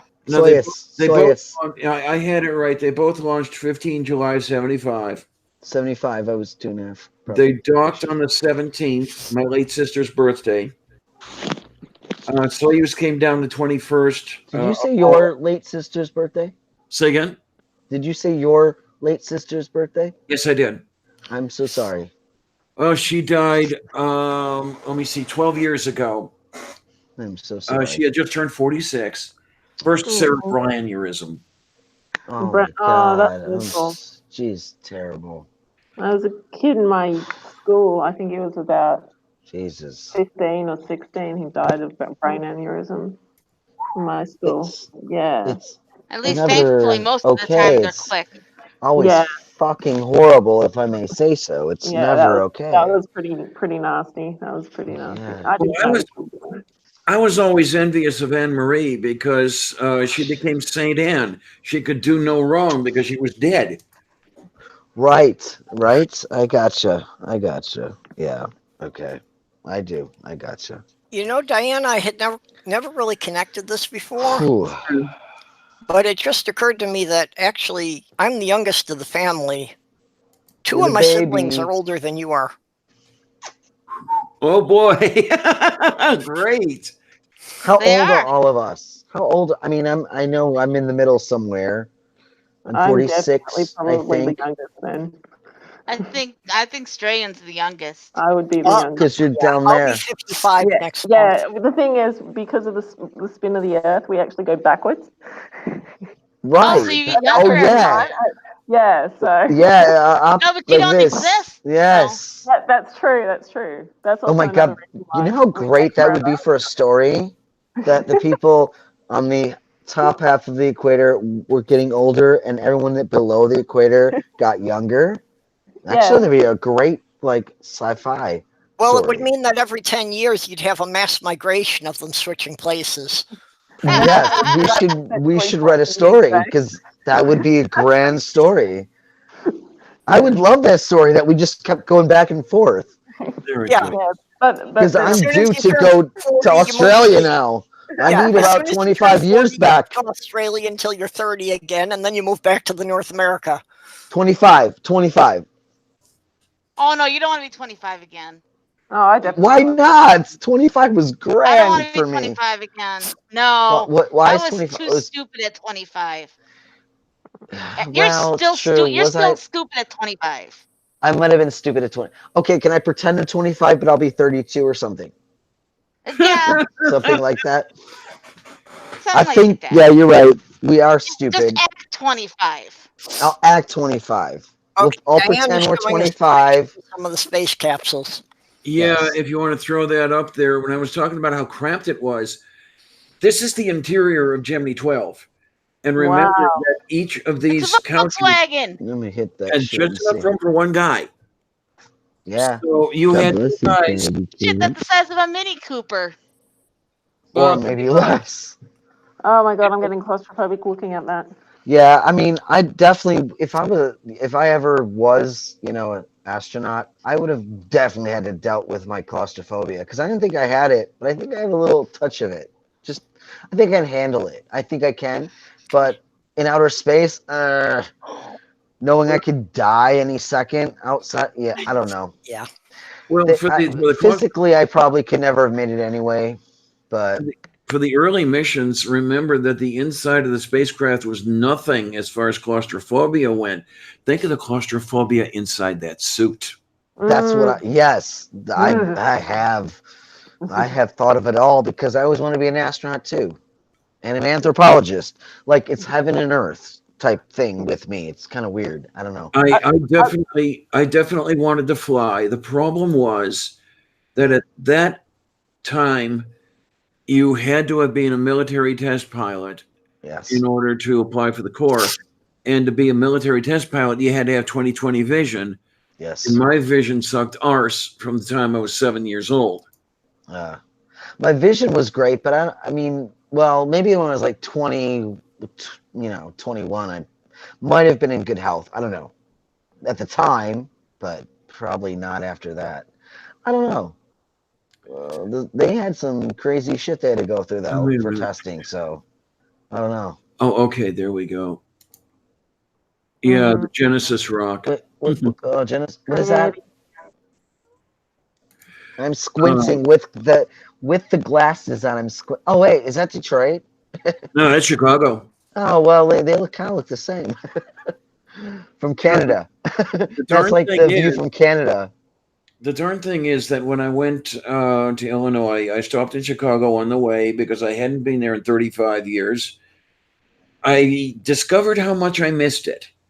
Now, I hate large cities. I love Chicago. Go figure. The only time I got to go to Chicago was with my mom for her health, so it didn't help me. But I would love to go back, for the art and stuff. And the only reason I would ever go back to Chicago is for the museums. Yes, there is nothing else about that city that I can even tolerate. Wait. That's what I keep hearing, that the museums are great. But I went for my mom's health. We went to the big ass hospital. I can't remember the name of it right now. Doesn't matter. That's what we were there for, and we didn't get to do anything fun except be depressed. So onward and upward. Now, I told the other thing, I wish I could get back to Chicago on a regular basis. Wrigley Field. Oh yeah. Oh, I need to be there too. I've never been there. I am only a fan mainly of MMA, but I haven't even been watching that for the last 2 years because of my sister's health reasons. But MMA, yeah, people beat the shit out of each other, which is horrible. But for some reason, that's the only thing that seems to get me. I don't know. I mean, I can watch a baseball game and all that. Yeah. The only thing that gets me riled up a little bit, or hey, Well, Diana, kick them. You did mention. I don't know why. I was there 17 August of 2017. Reds at Wrigley Field against the Cubs. Oh my God, that was a game that will live on and on and on and on. It's got to be the most exciting game I've ever seen. See, I respect that. I respect that the Cubs were behind 9-0 in the second inning. Sixth inning, 4 home runs, 3 of them consecutively. They came back to tie it, almost pulled it out, but unfortunately the Reds won. What was it, 13-10? But oh my word, to hear the crowd cheering. To be there live, that is something. That is something. And it was great to be able to cheer the home team in the home team's park. Yeah. Because when I go to PNC Park here in Pittsburgh, I'm going there to see the visiting team. Sylvia, you're thinking. Everybody's looking at me like, you subversive.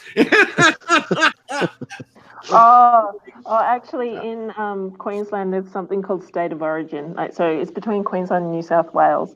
And I come from New South Wales, and it's a friggin' religion up here, hey? And so, of course, I go for New South Wales because it's the state of origin, not the state of where you're currently living. I actually got to work and take my client to the state of origin. And here I was surrounded by all of these Maroons players wearing my blues. I was like, yay! Oh my God. Like, it's just a joke that I have every year, where I'm like, yep, I'm going to die because New South Wales has won like 1 or state of origin out of 10 years. So yeah, not a track record with us at all, but yeah. It's kind of like when the Red Wings won 2 in a row back in when the hell was that? The Red Wings. See, I don't remember the actual years, but the Detroit Red Wings won 2 in a row, and on Gratiot Avenue, that's the strip. I wasn't even that great of a fan, but we get out there and we got in our cars and we had our brooms and we were sweeping the streets. I literally got swept up in that environment because it was amazing. It was an event. It was something that I realized that even if I wasn't that big of a fan, that if I miss this, I'm going to regret it. And I would have. And I brought my mom out because at that point, my mom, we thought she had lung cancer. And it was like very monumental, which she actually did not wind up having cancer. They thought she did.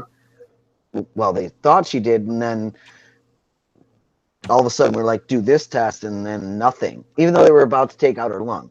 But at the time I was like, I want you to come with me. Let's do this thing. We're alive. Let's go do this. It doesn't matter. Let's live, right? And I took her out and we were sweeping Gratiot down the road. It was such a big event. Like the memories of those things. It's not about the actual team. It's about the entire state was there. I brought my mother into it. You're with family. So sometimes you don't even have to be a big fan, but it's this big thing that if you could bring it if it's brought into your personal life, the memory of it's important. Experience. Can I quickly jump in? Can I quickly jump in because I have 9% battery on my on my camera, my laptop, and I've got to go in a little bit over an hour. So I just want to really quickly talk about something that I'm going to be uploading hopefully on YouTube tonight, my time. Okay. Yeah. Oh, goody. So in Australia, there's a guy called Israel Folau, and he's trying to take his employer, Rugby Australia, to the Supreme Court because he's been saying some pretty nasty things on Instagram about homosexual people, and basically saying they need to repent or else I'll burn in hell. And what's your channel name? I don't even know I'm so sorry. It's Meredith. My channel name is Godless Australian. So Godless Australian? No, Australian. Strayan. Yeah. So okay. I'm just talking about it. I'm just sending it off as a private email to a friend of mine just so she can fact check some things, which I can put into the description because I've already picked up something that I got wrong anyway, but that's, a given with my brain. So yeah, if you this won't be up for another couple of hours, so please don't stress if you're not awake because it's going to be silly o'clock when I am going to upload it. So anyway, I just thought I'd give myself a bit of a plug before I have to head because it is my my computer is about to die. So anyway, that would be great if you could if somebody could put it in the chat. That would be grand. Yeah, I'm looking for the link now. I've already got it. Oh, okay. Well, good. Okay. Okay, so have you linked my channel? You linked, Nacha linked both of them. Okay. Oh, love you, man. Oh, you're still here, Nacha. Yay. Thank you, Nacha. Yeah. I'm now subbed to so many channels, it's hard for me to find the links that fast. I'm going to it right now, subscribing. Gotcha. Oh, wait, I'm already subscribed to you. Oh, that's good. Godless Australian. Press the bell. Look at that. Isn't that crazy? And I've got the bell. That's the thing, I guess. Wow, my memory's terrible, but I got you. We're good. Awesome. We're good. All right. We're good. I'll see you later. It was lovely talking to you all. Night. Lovely talking to you. You be night. Have fun. Mwah. See you later, guys. Thank you. Night, love. Okay, thanks for joining us. Good morning. Hope to see you next week. Hopefully. I'll talk to you later. Bye. Bye. Cheers. Oh my. Isn't that crazy? I was always subscribed and I didn't even remember. But yeah, I've been under huge amounts of stress lately. So I guess that's what happens. And as soon as you said Red Wings, that brought Al to mind. Yeah. In the screen share. Oh my god! I love that movie. That's an old one, but a goodie. Okay, yeah, like I say, I'll drop names. Al and I. I'm gonna put my phone down for a second. Okay, you're gonna drop names. Drop some names. Al and I were high school classmates. We still correspond. Okay. I am inordinately proud of it. Bueller.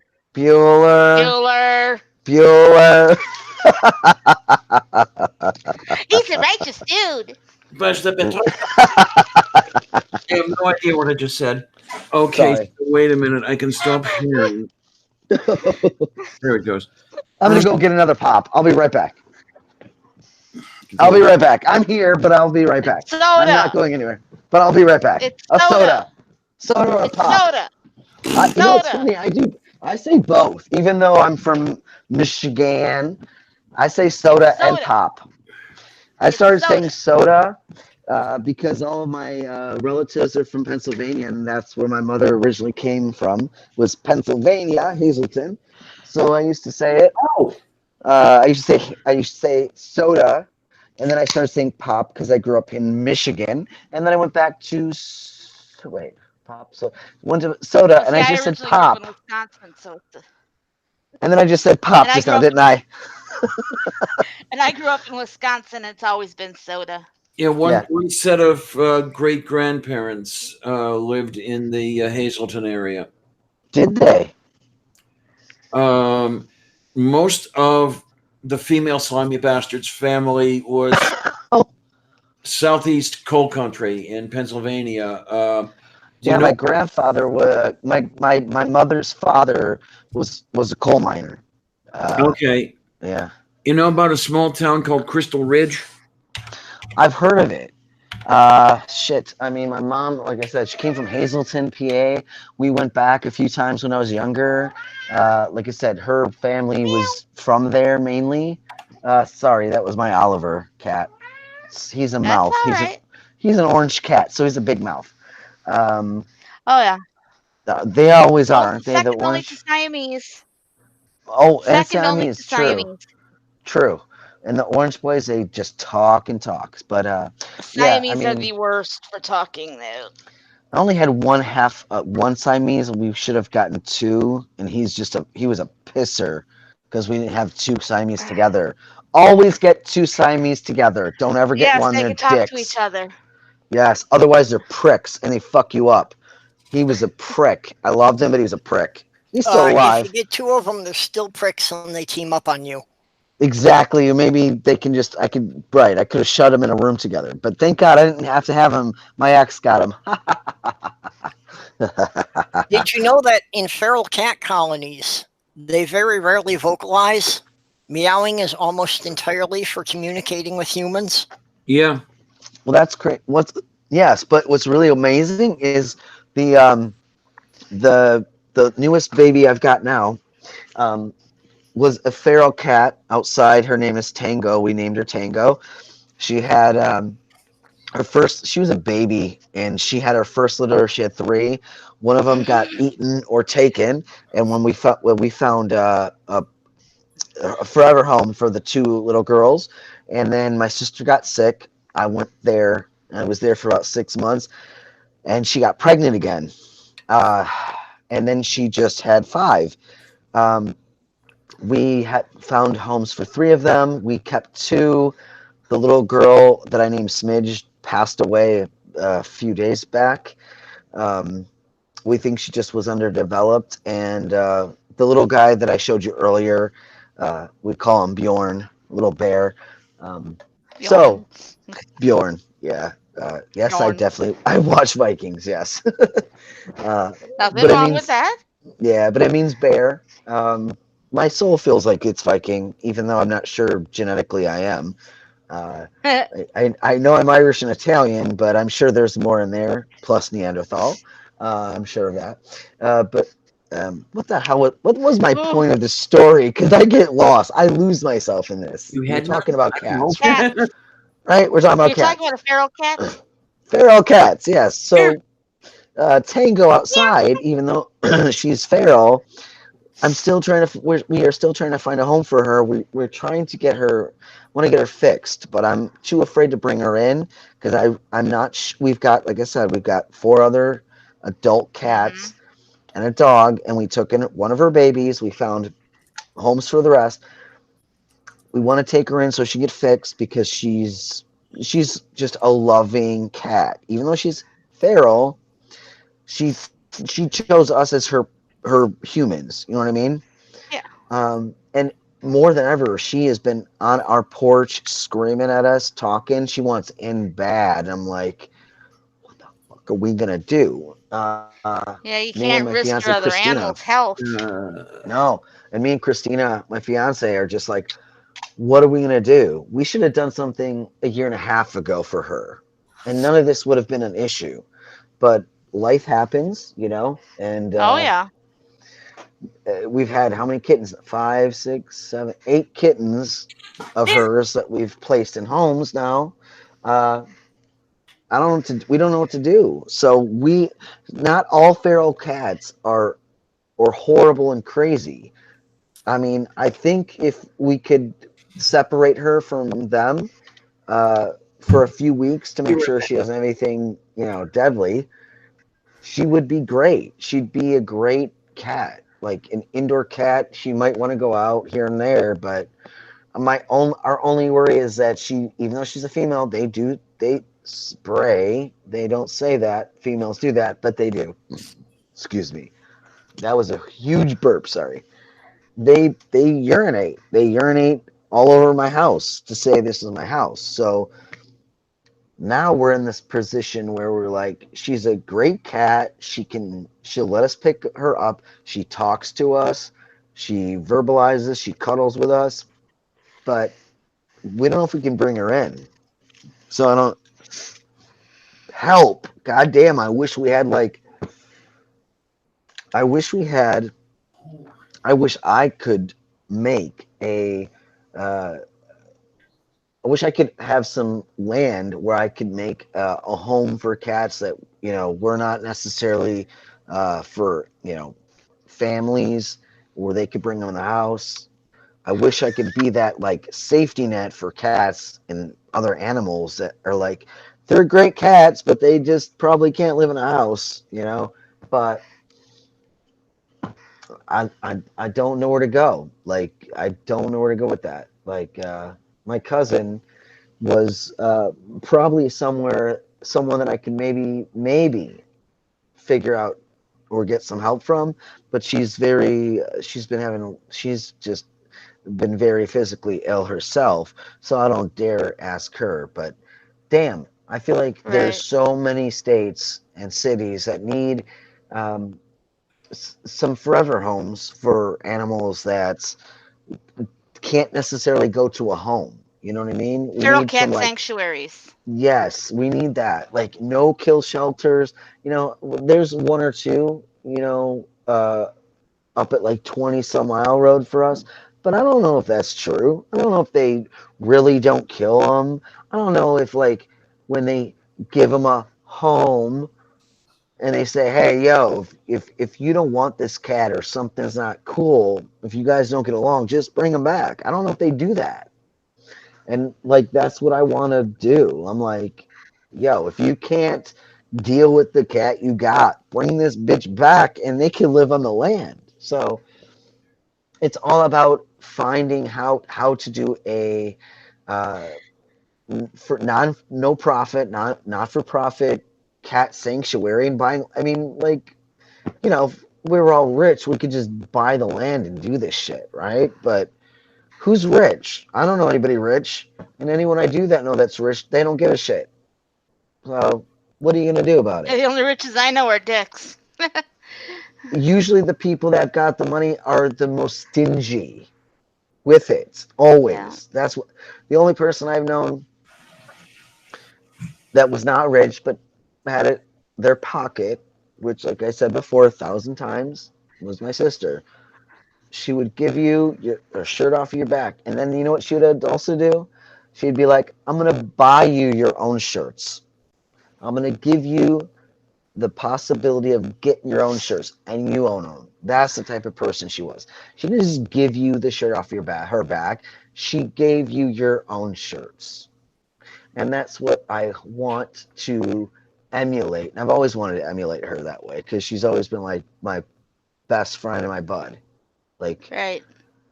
Like the people that say you're big brother, I want to emulate my big brother. No, well, I want to emulate I'll say my sibling, because she was not, to me, she was not this feminine female or whatever. She was married and all that, had kids, but like she was this human being that was everything.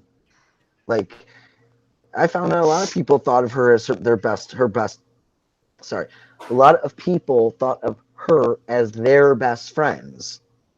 And I was like, well, fuck.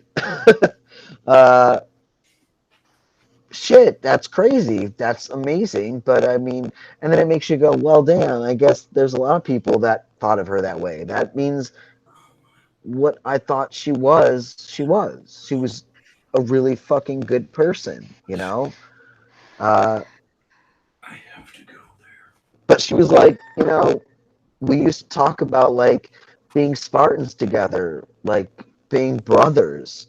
Because I always told her that I feel like in another life, we were brothers. And she used to say, yeah, I think so, So there was so much more to her, Yep. For those people or those of you out there that we're talking to that, maybe those things are true. I don't know.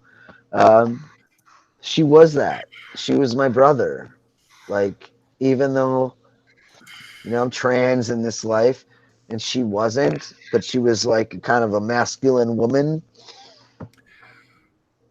we were Spartans. We were like, we knew that we've been together before, and I hope we'll be together in another life. I hope that's true. I hope it's fucking true. That's all I have to say about that. So, other than that, cats. Yeah, I want to. We need money. We need money. We need money to make cat and dog and animal sanctuaries. So, what the hell are we all supposed to do about that? Like, I've got grand ideas that never come to fruition because I never had the money. For instance, those stupid boxes out there with the fucking what do you call it? With the movies, right? What the fuck? Red box? The red box? Yeah, I had that. I worked as a janitor. Oh shit! Like what was that? 17 years in probably. Anyway, it was some Catholic school. I was a janitor, and I was like, would be great is if we didn't have if we wanted to rent a movie, we didn't have to worry about like the time, because I was thinking about like the time I got off work. We could just have like a rent box that we could just like rent like movies. Like 6 months later or a year later, Redbox came out, and I'm like, yeah. So it's always about what if you have or have not money or connections. It's not about who's got the best ideas, because we all have grand ideas, right? I'm sure all of you had some really good ideas that have come to fruition with somebody else, and I've had them too. Yeah, it's having the resources to be able to do something with them. Yeah. And I'm sorry I'm talking so much. I usually am alone and I talk to myself. And now you guys are getting the banter. Well, you guys are getting shit on because I talk to myself, and now I'm talking to you and I can't shut the fuck up. Well, just make sure you give someone else a chance now and then. Right? Yeah, that's true. I'm sorry. I'm joking, but I'm not. Yeah. I'm alone a lot. I am. That's the reality of it. But it's great to talk to you guys. Like, honestly, I mean, thank you for letting me come on here and talk to you guys. Yeah. It's when you mentioned about the Viking thing, I put a link in the side chat. It's kind of scrolled up. Did you? Okay. The Saga of Bjorn. It's a short animated piece. It is like one of the favorite things I have ever found on YouTube in my life. Okay, let me see. I'm half Scandinavian, so we can't really trace my family back more than 5 generations. But I expect if you went back far enough, there's probably going to be some Vikings in there somewhere. That'd be amazing.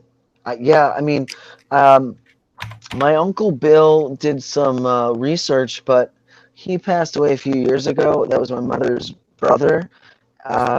And I know he gave her something, some of the formats, but then all of a sudden something happened that we lost something. So we don't know. We don't know what we are, except, I mean, we know we're Irish and Italian, but of course, all of us have a little bit of Neanderthal. But he has done some serious research that I have not been able to get my hands on. And then my Aunt Judy, which was his wife, she passed away. Yeah. Within the last 7 months. The town my mother's grandparents came from was either Finland, Sweden, or Russia, depending on which year you're talking about. And it could be as close as shut that off. Hold on time a of second. day. Something I'm doing with my my tablet is interfering with this. I'm so sorry. I shut it off. I'm sorry. Could you repeat what you said? The town that my mother's grandparents came from was either Finland, Sweden, or Russia, depending on which year you're talking about. Finland, Sweden, or Russia. Okay. You know, that county changed countries frequently. Yeah. Yeah. There's so many things that we don't know, right? Like I said, he was doing some and the funny thing was, like, He's my uncle, but he didn't talk to me. I feel like the black sheep. I was the black sheep. I really was.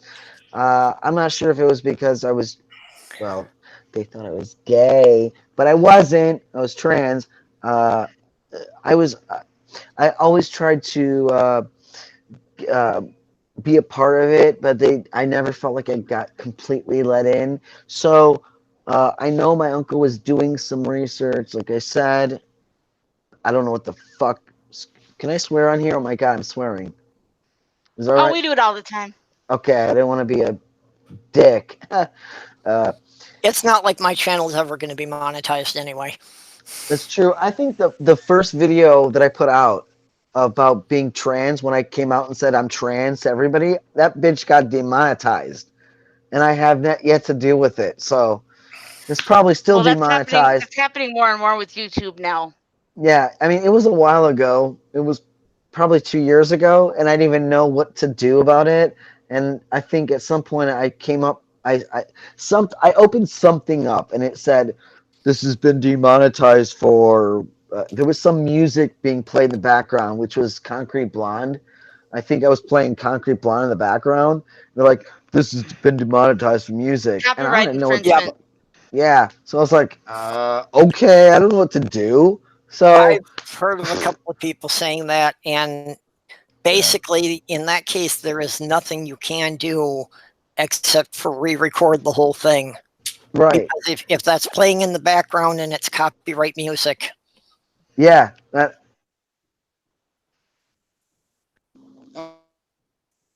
I just froze. Oh, here I am. Yeah, I was just one night. I just came home and I just was like, you know what? I'm gonna just tell everyone, and if anybody wants to know about it, I'm gonna put it up on YouTube. Screw it. I was super tired. I still have not watched it. I don't know what the hell I said. I probably should take it down anyway and like do a new video because my fiance said you almost sound like you were drunk. I'm like, no, I was super tired this particular night. And she was like, oh yeah, I remember that night. You were just tired. But yeah, there was some stupid fucking music that I was playing in the background. They're like, you suck. You put trans in hashtag trans, and they're like, fuck you. You're demonetized. And I never did anything about it because I don't know. I'm stupid, I guess. And I never did anything. Ended. Oh, come on. Oh. Don't be a dick, you stupid. You come on. Well, I'm going to bed, everyone. Are you guys there? Am I there? Am I with you? Wolf beef. Yeah. Good night, Nata. Night, sloth girl. Good night. Night. Yeah, see y'all later. Oh. It's getting late. I gotta go to bed. I'm falling asleep sitting here. Yeah, and Sloth Girl and I have a major family event tomorrow. No, not tomorrow. Saturday. It's coming up. Yes, and it's Friday morning. What's your point? Bitch.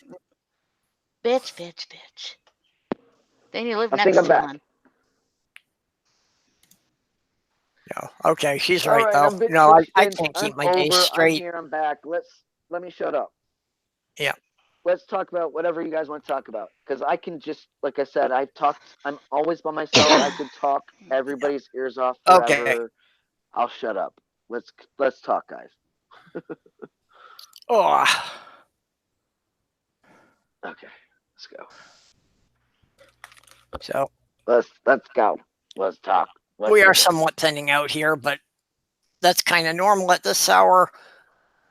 Yeah, on the other hand, anyway. Well, on the other hand, we should actually have the Brits showing up fairly soon. Did you say the Brits? Yeah. Yeah, that's true. They're about 5 or 6 hours behind me, so usually somewhere around this time we start getting a couple of people in the UK that are getting up for breakfast, and they start popping in here. True that. True that. Diana, you still with us? More or less. Okay. Wasn't seeing too much movement there, so I wasn't sure. It's 5:13 a.m. here in Michigan. Well, you're on Ohio time. Yeah. I'm in that small sliver of Michigan that's on Wisconsin time. So you're an hour ahead of me. Yeah, I was gonna ask how ahead. I'm sorry if I talk too much, guys. I'm sorry. Sometimes like I said, I'm alone a lot, and sometimes okay, you hit just me let it go. We know how it goes. Yeah, sorry about just that. Give it a rest for now. Yeah, I'll shut the fuck up. Thanks for having me on. I appreciate it though. It's great to like finally talk to you guys and see you guys in real life. You know.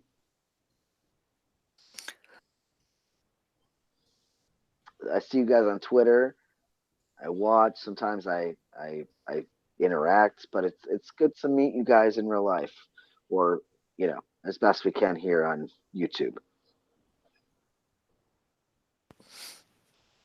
Yeah. I've been isolated here so long, I'm not sure if real life still exists, but Same. I feel the same way, man. Yeah, absolutely.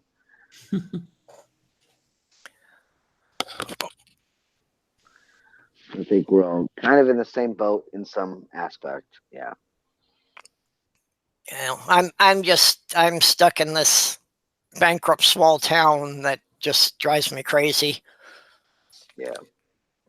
I've been trying to get back to Minneapolis, but again, it's a matter of resources. In order to move, you have to have money, and you have to be able to afford a place to live until you got money coming in. Absolutely. Yeah. I mean, myself, I just get there. I just got disconnected. Oh. I hear a Sylvia. Yeah, there's the Sylvia over there somewhere. It's the kitty. There's the kittiness over there. She is the kittiness. Yes, you is. Fortunately, when my cat clawed my back in an expression of love, my mic was muted. He does the yawn and stretch. He thinks it's one of the most loving things ever. And he'll be like, "Hello, I love you," claws extended. Oh. I know what you mean. Yeah, and he just picked right next to the spine, too. I was just like, ow, ow, ow, thank you so much. It's like, I don't know why you're screaming at me. Yeah, well, Sammyson, when he climbs up in my lap, feels that he has to do a tap dance there for about 5 or 10 minutes before he actually lays down. Elmer will, when I go to bed, he will curl up on my shoulder and my neck, and he will knead my neck until sometimes hit the windpipes. That's always fun. Especially when you're 3/4 of the way asleep and then all of a sudden you can't breathe. Well, breathing cat hair is good for you anyway. It's not the cat hair, it's the claw on the windpipe. Yeah.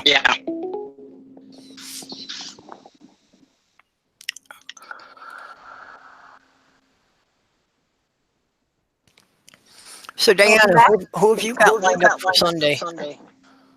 Oh, Sunday. Jenny and Megay are coming on my show. What is that show that they run again? Damn it. Okay, hold on. Angel, we've got an echo since you came back in. Okay. I'm not sure if he had the YouTube on something.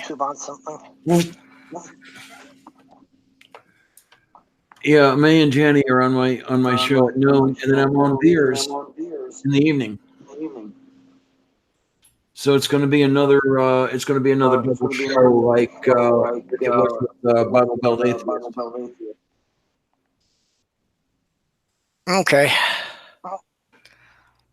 So I still have to make the thumbnail for that one, but yeah, my part of the show anyway. I'd like to concentrate on trans, different times, different places.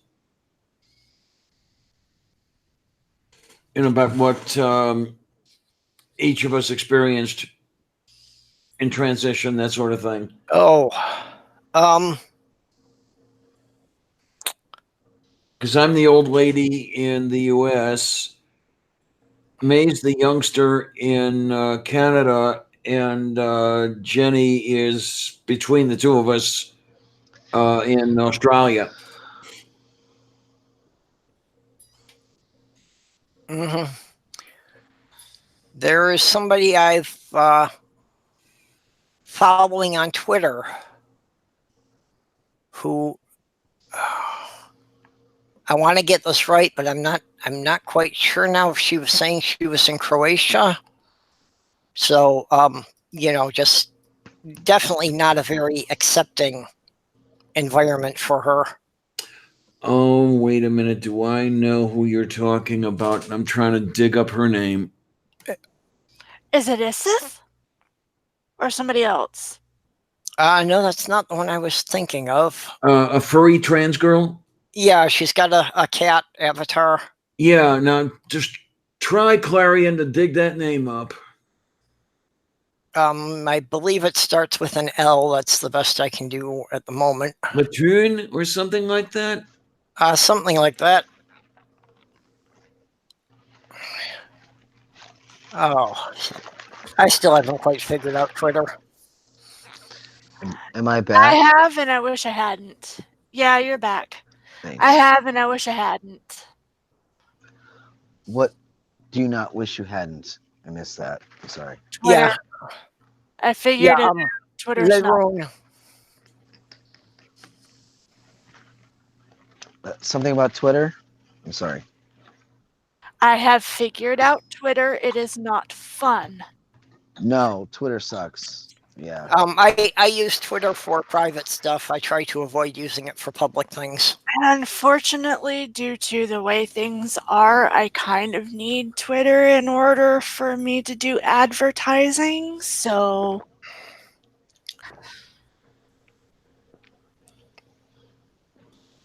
because I can't bring anybody from real life into my channel, or else I'd have like 20 or 30 people. Mm-hmm. But the only, like, literally, there's only 4 people I can safely say I'm doing stuff on YouTube. I've basically had to lie and say, hey, I'm playing games online. Wait, why do you have to lie? Because I don't want my ex-Mormon or my Mormon family knowing I'm talking about ex-Mormon shit. Wow, I gotcha. Yeah.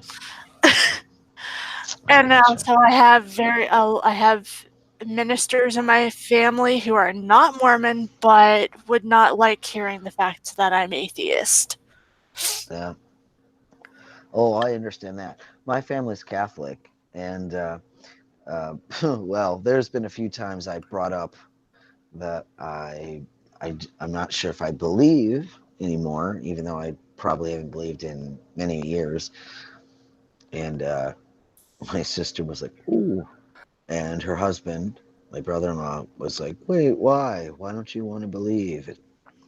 It became a whole circus. I mean, they're very calm and they're very nice people. They never.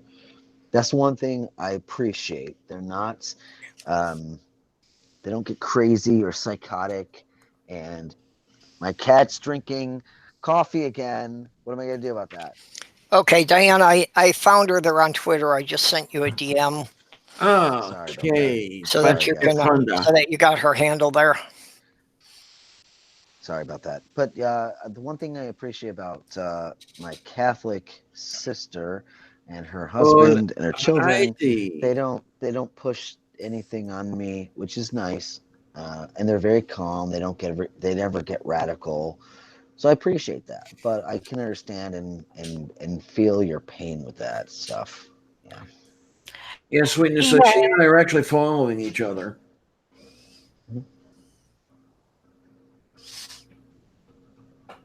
Who's following each other? I'm sorry. The furry girl and I. Yeah, no, my family freaked out the night that I told them that I was leaving the church officially did not go well. And I have the added bonus of I live with both my dad and my sister still. So, yeah. I think my dad kind of either forgot about the whole thing, or he either didn't believe me when I said I was going to go through with it, because he hasn't said anything since. I'm still waiting for all of my paperwork to go through, because Mormons don't like letting you go unless you're making too much noise. Apparently I'm not loud enough yet, so working on it though. But yeah. No way in hell I'm telling my family I'm atheist. No way in hell I'm letting them know I'm doing YouTube-y things.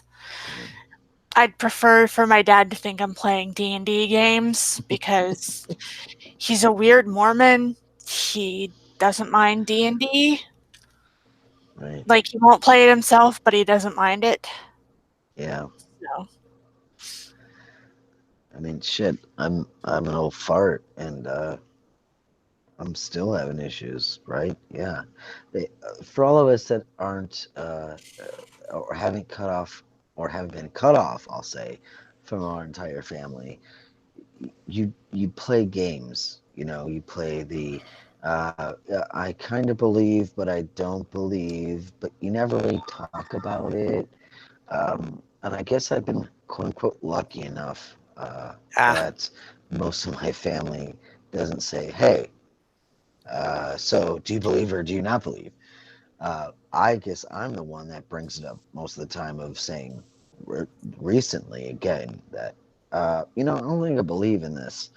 I don't think I believe in Christ or God or an Almighty. And I think I scrambled my family's brains. I thought that was hard to do at 45, but I guess it wasn't that hard. But my family, it's not that I planned it out this way, and it's just they know better than to ask me any questions, because they know I will give them honest answers. So basically, when I'm around, they just stay away from a lot of subjects. Maybe that's where I'm at too. There was a point in my life a few years back.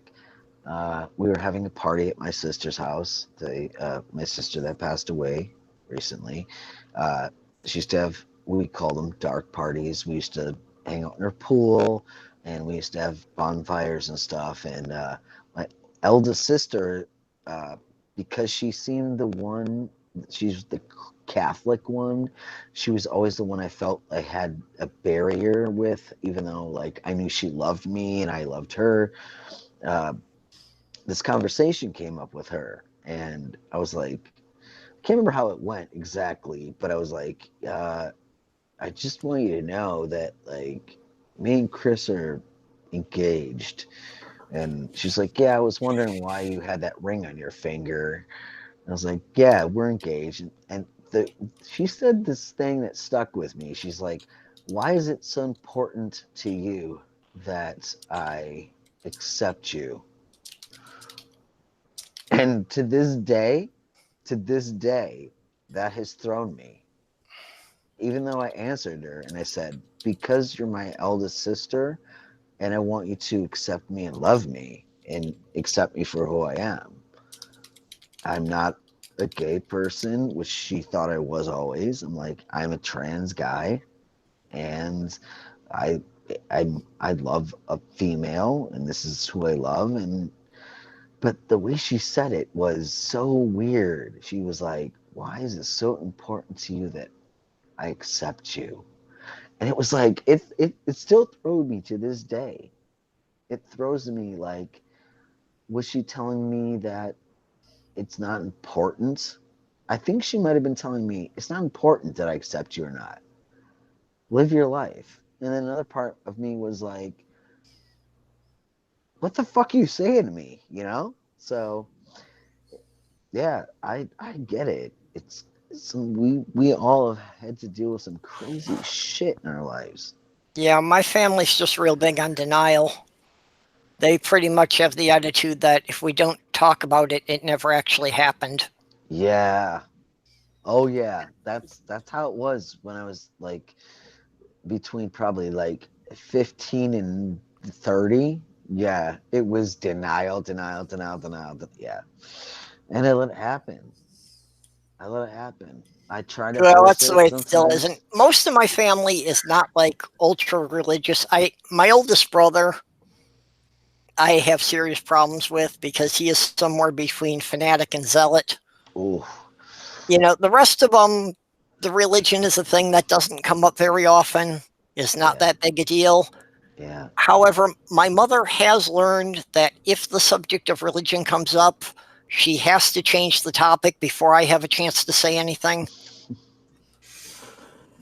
Or else, right? Yeah. Well, just that they'll wind up getting some information that they're not prepared for.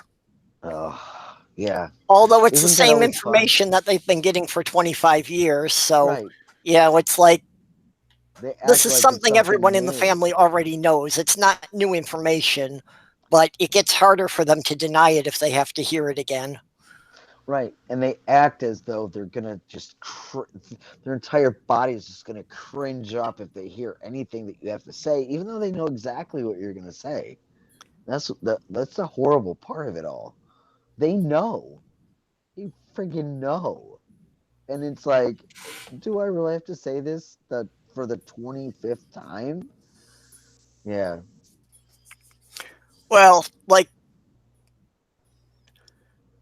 when I brought my fiance back to meet my family, or actually early on when I'd first gone to live with her, that was one of the questions that some people were asking is, is your family going to be okay with you, marrying a black woman? And my response was, I think they'll be thrilled that I bring home something that's female. Thank you. I was gonna say, what the hell does it matter? She's a black female. Are you kidding me? Jesus Christ! But I get you. I get it. Yeah. Goddamn, really? The thing that you care about is that it's female. Yeah. Well, I mean, just it. 10 years before that, I had already gone through the thing with them that, I didn't buy the Bible. At the time, I was studying pagan religions. Yeah. So I had sent a coming out letter to my family that I was a polyamorous bisexual pagan.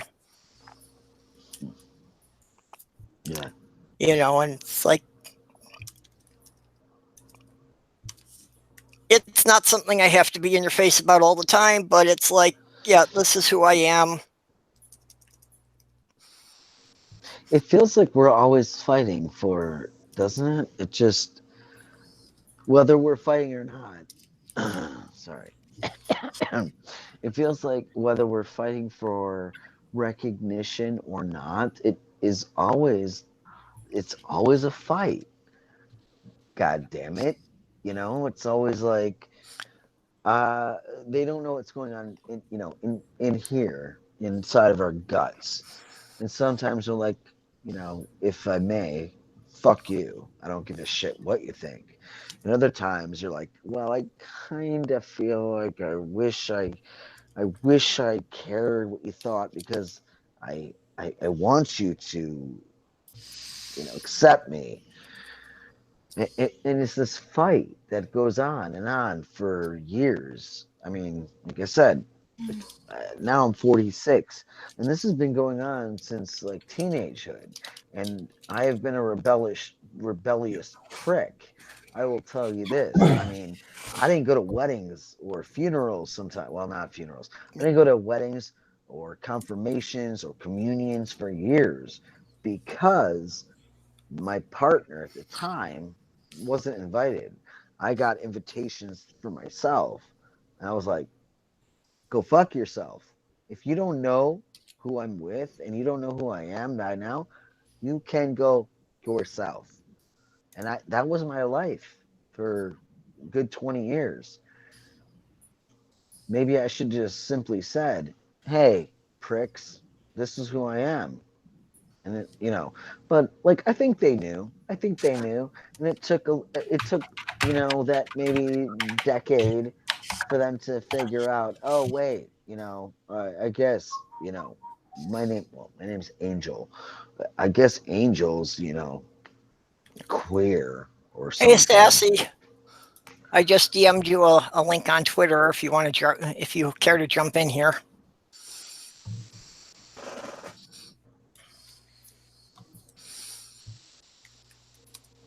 Yeah. But yeah, just families suck sometimes. Families great sometimes, and then they suck sometimes. It's just there's a lot I could say, but I'll shut the fuck up now because got a lot to say about family. And yeah, go. You guys go. I'll shut up. I've been invited here. I don't want to overstay my welcome. Kitsune is saying about me tending to be blunt, and that's I think what's that? I'm sorry, I'd say that's accurate. Well, I think a lot of that came with the autism that I never learned, how to handle the social cues, and I never really learned to figure out when you're supposed to actually be polite and not tell the truth. Oh, I understand that. But sometimes I think I've gotten a bit better at it as I've gotten older, but still, I tend to take things literally, and I tend to give people straight answers before I really think about what it is they asked me. Sometimes I think that's best because sometimes the people that ask the questions, we just shoot it straight to them, and sometimes I guess they get what they didn't really want to know, but they got it. I hate to say it that way, but I think sometimes that's good. I think we answer them when we're blunt sometimes. And sometimes that's a good thing. I have a general rule in life: don't ask the question if you're not sure you're ready for the answers. Yeah. Well, that's always good. That's the way I always operate is don't ask me anything that you're not prepared for an honest answer. That brings me back to 1992 for me. Because, because we're such old farts. Ha ha ha ha.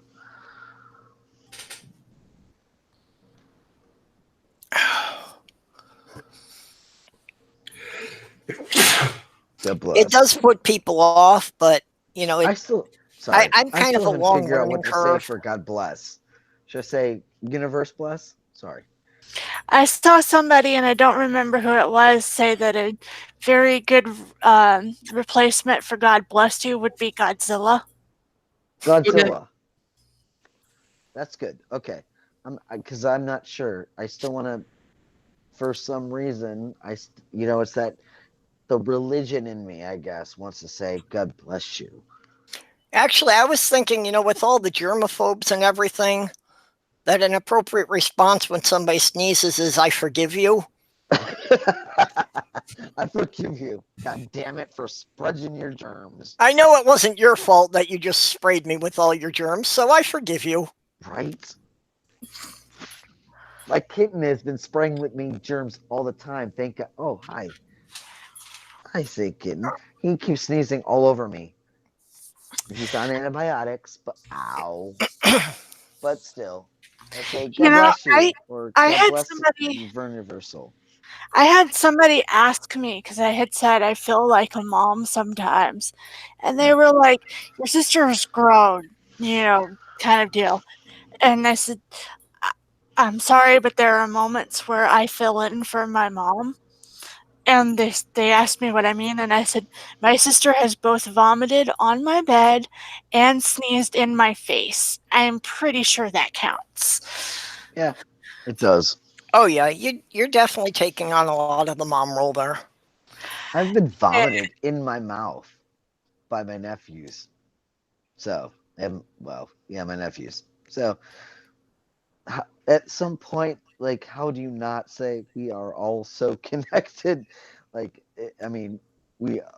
am definitely very connected to my siblings' children because obviously I don't have children either, but I've always been, very connected to my sister's children. But they can't do any wrong, and when they do wrong, I'm going to bash them in the most uncle way I can. Well, and Sassy's saying it's not a big deal if someone says "God bless you," and it's just a colloquialism. Nobody means it literally. Yeah, because I mean, a lot of times I'll just do it out of reflex without really thinking of what I'm saying. I mean, I do it to my cat. I'm like, God bless you. God bless you. Yeah. Oh my shit. What should I say? Universe bless you? One of my favorite things is thank the gods that I don't believe in, or thank the powers I don't believe in. It's one of my favorites. One of the things I love to do is when somebody says, "Oh God," or "Thank God," I say, "Which one?" And it's wonderful how often that throws people out of their stride. True. My response now is not Yahweh. Not Yahweh. Not the Mormon God. Right. I can't tell which one is actually worse, to be honest. Yeah. It's really, really, I mean, I hate to say it, it's too hard to believe in any of the gods we've ever been told.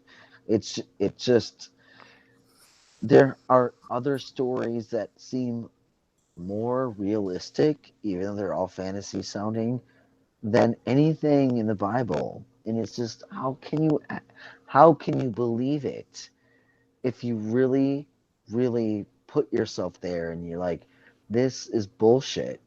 This is ridiculous. This sounds like the worst story. I could make a better story in 5 minutes than anything I've ever heard.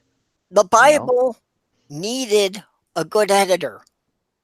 Exactly. It is actually a very poorly written book. And I like science fiction. I like some fantasy. Same. And I can take a suspension of disbelief to a great extent. Yeah. As long as you can remain consistent within the universe you've described. The Bible lacks internal consistency, so I can't stand reading it. Same. Exactly. Well, here's the thing, though. It doesn't even stand Bible for like a series, right? What were you saying, Diane? Well, the thing is, that Bible is not a book. It's an anthology, and a badly assembled one at that. Yeah. Exactly, Diane. I'm sorry if I stepped on you. I'm sorry. These people who people who claim the consistent narrative from page 1 to page last are full of shit. Yeah. Yes. It's that easy. Yes. Well, and I think that whole thing about, the 12 tribes of Israel is that, literally, they've taken books written independently by a dozen different tribes and tried to lump them all together and tried to get all these people to believe that, we were really all talking about the same God originally anyway. I agree. Yeah. Seems crazy. It seems crazy. There might be some.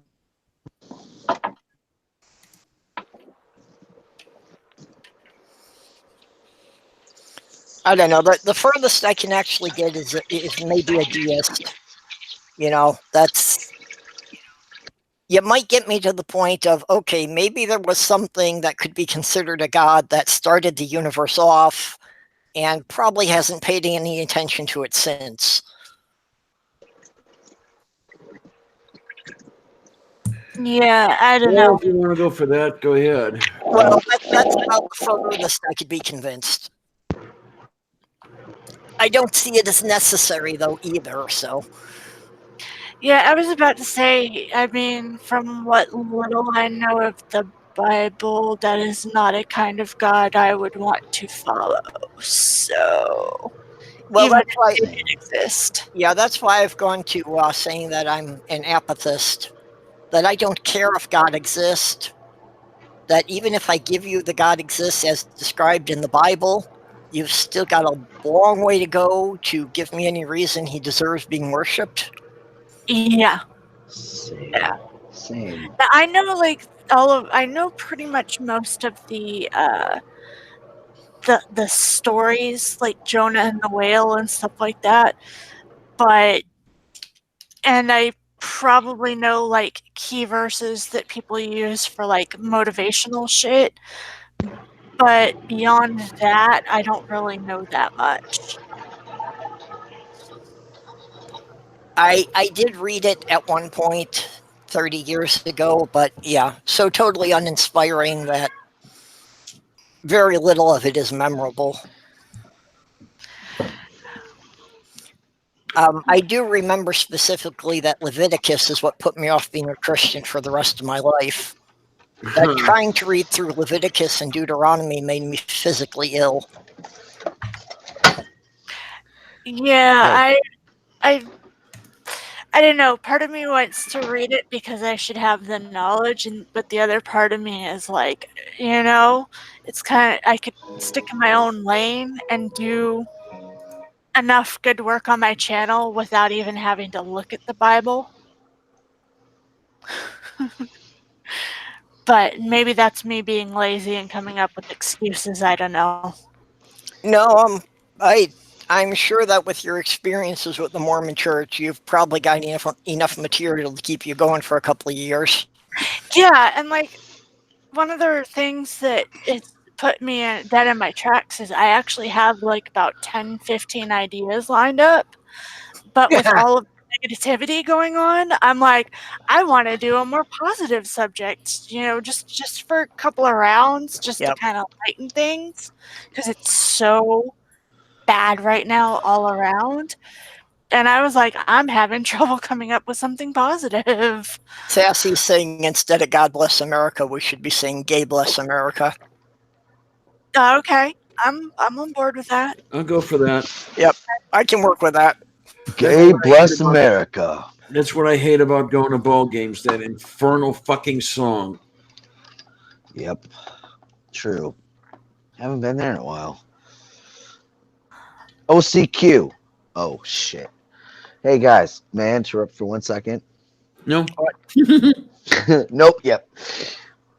OCQ. Me and my friends a long time made up out of context question or comment. OCQ. Do you guys fucking remember Zima? Oh, yeah. Zima, what, the alcoholic beverage? Yeah, remember the first alcoholic beverage that like was LGBTQ friendly? I don't remember him being LGBTQ friendly, but whatever. Oh, well, it was here in Michigan. And that's why we all drink it at the gay bars. Zima. It's backwards, I know. Sorry, Zima. Yeah. The fuckers came back. Just FYI. It's always kind of been around. Yeah, it was, well, in Michigan, I'll say. It was gone for about 12 or 13 years, and it came back. And I got some for, the gay sake. I used to drink that shit when I hit the karaoke bars all the time. Right? Yeah, it was like the gay bars, karaoke bars. It's I very don't even light. remember what it tastes like. It's like remember Pepsi clear Pepsi, or was it clear? Yeah, there was a clear Pepsi. You guys remember that? Pepsi clear or clear Pepsi? I remember the Pepsi. I still see it. That's exactly what it tastes like. It's like fuzzy, citrusy, nothing. It is 5% alcohol. Better than a beer, though. So, cheers, guys. Well, I like the Mike's Hard Lemonade.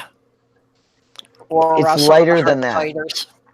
I can't stand beer. Yeah, Mike's is way more lemony. This is more. It's more refreshing. I hate to say that, but it's more refreshing. It's got a little bit of a citrusy flavor, but it's like a bubbly, watery citrus flavor. So you don't think you're getting fucked up, but it's 5%. Not bad. Sassy, if you're going to do karaoke, you should invite Sloth Girl for that. Although she said she doesn't like how she sounds over her microphone, but She can sing. Who doesn't like how she sounds? A sloth girl. I don't Really? think anybody does. I think I think it's rare for people to actually like how they sound over the microphone. Yeah, and I don't remember it, but somebody was telling me there is a psychological term for that most people don't like their own voice. I can't remember her name, but possibly the lady from Brief Brain Snacks. Yeah, her or Shannon, I'm sure, would know what it is. Either one sounds about right, to be honest. Yeah, I'm sure either one of them would know it if you asked them about it. There's like a proper psychological term for it or something. Yeah. Well, and apparently that happens with other animals too, because researchers have tried things of like recording other animals, and they find that like while other members of their group will respond to the recording, the actual individual they recorded, behaves very strangely and seems annoyed by it. Wow. I'm not surprised because there have been times where I haven't had my headphones in, and Elmer heard himself, and he was not having any of that shit. I wonder if normally he's a pretty chill cat, and it's like that day he was not doing good. He was mad at me. I wonder if it has anything to do with our age, because I will say, personally, I every time I heard my voice back, probably for about the first 35 years, I hated my voice. I'm like, I hate that. That's not me. So I wonder if it has anything to do with age or age. No, it isn't an age thing, because even younger people on YouTube, I've heard them say the same thing. But does it have to do with gender? No, in my case, I've always, well, no, I shouldn't say, I had always hated the sound of my recorded voice. It still does a little bit, but it sounded nasal. Yes. However, me too. However, yeah, upon exposure to it, over and over and over and over again, I've got accustomed to it. So do you think it has anything to do with just age appropriateness, about we got used to it, or acceptance of ourselves, maybe? Because no, I was 12 years old and I hated the sound of my voice, and now I'm too. 62. Me too. Well, yeah, everyone on YouTube has said that when they first started making videos, they didn't like their own voice, and that it took them at least a year to get used to hearing their own voice. Yeah, I think that actually what it is you hear it in your head differently, and it doesn't match up as how it was explained to me. And then eventually you get used to it because you've basically grown accustomed to how Blondie, sounds. beautiful Blondie, I agree with you. I wonder. I'm sorry. I'm going to call you beautiful Blondie because I love your beautiful hair. You. Yes, you. Diane. Yes. What? Your beautiful blonde hair, Blondie. May I call you Blondie now? Sorry. Well, yes, you. I guess, what, am I the only blonde in here? I think so. Well, you're the only one right now who's actually showing a picture of yourself, so yeah. All I know is I want to call you Blondie because you've got beautiful blonde locks. So I'm sorry. I don't mean to be. No problem. Blondie, I agree with you. It's crazy that I think we all maybe accepted at different times how we feel about it. Well, mine is I know I sound nasal, and I know that's going to come across, and there's nothing I can do about it because I've got chronic sinus problems. Same. I feel the same way. Yeah. Sounding nasal is the best I'm ever going to do.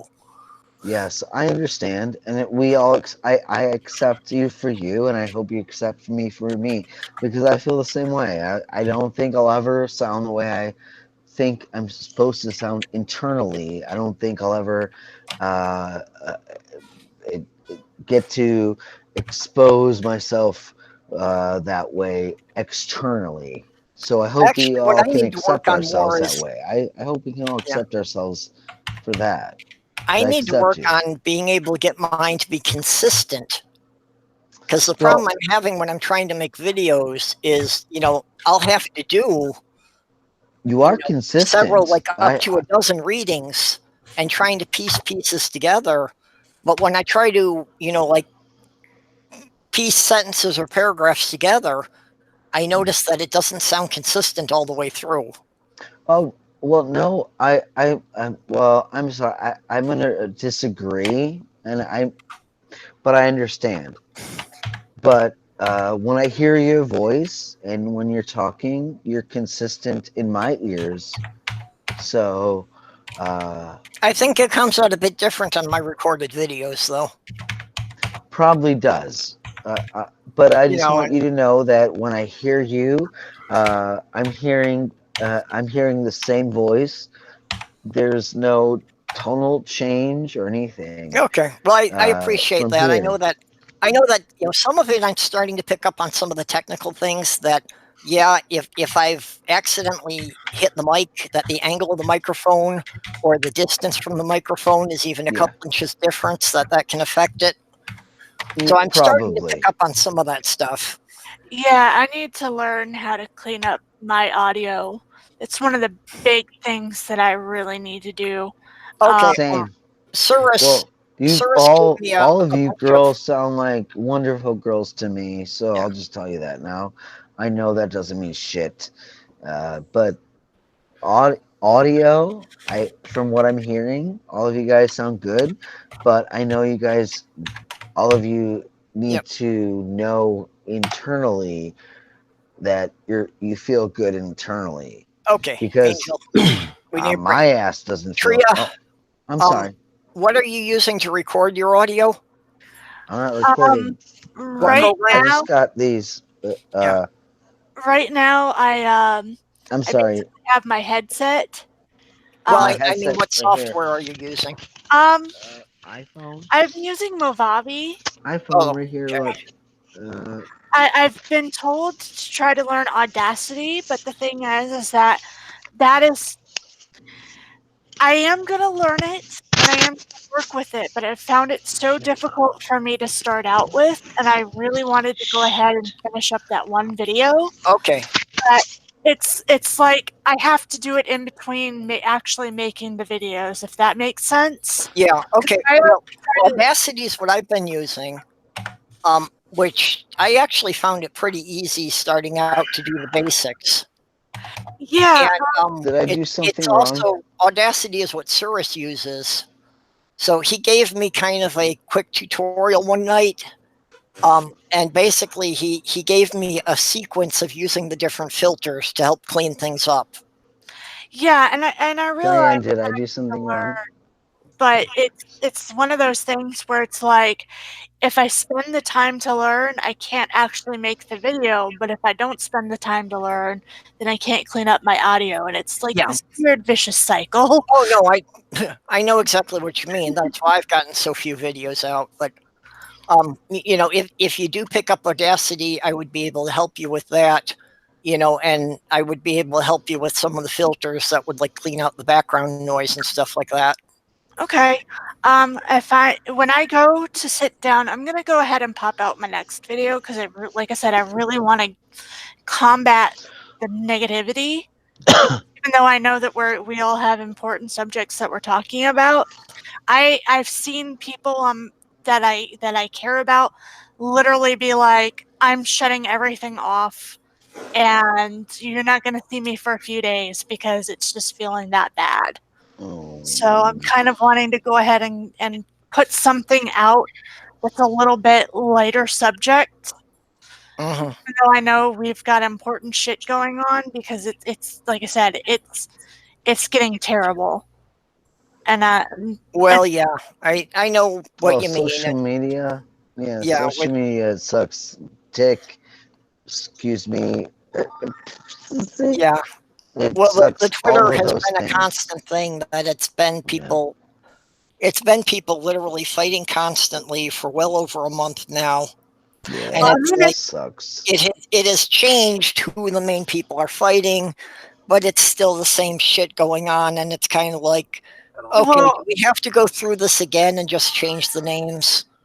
Well, I wish we could all be just real, because I'm sorry, I don't mean to interrupt, but like my ass is real. Like, I mean, I mean, I'll tell you, if you're like, you're a dick or you're not a dick or blah, blah, blah.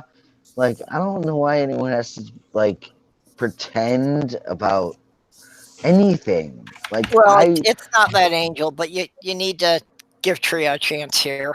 Yeah, Wait, well, I mean, did you say triage? Wait. Tria. What? That's shorthand for my name, because my name is triage? long. Tria. Just Oh, Tria. sorry. Tria. But it's that purple. It's also, I'm seeing my ace community, like, for some reason this year, Did you say ace? Did you say ace community? I'm sorry. Yes, the Okay. aphobia, the aphobia against asexuals, agenders, and aromantics is really, really heavy this year. It's heavier than normal for some stupid reason. It is all of it is, like, straight up being gay. It is heavy. All of it is. So I can understand the asexual being very heavy too. Yeah, Sorry for interrupting. Go and ahead. then like it's. And like I said, it's mostly because I'm a little bit more connected to the asexual community and the ex-Mormon community than I am the atheist community. And ex-Mormon bullshit. Just, I was literally scared to put out my last video. Oh. Because I was scared that my fellow ex-Mormons, as much as I love them, would come toppling down on top of me and tear me apart for even mentioning that particular situation. That's why that particular video took me a month, was not necessarily because it was a difficult one to research or a difficult one to record. It was, I had it recorded, I had the script written, I had it recorded, and I started to edit it, and the more and more I edited it, the more I was just like, this is scary and I don't want to deal with this, but I've already started, I might as well finish. Yeah. Okay. Pure is also saying that if anybody wants an Audacity tutorial, so I'll definitely take you up on that one when we can find a time. I'm sure, because I'm sure I only know a fraction of what it's capable of doing. Totally understand. Like, I think I think a lot of us are just afraid to put ourselves out there on social media because we don't know how any motherfucker is gonna receive it. Like, well, they don't. We don't know. That's the basic, but there's a lot more. You know, if you haven't been around the community that long, there's a lot more that's going into this. It goes. Well, yeah, I mean, I've been on the outskirts. I've just been watching. Wink, wink, wink. And it seems harsh. I'll just say that it's harsh because real life is harsh, but it's harsh because why the fuck are we playing this game of not being real or not? You know what I mean? Like, I'm not. I will tell you guys this right now. I am real. I will try to do my best to listen to you and hear you and think before I react to anything you guys say on social media. I'm serious. I'm not joking. Like, I'm not a fucking person on social media. I'm a real person. I appreciate what you're saying. Yeah. Honestly, here in the chat, though, I think you've got to start listening a little more and talking a little less. Sorry. Sorry, about being blunt, but No, I'd rather you be blunt. I'm just saying. That's what. yeah. What I'm saying. I'm real. That's all I have to say. I'm real. Yeah, I'm listening to you. That's what I'm saying. I'm not trying to simplify anything. I'm just saying that it seems like all of the hateful shit is out in force. And it may be because I'm new and I haven't been on Twitter long, but it feels worse than normal right now. Well, I think the whole thing, with Trump and all the white supremacists and everything, that the general background level is far higher than what we're used to. And being in any marginal community, of course, you feel that. And I understand your situation, that you're being pushed off of the fringe of what's already a marginalized community. Yeah, like I pretty much, and I don't know why, and this is not consistent with all lesbians. I've met many lesbians who have been super sweet and super kind, but it seems like lesbians hate asexuals and aromantics the most. That's what it feels like. I know that not everybody's like that, because obviously I have Diana in my life. Oh, well. I love you very much. I question your taste, but hey, when I do occasionally like men, my taste in men is horrible. So, but that's on very extremely rare occasions. Like I'd say probably I've only been actually attracted, not sexually necessarily, but only really and truly attracted to maybe about 4 people my entire life. Yeah, and I know who one of them is, so I'm going to keep my mouth shut. I love you, Diana. Well, like I said, I think I can identify, fairly well with the situation you're in as far as the GSRM community. Yeah. Because I went through that, back in the early 80s, when it was just the gay community and they were arguing about whether or not bisexuals should be allowed in. And many of them arguing about that bisexuals didn't really exist, that I was just gay and I didn't have the guts to admit it. Yeah, I've actually had that thrown at me too.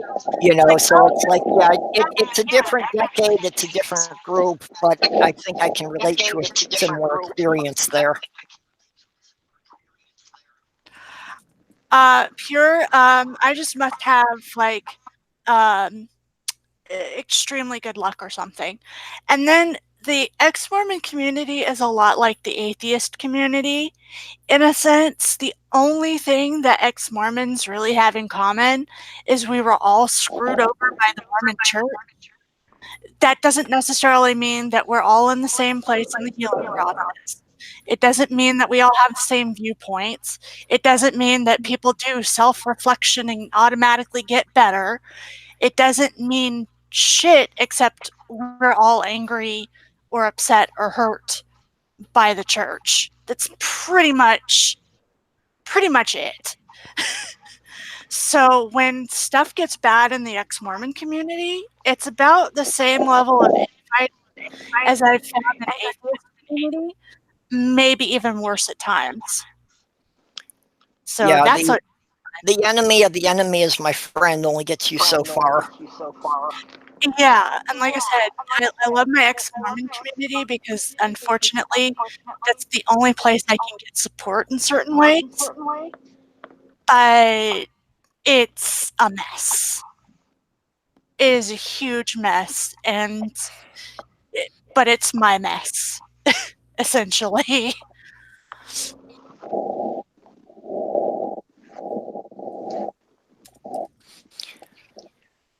Yeah, yeah, the religious part is something I really don't have much to relate on. Because I don't think I've ever really believed seriously in anything. Well, I mean, honestly, in the ex-Mormon church, there are some people who caught on early, but they couldn't get out. So there are people in the ex-Mormon community who never believed in the church in the first place. That's the wild thing about ex-Mormonism. You don't necessarily have to have believed in the church to be ex-Mormon.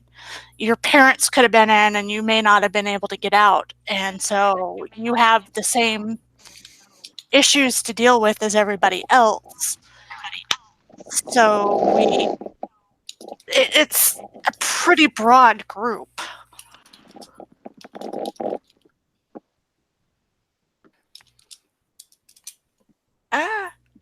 Yeah. What's my computer doing? Yeah, and that's really, until I was in the atheist community, I didn't really understand, especially like the Mormons and the Jehovah's Witnesses, the more extreme groups. But, I didn't really much understand the differences between the different Catholic denominations or the different Christian denominations. Yeah, I'm starting to understand a little bit more. But it's taking a bit, because one of the highlights of Mormonism, and I'm sure Jehovah's Witness too, is you're kind of so separated from things that you really don't have a clue what's going on half the time. Okay, Nacha's got to take off here, so. Yeah. Night, Nacha. Catch you later. Take care, sweetness. Well, it's middle of the afternoon for him, isn't it? Yeah, and lots of hugs for Nacha, because I know he's not feeling well, and I can send virtual hugs and not catch the plague, so yay. Yeah, unfortunately, he seems to have brought something back to infect all of Australia with. Yays. Poor baby. Yeah, I'm not quite clear on where it was that he had to fly to for his aunt's funeral there, but. Yeah, well, the thing is that you take a flight out, then you're surrounded by a bunch of people, and then you have to fly back home. I mean, flying once in a day is bad enough. Doing it like twice is. Yeah, without a chance to sleep in between, that's got to be really taking a heavy toll. I mean, I've had worse happen to me just by showing up at a con. Yeah. I realize pure ostension. Excuse me. I realize that when people say the word Mormon, I actually hear it now from people who never were. Of we feel so badly for everybody in, but we don't know what to do about it. I can hear it now in people's. I can hear it now in people's voices, because I kind of feel the same way. Because basically, as far as I'm concerned, I would love for the Mormon Church to go down. I think that would be a great thing for just it to not exist. I don't even want it to transform. I just want it gone. Right. Because even if they transform it, it's still a bunch of people up at the top scamming money off of everybody below them. Yeah.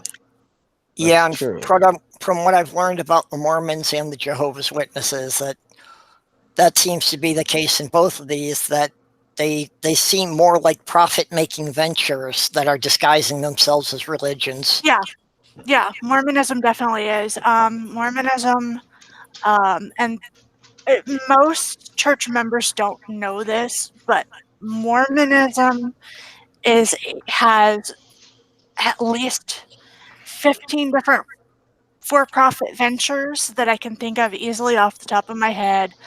At least $100 billion, but some estimates put it up to $300 billion. And while if you were to pit Catholicism and Mormonism side by side and watch them fight, Catholicism would probably still win out due to length of time, numbers of members, and how much they have amassed. But Mormonism would put a dent in it. There would be a huge, huge dent. And the Mormon Church gets more and more land by the hour. They've stopped most of their ventures here in the United States because it's not profitable for them, but they've been trying to amass more land in places like London and some places in Africa and a couple of other places in Europe. Yeah, I've heard they've really been expanding in some parts of Africa. Well, the problem is that Africa is not necessarily profitable, but it makes their numbers look good. Because the numbers in America actually are really pretty lousy right now, as much as they don't want to admit it. Utah and I think Idaho are the two states where they still have a stranglehold.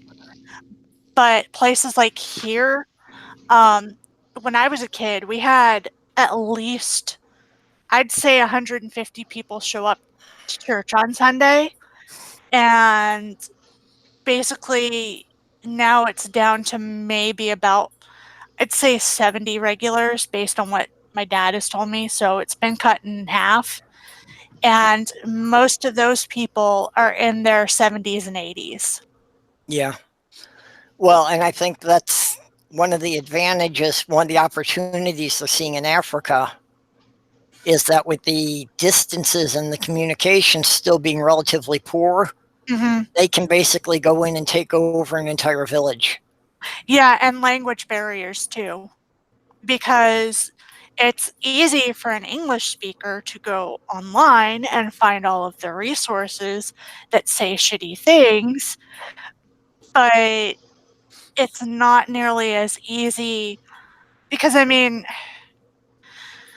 Mormonism has this language that is hard for people to communicate with outsiders. And you can get bogged down very, very easily.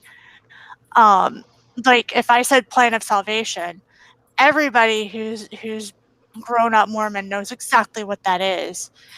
But telling that to somebody who's not in the church, that takes about 3-4 hours to get the basics down, maybe. Yeah, I think any other Christian would just take that to be a reference to heaven and think that's all it is. No, it's an entire system. Yeah, well, that's from hearing things you've said about before. I know I'm not getting most of it. Like you said, you keep saying that everything, leads off into these, huge hour-long explanations on its own, and I can see where that happens. Yeah, and that's another thing, is that it's another thing that makes it hard for some of my videos too, is like you have to break it down enough that you're not bogging everybody down with something, but you also have to explain it enough to where people get what you're saying. Yeah, are you familiar with Lisa for Truth? Yeah. Okay. Yeah, I think that, maybe some conversations with her, she might be able to help you with that, just because she seems to make, videos of less than 10 minutes of how to keep things to manageable size chunks. Yeah, because like I said, the plan of salvation, like you have to separate certain things, and some things are easier to separate than others. Like I can talk about the premortal existence pretty damn well without going into the rest of it, but then you get into ordinances and separating that ain't happening.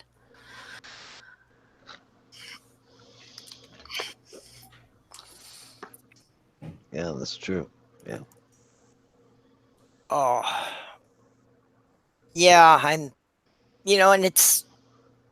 I'm curious. I want to learn about all this different stuff, but I'm also at the point right now of realizing how little I know about all the different groups, that the amount of information I would need to read just to understand why they are different is overwhelming to me. Yeah, I'm kind of at that point too. I'm also at that point a lot with other subjects as well, like philosophy and science. I hear other atheists talking and having talking points, and I'm like, I'm so far behind. I don't know what's going on. Like, I know the meat of it. Well, I don't even really know the meat of it sometimes. I listen to people doing response videos, and I'm like, I have no clue where you get this information from or even where to start. May I interrupt? Sure. What? Philosophy. Steve McRae. Ha ha ha. Yeah, no, I'm staying away from that. I've already seen the dumpster fire that is, and just like, no. Yeah.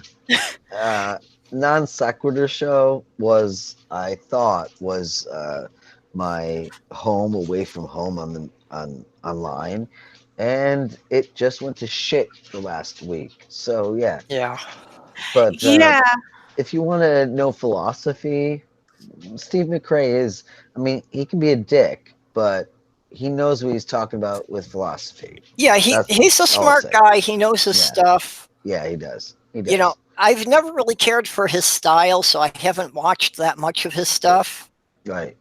And that's one of the things about this whole Twitter thing that's getting to me is that, like, Steve McRae, he could have disappeared and I probably would not have noticed for several months. Right, yeah. And yet I find on Twitter I'm being forced to defend him.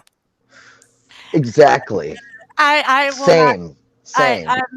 That is a dumpster fire that I have no skin in the game, and therefore I am going to. Yeah. Therefore, I've got skin in the game. I've got skin in that game, and I'm fucking like Kyle is the gay guy, and I am on Steve McRae's side because, damn. Well, it's just to the level that it's gotten so personal. You know, I mean, yeah. If they're just arguing about the issues, right? That's fine. That's different. But just I've seen these strings that are just, these piles of just the most insulting things they can come up with. Yeah. Just these streams of personal insults, and it's like. That's not the way it should really be. has no place in a public forum. No, it doesn't. No, and I mean, I love both of those guys, and I never thought I would be like, wait, I feel like Steve's getting screwed. I do. I hate to say it, but I do feel like Steve's getting screwed. I mean, I'm the trans guy, and I'm saying I feel like Steve's getting screwed here. Well, like I said, I don't even understand the issues. I won't claim I understand the issues. Right. But I don't either. Not completely. The personal insults that were being thrown at him, were just totally uncalled for. I agree. Yeah. I'm like, no, I don't want to take sides, but Steve's getting kind of fucked over here. Why can't you just have a civil discussion? Yeah. Without throwing these things in each other's faces. Yeah, I'm sorry. And I don't really know what it's about. What is it really about? Why is, I hate to bring it up, but why is Steve getting thrown out? The long and short of it, as far as I understand it, is that the channel is actually starting to make some money, and they can't agree on who gets what percentage. Right. That's my basic understanding. Right. I hear the same thing. It was supposed to be 50-50 in perpetuity. And if that's what it was supposed to be about, then if that is what it really was about, and they've got audio and paper trail, then as far as I'm concerned, I love them. I love them both. And I hate both of them equally, but they need to figure that shit out.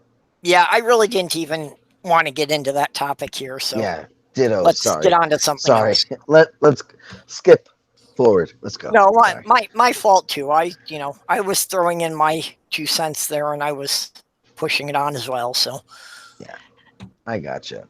But There's got to be a better topic. Yeah, let's go. Although Better topic. I am also to the point that the sun is coming up here, so I should probably be lying down fairly soon. I was thinking the same thing. The light is coming through that fucking window. That's kind of how Purple's and Diana's streams go. I'm certain one of these times Diana's going to have a stream where YouTube goes, "Hey, it's been 8 hours and now I'm cutting you off." Haha. Yeah, it's I've true. actually Probably tried to do that and somehow went over the 8-hour limit. I don't know. Well, and Ooh, you're shiny. I'm trying to figure that out because last week it automatically cut us off at 8 hours. And the week before, if I remember correctly. Yeah. But yet there are some of my previous streams that ran more than 9 hours. So YouTube why does it sometimes cut it off and sometimes it doesn't? And how is it that people run these 24-hour marathon streams? YouTube is broken. No, people complain about not getting notifications or getting them super late. Yeah. I'm not one of those people, fortunately, but some people will get the notification an hour after a stream has actually started, which for most streams means you're in too late. Yeah, that's well, happened for to me, me that's typical. often. That I don't get into a lot of other people's live streams because I typically get the notification half an hour to 45 minutes after it started. Yeah, I mean, I'll get the reminder and I'll hit the reminder and then it comes on with the reminder, and sometimes they're there and sometimes they're not, and then 20, 30, 40, an hour and a half later, oh, notification, it's live. Well, goddamn, it's been live for 45 minutes. Thanks a lot. Yeah, if the discussion's already been going on for more than half an hour, it's really hard for you to, figure out what's going on or who said what. Yeah. Yeah, especially with certain things. Now, if you're just jumping into a random hangout, where people are just chatting and having fun, then you just wait 5 minutes and it'll come around to a new conversation and you can jump in. Yeah. But sometimes it's impossible to jump in, and I like being at live streams as far as stuff like what Scientist Mel does, because while you can ask a question in the comments and she'll answer them, it's the direct interaction feels a little bit more fulfilling. Right. Yeah, and some creators are better than that with others. Some of them seem to almost completely ignore the side chat. Well, it's hard.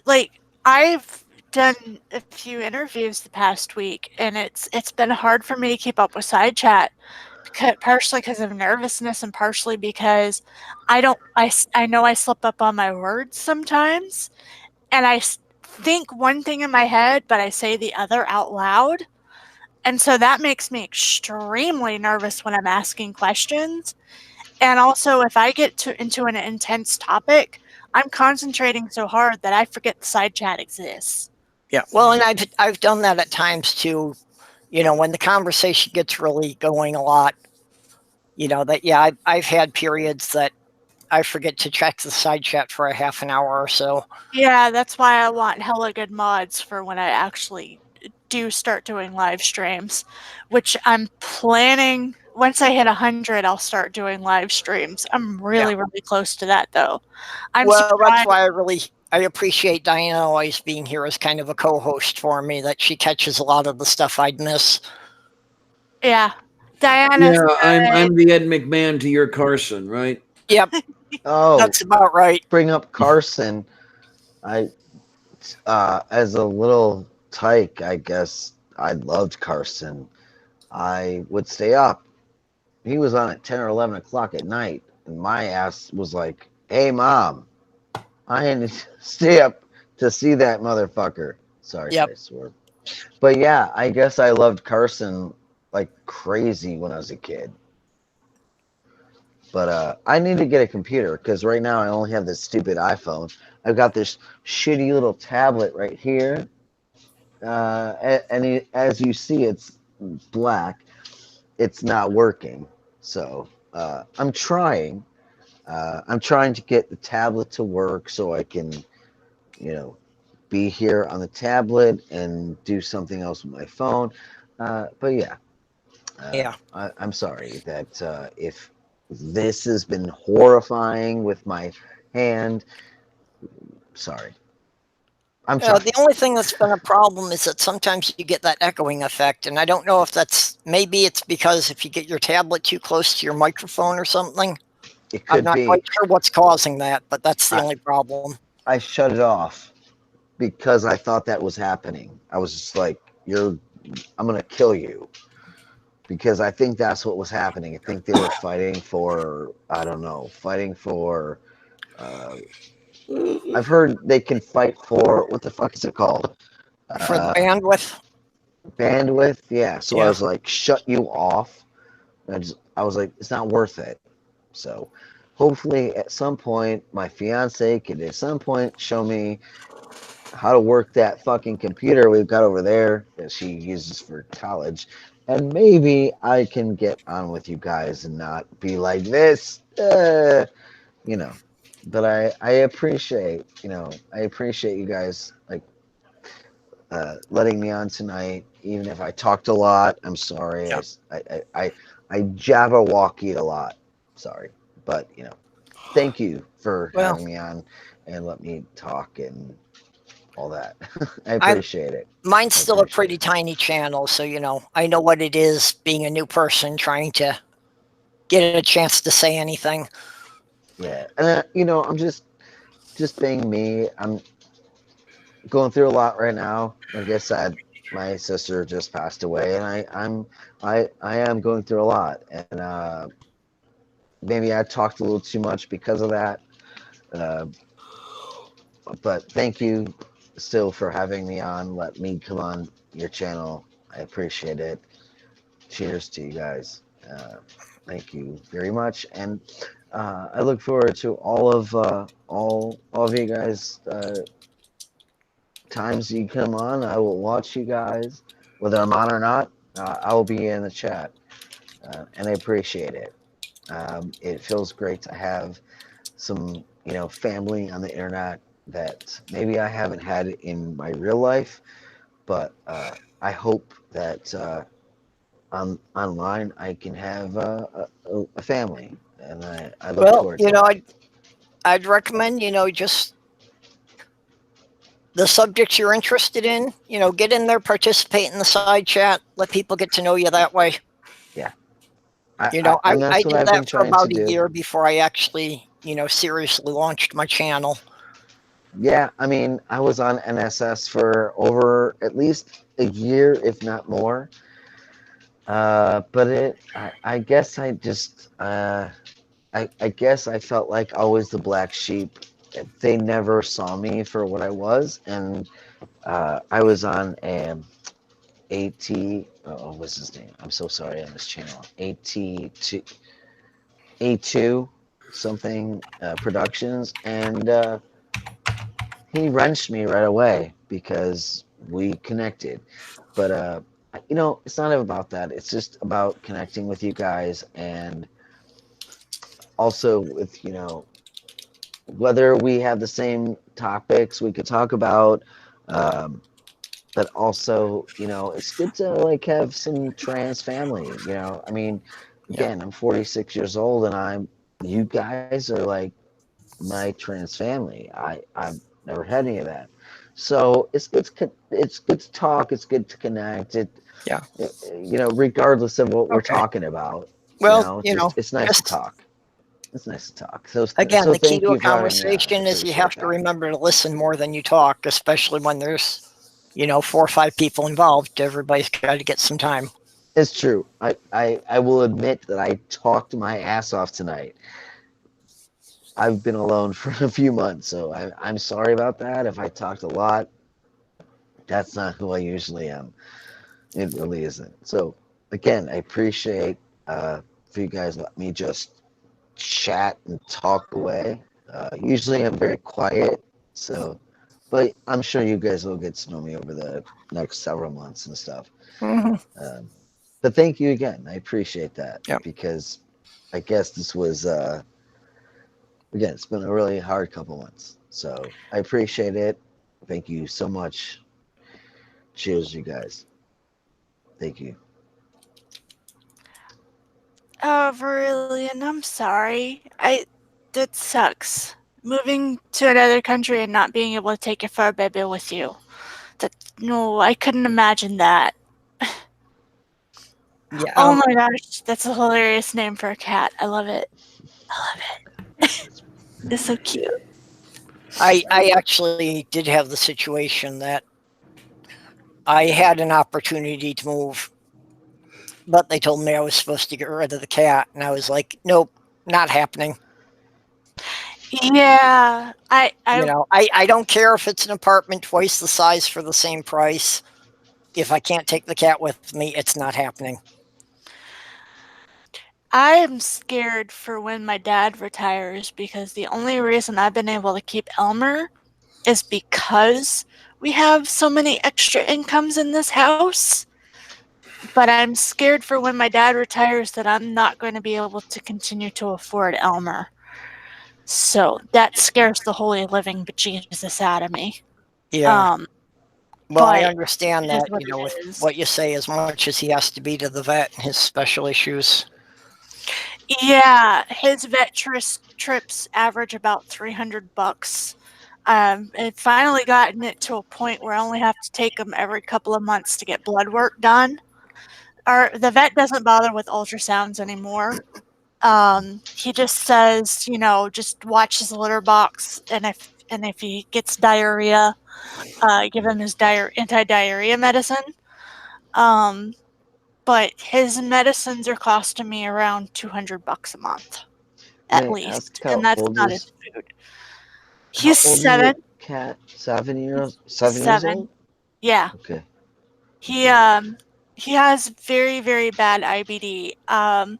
When I got him, people had been ignoring his problems, and I think he would have been better had they just taken him to the vet. Because when I first started with him, a vet trip for him cost me about $30, and his medicine that we first started him out on costed $15 a month.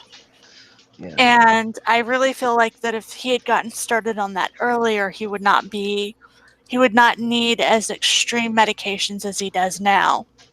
And I take it day by day. I don't assume that any day is going to be a good day or a bad day, because I can't describe what the limit is or where externally, but I know internally the signs that I will look for. And if his quality of life is not good enough, then I'm not going to continue doing this. So But I'm sorry. He was diagnosed with IBS, irritable bowel syndrome, right? Yeah, he's diagnosed with it. Definitely, it's definitely, well, as a human and a cat that has it as well, definitely, I'm sure you've heard about, it's what they eat. But, even as a human, I can be very much, very, like, peculiar or particular about what I eat, and sometimes it still happens. So I would hope that, I don't know what he's going through. I hope he's not suffering too much, but I know what I feel like I know what you're about to say was about his quality of life, right? Yeah. Is he that miserable? I mean, No, he's not miserable. He's not miserable. It's just Maggie, his flare-ups can get very, very bad. I've had to hospitalize him for his flare-ups, but I haven't had to do that in over a year. And he's been a really annoying little shit the past few months or so. He hasn't had a flare-up in a while. And he's been super active and super playful. He's been sleeping right, because when it comes to cats, you don't watch how they act when they're awake. you watch how they act when they're asleep. That's true. Because Yeah. cats will hide shit. Oh yeah. And I know Yeah. when he's hiding stuff. Yeah, Right Mike. now, Yeah. right now he's throwing temper tantrums over his food, and I know it's not because he's reacting badly to the food. He's just decided that he's bored with it. Because when he's bored with it, he will flip his bowl. When he's sick of it, he'll try to hide it. Yep. Same here with my cats and my dog. Gotcha. I'm right with you. I understand. Well, that. I know what you say about observing them when they sleep, but I think it is big things that if he's playing regularly, when they're playing and let themselves loose, they'll kind of lose that. They won't be masking things. Yeah, he's playing. And if he's purring, if he cuddles up and purrs for a while, then you can figure they've got at least a pretty content life. Yeah, but they can. I'm sorry, I don't mean to interrupt. I'm going to move me with you guys. I have to take my dog out, Maggie. But purring, which is crazy because we always thought purring was great, but I also heard that purring can be not great too. So now I'm a little bit concerned. Do you guys know anything about that as well? Have you guys heard that? I can tell the difference when my cat purrs to try to calm himself down, and when my cat purrs because he's happy. Same here, I thought, but then sometimes they get weird and they purr when they're stressed out too. So I'm not. Sometimes I'm not sure. Purring is something they'll do as a self-soothing. Yes. If they're stressed, or even if they're physically in pain, that sometimes they will do the purring just to calm themselves down. Yeah. I've just learned when I've just been so intensely watching him. I know when he's masking and when he's not. Yeah. And when he's masking, that's when I get worried. Because, like I said, I'm not going to keep him alive if he's not happy and healthy, and I feel like he's doing all right. So, yeah, it's always a really difficult call to make, but and that's why I say it's a day-to-day thing. I never wake up and assume, oh, he was great yesterday, I don't have to worry about him, or okay, well, it's. And he's got a really, really good vet. The vet that I go to is available to me day or night. The few times I've had to leave him in the hospital, he's actually called me. We discussed options pretty early on as far as if I felt like things were going too badly for him or for me.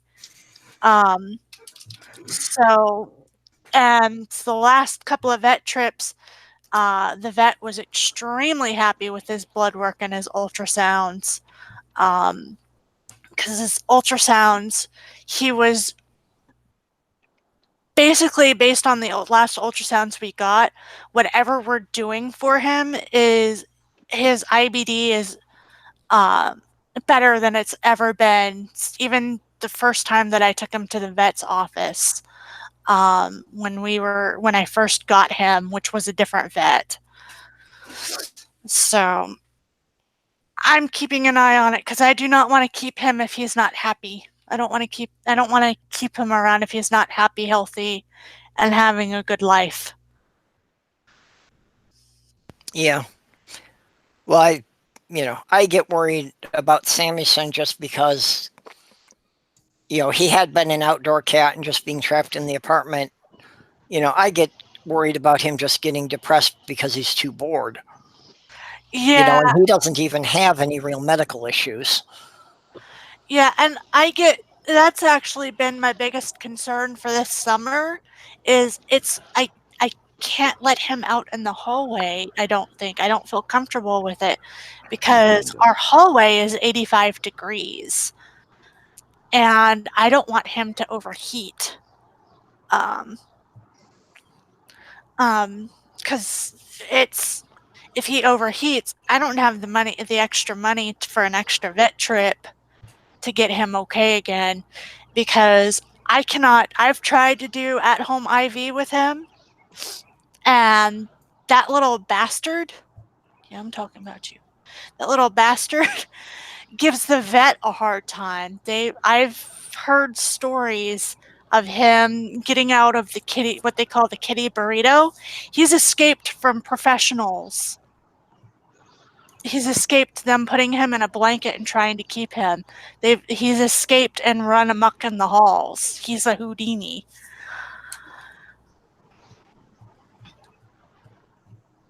Yeah.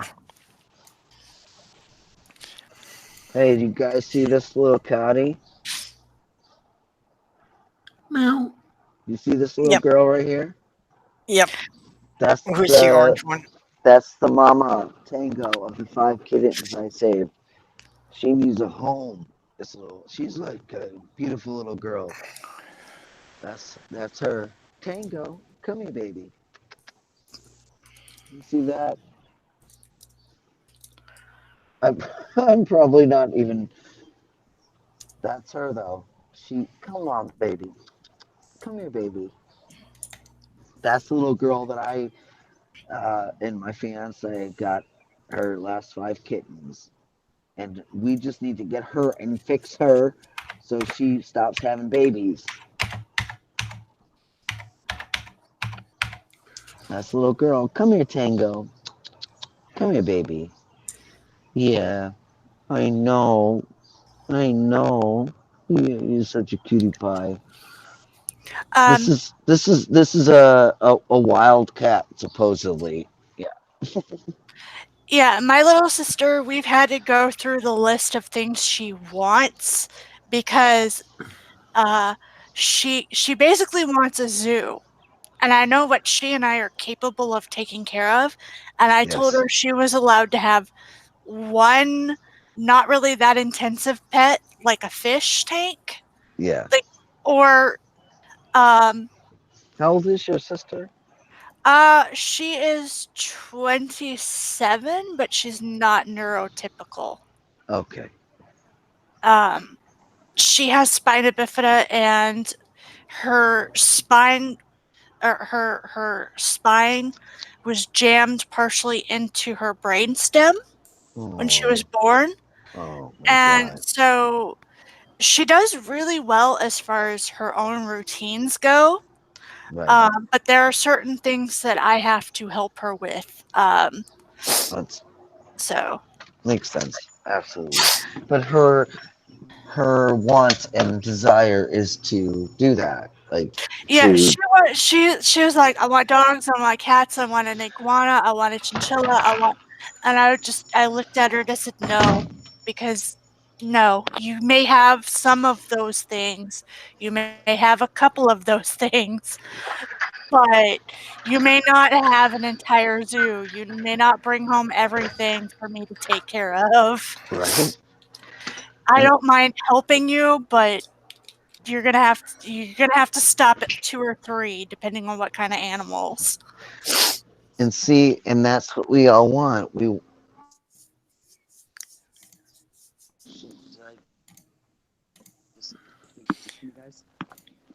Yeah, well, my fiance and I decided that really that 5 was the maximum animals for a house. That probably like 3 cats and 2 dogs. Yeah. Was about what we could take care of. No, we can't hear you, Angel. Yeah, I can't hear you right now. But I don't know if you guys can hear me because I can't hear you. Can't. Yeah, you're hardly coming through at all.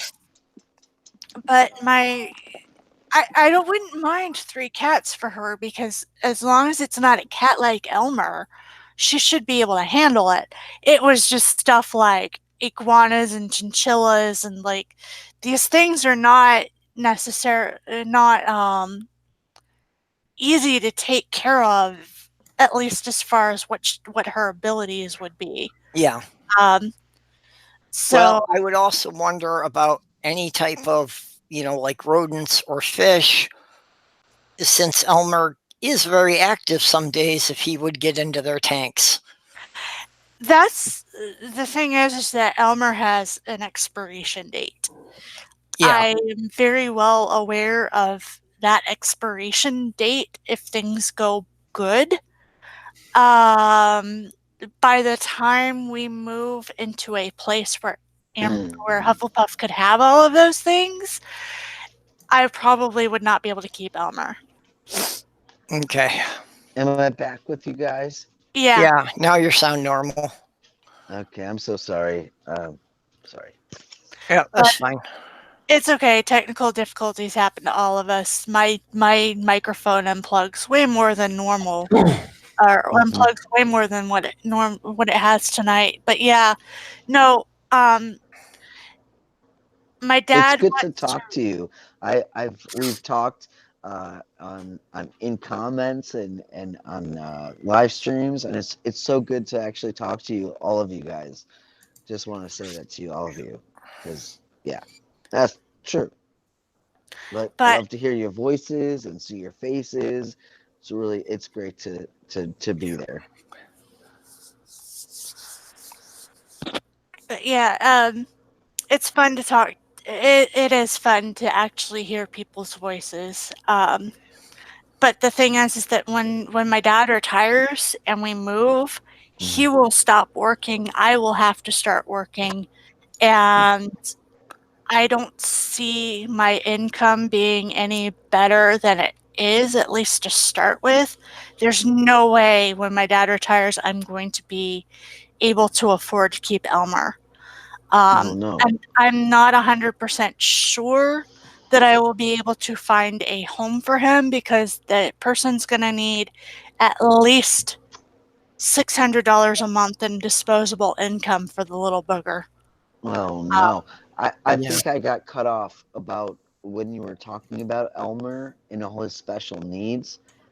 So I hate to ask for you to repeat yourself, but if you could just like give me a few things, because I guess it was when I went outside I got cut off. If you could just give me a few things again, I'm sorry. I honestly don't remember at what point you got cut off. I'm sorry. It was about Elmer. You're saying you couldn't afford him, and because of, and it just got cut off. Yeah, he needs a lot of vet care. Right. Elmer needs a lot of vet care. He sees the vet at least every other month, sometimes once a month. Is he special needs, or just he's got some kind of medical needs? He has medical needs. He's on a medicine that for his intestines. Okay. And that particular medicine has a certain point where the benefits may stop, may not be as good as the risks. Got it. Okay. So, and then I have to buy him special food because sometimes he'll eat dry food and sometimes he won't. And I spend about $200 a month on his medications, probably somewhere around $300 a month for his food. There's going to come a point where I can't do this anymore. May I ask how old is Elmer? And yes, yeah. How old is he? And other than special needs for his basically what I'm getting is intestinal issues. Yeah. So it's about how much a month for special needs for him? Just so I can like put it out there with friends and see if anyone could help. I don't necessarily need help right now, but I do. Right now, he costs about $500 to $700 a month. Okay. And I realize, like I said, when my dad retires, that's when I'm not going to be able to do this anymore. Right. And how old is Elmer? Elmer's 7. 7. Okay. Yeah. If I don't want to be, stepping over boundaries, and I don't know if I could help at all. Personally, I couldn't, but if I could would you mind if I could put out some help with some people I know and ask for any help? Would you mind that or not? I mean, I don't want to If overstep I my need help, bounds. if I need help, I will ask. It's Okay. just I Because I know it's hard. I know how hard it can be. So I don't want to overstep my bounds. yeah, no, And I this don't was know if I not. could get any help. I just want to know if you're okay with maybe me putting it out there. Sometimes I've put things out there for friends and nothing happens. Other times you get a shit ton of like, yeah, I'm gonna help. Like. So I just want to ask you before I do that. Yeah, no, I don't need help right now. Okay. I'm more concerned about there will come up because I mean, the thing of the matter is that I could do a fundraiser and I could ask for help with Elmer because people love cats, and I know You're right. that if I started to GoFundMe and asked for help, I would actually probably get enough for at least a month out of people if I asked. Right. But that's only for that month. This is a Absolutely. long-term thing. Yeah. But I Yeah. also realize that there's literally going to be a stopping point. And while I hate that, Yeah. I also have to look at that fact directly in the eye, because otherwise I'm doing both him and I a disservice. Yeah. True. Yes. I understand. Yeah. So, but like I said, I'm doing good now, and my dad keeps claiming he's going to retire soon. But I know my dad, and he's probably going to keep working until they tell him, no, we don't want you anymore. Yeah. Because Okay. yeah, are you getting tired, Purple? Well, I'm actually concerned about you. It sounds like you're getting kind of distressed about this. I've been distressed all night. Don't worry, I'll be fine. I feel like this is a distressed live stream, even though you didn't mean it to be. Yeah. No, My lady. I'm so happy to meet all of you. Well, we guys. should probably wind it down here soon, but I just, want to make sure everybody's okay. I'm all right. There was some other stuff going on too, Purple, that had nothing to do with this stream. So, but well, regardless of whether or not it had anything to do with the stream, it's I'm concerned about you. I know. Even if there are things that you don't really want to tell me about that are happening, which is, that's fine. That's up to you. I just want to make sure you're going to be okay. I'm all right. I'm all right. I'm a little bit down right now, but I'm okay. You guys will know when things stop being okay. It becomes very, very obvious very quickly. I can't tell you what the signals are, but I'm the kind of person where if you're in the room with me and something is off, you can feel it. You can cut it with a knife. Yeah. Well, Yeah. There's been too many online friends I've had that when things went bad, they just stopped communicating. So then it's like going 2-3 months wondering, is this person still alive? Because nobody hears anything from them. Oof, I'm sorry. I happen to be that friend sometimes because my way of recharging is because going away underground. Yeah, socializing takes a bit out of me. Oh, and so I will try not understand to do that to you. I will try not to do that to you, and at least say, "Hey, I'm backing away for a bit." Yeah. Usually, it's around July-ish that I do that. And then I usually pop back in around halfway through August to the beginning of September. Yeah. But that's because of family bowl. Right. No, and I understand that. And yeah, I usually bottom out in the first week of September. Yeah, my mom passed away in July a few years ago. I'm so sorry to hear that. Honestly, and I know this sounds like really stupid cold, but it's better that she's gone after all the hell she went through. It's better that she's not in pain. I understand. My mother passed away in 2011. A lot of horrible problems, so I understand. Yep. But yeah, that's usually when I bottom out. And I'm bad at keeping in touch. I really, really am. That's been something I've actively been trying to work on, especially with my best friend. I'm there with you. I ghost people, and I don't mean to in real life, and it's because I'm in a depressive state, and I can't handle it, and so yeah. I mean, I don't know if that's what you deal with, but that's how I feel about it. Is that what you do too, or? Well, I know it gets difficult when that happens, and I'm not going to ask for any promises because, I realize that when you're in that state, it's hard to keep to anything. But, I hope that, in the periods in there that you're feeling a little better, if you could, pop a note in the Twitter group once in a while. Yeah, and it's like I said, part of it's bad communication, part of it's there comes points where it's just so much. Like there are certain people in my life who, no matter how socially draining interaction is, it's not really a drain. And then there are others whom, even though I love and adore them, it feels almost like a vampiric thing where it's like, I love you, but you drain energy. Yes. Oh yeah. No, Okay.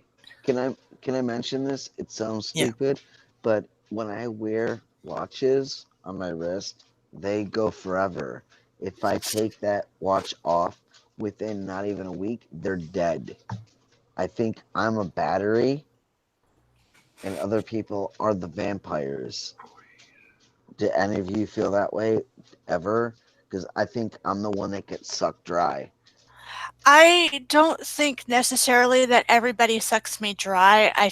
But I do know some people who their personality can be very, very draining at times. Right. And it's hard to explain how different people interact sometimes because some people are so social that they can't imagine being drained by being around other people. My mom, bless her by the gods that don't believe it. Right. She was one of the most social people I had ever met in my life. Like a bunny rabbit, hop, hop, hop, hop, hop, everywhere, right? She could not stand being alone. Yeah. And she couldn't understand how I would want to back away sometimes and be like, look, I need not social right now. Yeah. Like, I just need to sit in my room. I need to be alone. Please don't. Please don't. I need to be emo or whatever the fuck it's called nowadays. Yeah. Yeah, I wind up needing a lot of downtime, and that's something that, even with my fiance, even someone that I'm in a very intimate relationship with. Yes. There's still come to be times that I just need to be left alone in a dark room. Abso-fucking-lutely, and smoke 10 packs of cigarettes. That's sorry. Yeah. That was a reference to oh my god. What the hell were they called? The Golden Girls. Yeah. I'm sorry. I'm old school. Do you guys, any of you, watch Golden Girls ever? Actually, it was one of my fiance's favorite shows. Awesome. Do you remember when she was like, I just want to sit in a dark room and smoke 10 packs of cigarettes? Don't remember that particular one, but yeah. That was what was her name? Oh my god. Yeah, but I'm actually in the process of trying to prep myself right now because this weekend is going to be this huge birthday bash from my mother. Oh. which means that all of my family from all over the country is converging on us. Are they coming in? Yeah. So, basically for about a week here, I know I'm going to be overwhelmed with family being here and with people expecting me to be at some type of family gathering every single day this week.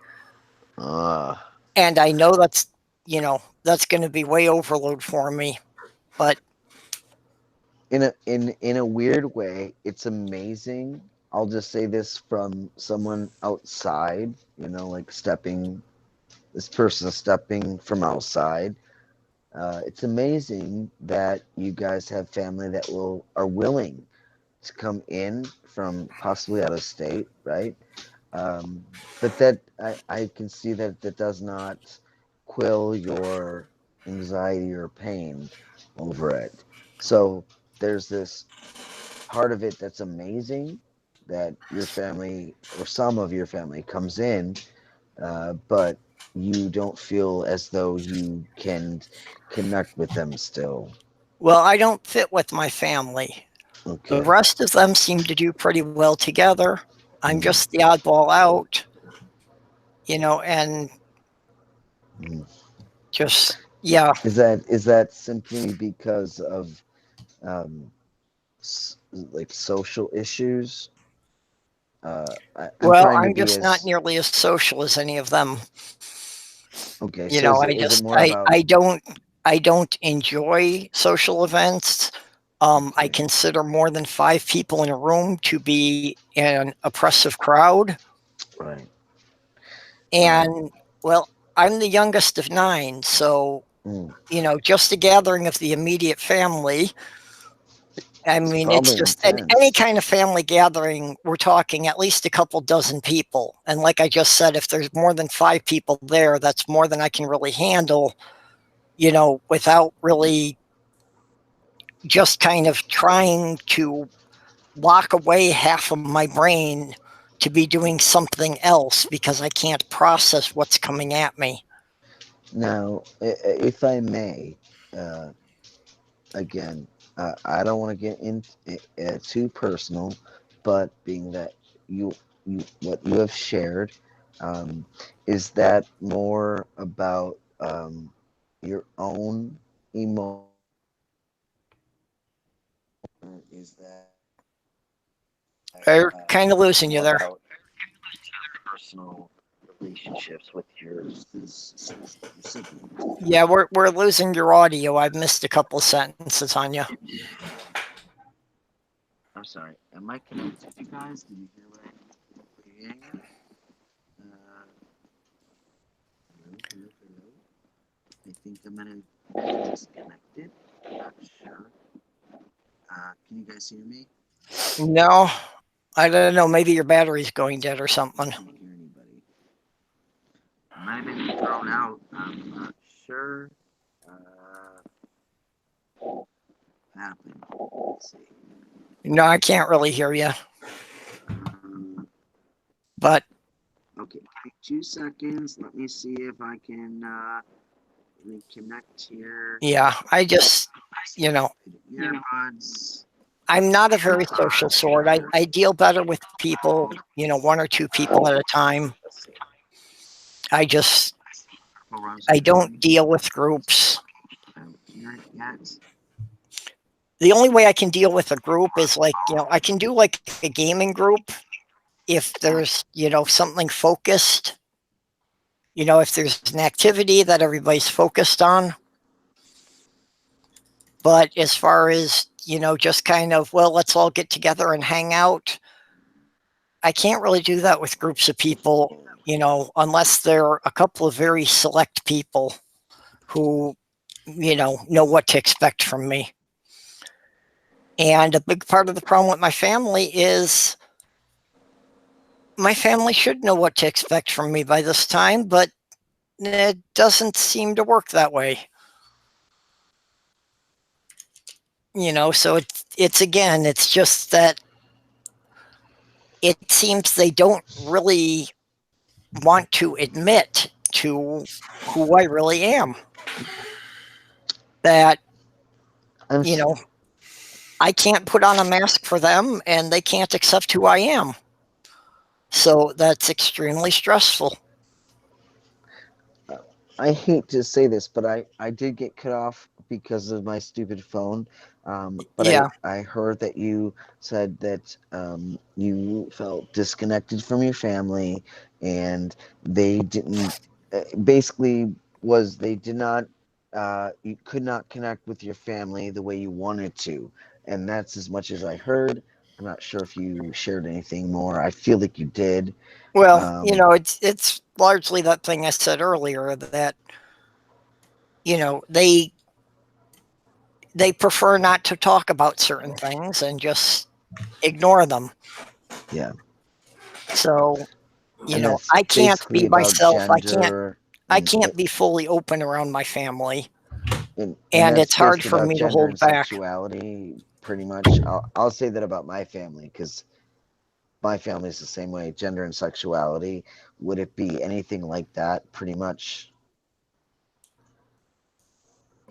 That comes into it, but in my case, that's not even the biggest part of it.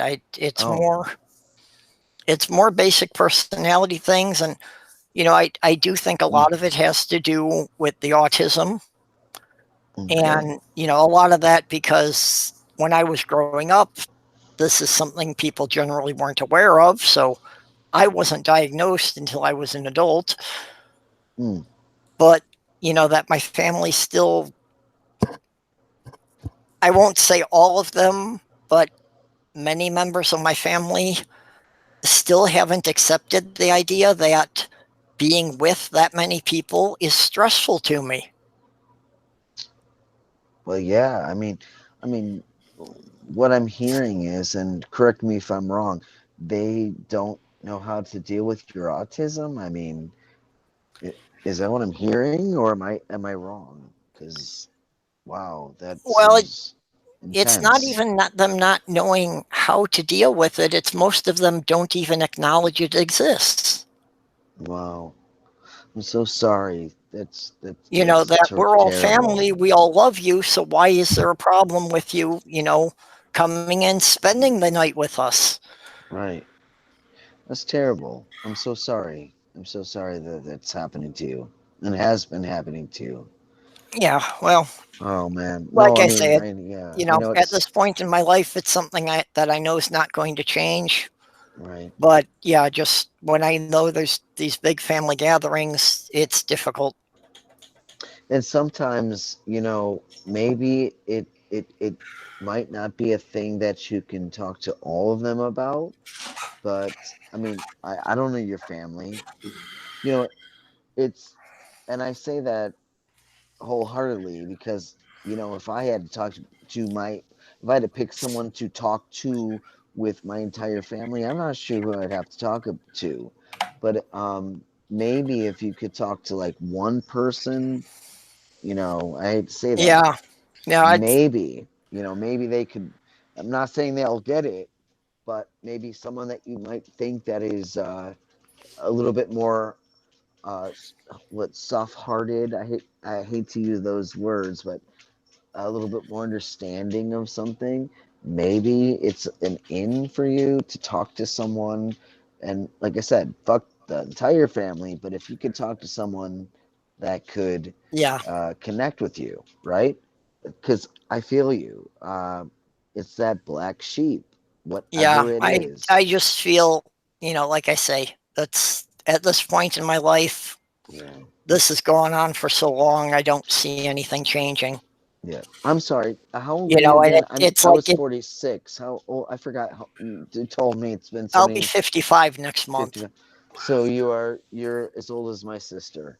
Yeah. Yeah, my. And it's like the definition of insanity. You'd keep is that repeating you the keep same trying the things same thing and over and expecting over different again. results. Yes.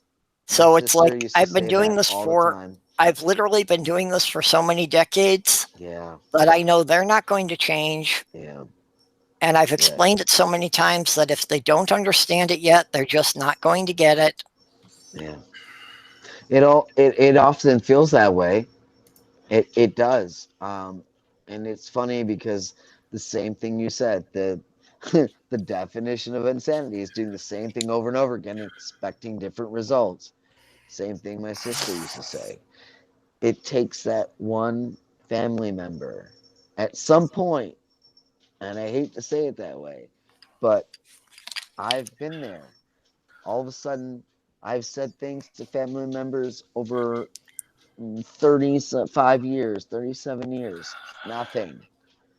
And finally, one time, I said something to a family member and it changed everything. And you're like, are you fucking kidding me? And sometimes after that happens, you're like, I don't even give a shit anymore. But at the very least, I hope that happens for you. I hope there's this one family member that all of a sudden gets it. But sometimes they're just, after that happens, you're like, really? You just got it? Fuck you. In your mind. You know what I mean? But I do wish you the best for that, because I know. I think all of us understand. I think we've all been through some really horrible family dynamics that just suck dick. That just suck. And sometimes we need a family outside of blood family to understand. And it's just a what do you call it? It's a we've all it's an adoption, so to speak, right? We've adopted each other because LGBTQ plus, right? We can't always pick our family, but we can create our family. But I hope maybe this year will be different for you, and maybe one of your family, cousins, siblings, uncle, aunt, something will maybe all of a sudden connect with you, even if it's just this big. Yeah. And I know it's hard. I know, because when it does happen, it's happened to me once, and I stepped back for a second. I was like, internally, I was going, "Fuck you." Okay. But yeah, I when get it you. happened, you know what I'm saying? No, Yeah. I'm sorry. I Just talk let it too go much for now, sometimes. okay? Yeah, I'm sorry. You know I'm with you. I'm sorry. Yeah. Sometimes I talk too much because I'm alone too much. Sorry. No, sorry. I'm sorry. Matt has decided that in between he needs to be in between me and the laptop. I hate when he does that. Cat or dog or A cat. cat? Yeah, he's my little baby. I only have him. I wish that I could have another cat in the house, but I'm scared that the getting acclimated process would mess him up a little bit, so we don't really have any other animals right now. Oh. And also, if we were to get fish or rats like my sister wants, Elmer would probably hunt them and eat them because he is a hunter cat. Oh yeah, I've had rats for years and cats, and that's not always good. You have to definitely be on it. Yeah. My kitten has toilet paper. Can you guys see him? I know it's kind of dark. He got toilet. Can you guys see this? Yeah. Look. Oh, he's got it. Look at that. So little guy's name is Bjorn. He's a pretty baby. He's got an undercoat of gray and an overcoat of burnt orange. His mommy is an orange kitty, and his siblings are all orange. He's the only one that's got this color. And his little sister that we call Smidge, she passed away a few days ago. We were, we think she might have just been underdeveloped, but Jesus, we kind of broke ourselves. We spent about almost between $400 and $500 taking her to the vet, just trying to get her to go poop. And she died in my arms a few days ago. We still don't know why. We'll probably never know why. But so there's been some really dramatic upsetting things happening in my household. Like I said, my sister died on the 23rd, which was it's kind of killing me. And then I had 5 cats to take care of, all literally during that time, and trying to find homes. Uh, and we took 2. We took Bjorn, that little guy, and his sibling, and she passed away 2 days. No, sorry. Thursday she died in my arms. So I've been a little screwed up, and not really dealing with my sister's passing.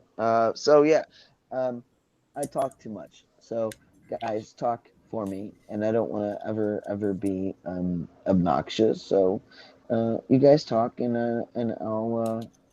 I'll get involved. I never want to be a burden on anybody. I just want to be, a part of the group. Hopefully, if I fit in, if we have stuff to talk about together, I would love that. I don't ever want to be a burden. I don't want to talk too much on you guys' channel. So I'm sorry if I have. Um, but again, I'm thankful for you guys bringing me in tonight, and I hope that my dog is like freaking out on me. Uh, I hope that I get to talk to you guys again like this at other times. Again, I'm sorry if I've talked too much. Okay, well, just let it go. Thanks. Cheers, guys. Well, Thanks. I am starting to get hungry, and I need to take care of both me and Elmer. Yes. It's both our food times, so I'm gonna go ahead and log off for the day. What time is it for you? It's 7:20. Me too. 7:19. I'm in Michigan. Yeah, and I ate right when we started at 2, but I'm starting to get hungry again. So I'm gonna go ahead and go for the day. Love y'all. Talk to y'all later. Oh wait, do you have a channel? I'm sorry. Oh my god, I need wait, where's my glasses? What's your name again? I'm sorry. Triatel.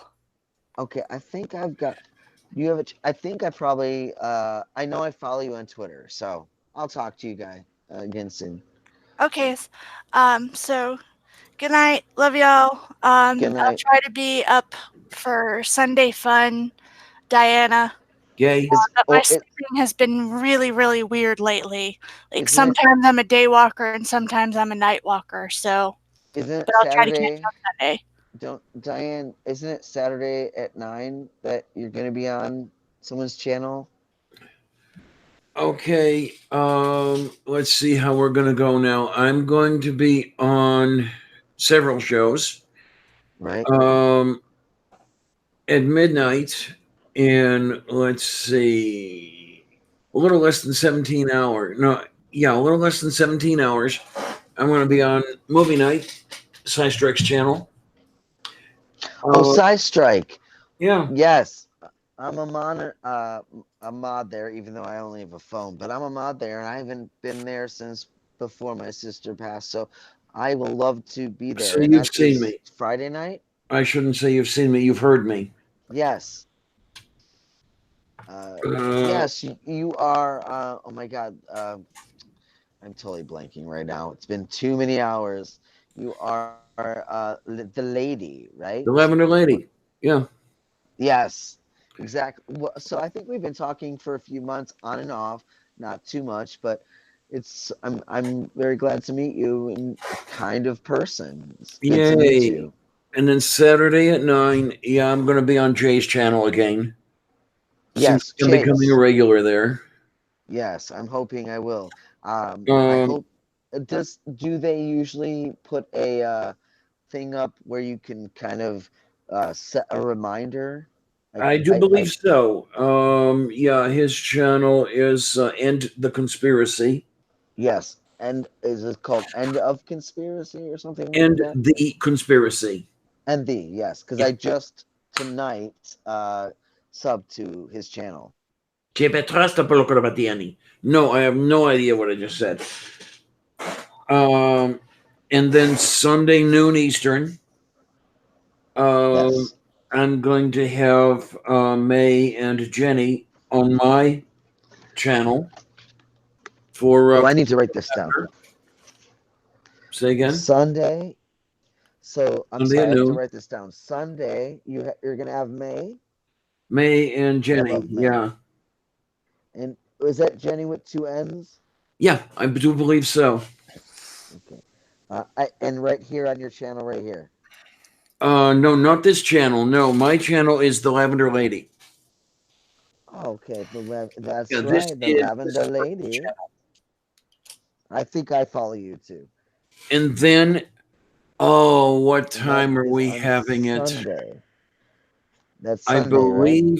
I believe it's. Wait a minute. Let me look this up. I have to see what time, because Sunday evening I am going to be on May and Jenny's channel. Oh, okay. Wait, May. Yeah, we're doing a double show.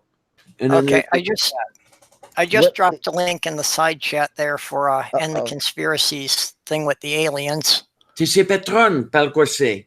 Whatever I said, I have no idea. I need to know French. Okay, so. Okay, here we go. Here we and go. Here we They go. have a specific channel. Oh, It's different. No, that's not it. Because the end the conspiracy is going to be Saturday at 9 p.m. Saturday 9 p.m. And then And Sunday saying, there's my channel at noon and Jenny and May's channel at 8 p.m. Okay, 8 p.m. on Jenny. And I'm trying to remember what the hell their channel is called. Right? Help me out. Because I don't know. The Lavender Lady at noon. And then Jenny and May. Notorious something or other. 8. Yeah, I'm not even sure who you're referring to there. That's not a channel I'm familiar with. Okay. I didn't even know May and Jenny had a channel together until just now. That's news to me. Yeah, they just started it recently. Okay, so that's at 8 o'clock. But unless we know who we're looking for, I don't know. And yours is the Lavender Lady at noon on Sunday, correct? Yep. Okay, and yes, Sunday at noon. And then the only one we don't know the name of is Jenny and May's channel at 8 p.m. the same night on Sunday. Damn, I wish I knew. What do we have here? I got to find. Okay, here is the link to Diana's main channel. Ow, I just burned my eye with a cigarette. Ow. Okay, we put that up. Jay. Purple? That's End of the Conspiracy. Wait, hold on. I have to, reboot that. Hold on a minute. Yeah. I've got the Lavender Lady. Let me hit that link right now on the tablet. Thank God I have a tablet that sometimes works. Yeah. Let's see. Of course, that's just the link to our main channel, not to any specific episode there, but right, because you don't have any because I don't know how any of this works, but sometimes some channels say, "Oh, you can hit remind," or I don't know how that fucking works, but you're not doing that. I have no idea how that works. I think it's a general thing, but I couldn't tell you how to do it. Me either. So, but that's at noon on Sunday for you. That's when I'm write that down on writing, old school And I am not finding anything. It's really hard to find channel names when they contain very common words. It's true, and I follow May, but it's so many things that have been going on in my life and everything that I have not seen anything from May, but maybe on Twitter, maybe she might have said something. Maybe I should try to just see what she said on her channel. Maybe she's promoted it, but I don't even know her own channel. I didn't know she had a channel at all on YouTube at all, honestly. Because she keeps changing her name on Twitter, like May Gay and all that, but I don't know what she actually goes on YouTube. you know. And then there's another one. There was another time 9 p.m. Wait, what was the 9 p.m. time? There was another show at 9 p.m. on Saturday, right? What the hell was that? I just lost that. Saturday. It's on Jay's channel. That's and the conspiracy. Okay, the end conspiracy. That's right.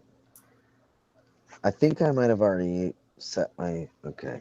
The end conspiracy. The TEC, right? TEC, something like that. The end conspiracy or the conspiracy end. Let us go to the side chat, and I am going to be typing. Let me go there and see if I can actually pull it up. And there it is in the side chat. And I have. It's not easy to find. Let's see. Very common. And I'm subscribed to over 500 channels, so trying to go through all of them. End of conspiracy. Oh, okay. Wait. Lavender Lady. Oh, end of conspiracy. I think I've already. Yeah, because I don't. Let's set reminder there. That's for 9 o'clock on June 15th, which is Saturday. And then.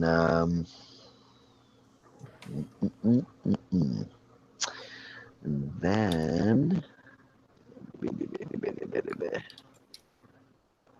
Lavender Lady,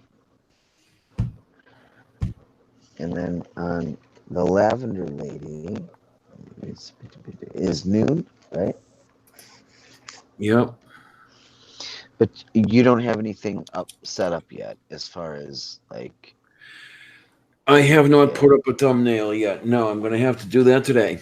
Okay. Yeah, I mean, I applaud all of you guys that know how to do that stuff because I'm ignorant on all of that thing, all of those things. Okay, but just so I know that you are on at noon on Sunday or Saturday? Sunday? I am on Sunday. Okay, got that right. Sunday at noon, and then so Saturday. The conspiracy and conspiracy at 9 p.m. and then you're at noon on Sunday. And then, oh, my kitten is just wanting my love right now. Are you being just cuteness? Jesus, why are you being such a cuteness?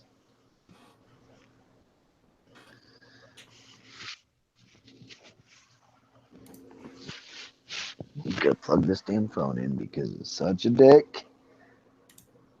Sorry. God bless. God bless you universally.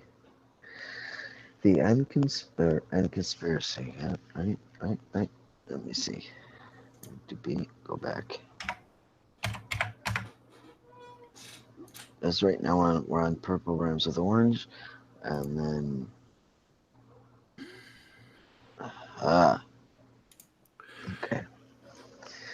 I just have to write this down old school because I'm not sure how it's gonna go. I do not want to miss it. If I'm able to not miss it, I don't want to miss it. Lavender Lady on Sunday at noon, and then Saturday at 9. And that is on the. Where'd you go?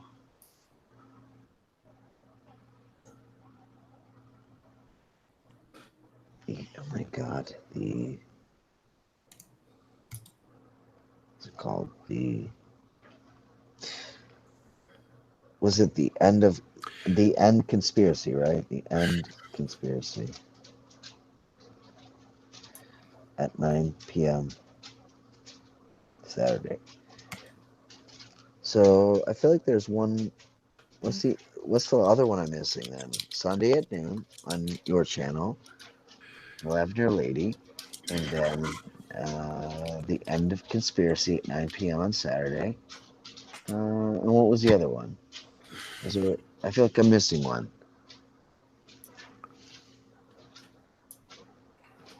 Am I missing one? I'm not sure.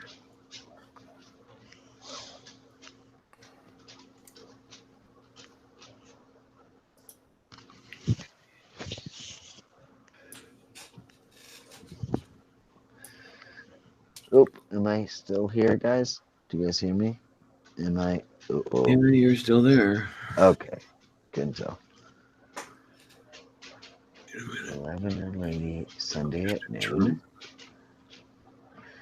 The end of Conspiracy, Saturday at 9. What was the third one? I'm completely. Side Strike tonight. Sides.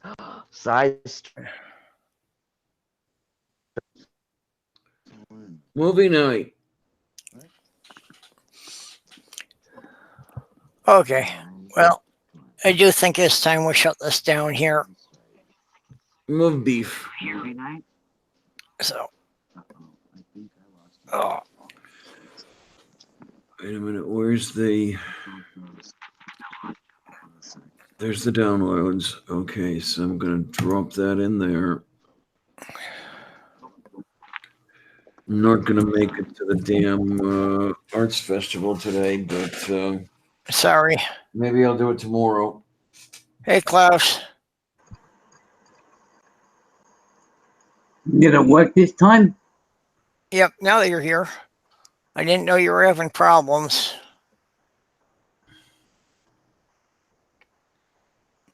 I did have a problem earlier in the night with losing my internet connection, so I don't know. For all I know, that may have changed the link on you or something. Side Strike movie night. But I think we're going to be wrapping this up pretty soon here. Did it work this time? Yeah, Klaus, we can hear you. Hello? Klaus? Klaus, we hear you.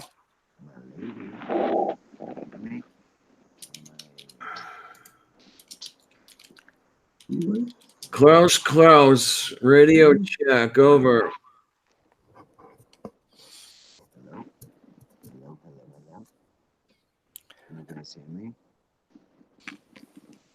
He was saying something about he'd been getting deleted, so I don't know. Is it mine to not to know and for that?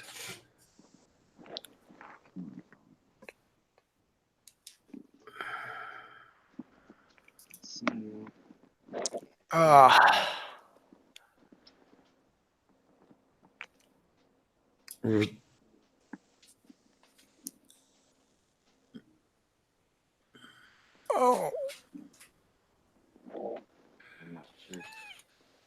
You're such a good boy. Well. So,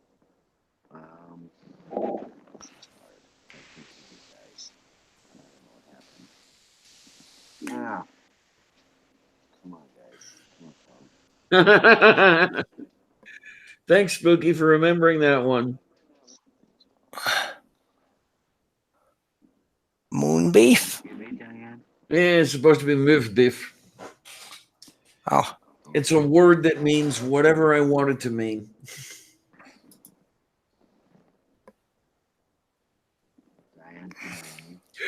Ooh.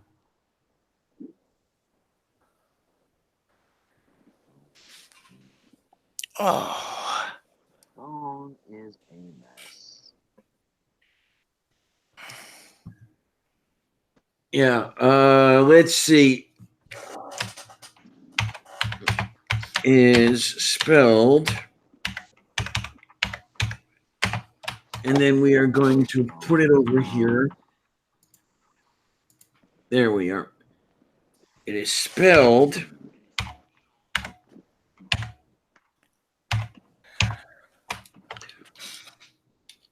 oh, come here, you. There it is. Okay, I think I'm back. I'm back, I think. So size strike.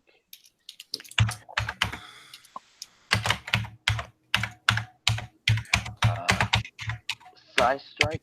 Is that what we're talking about? Yeah, I think so. And that is what day? Oh, Christ. That's tonight. Oh. Tonight at midnight. Tonight at midnight. Best Friday night.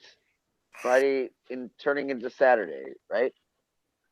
Okay. That's Stefan. That is for you. It's for me. It's for me. You. It's for me. So tonight at midnight, turning in Friday turning into Saturday night, right? Okay. Oh shit! Yeah, they haven't had anything for. I think I might actually. Okay, I haven't. Yeah, I haven't been on Side Strike since right before my sister passed. So I have not been here for about a week or so. 2 weeks. Movie night, right? The drinking. Egg thing. There's the egg thing. So do you guys drink on this night? Because usually they are drinking on Side Strike night, right?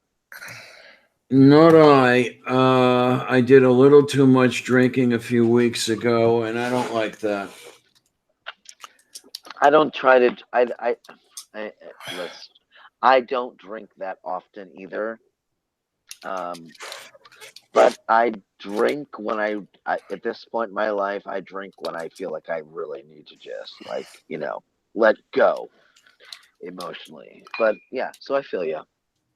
To be honest, I get a little uncomfortable around people who drink to excess, and especially when I drink to excess, I get uncomfortable around me. Yeah, I feel you.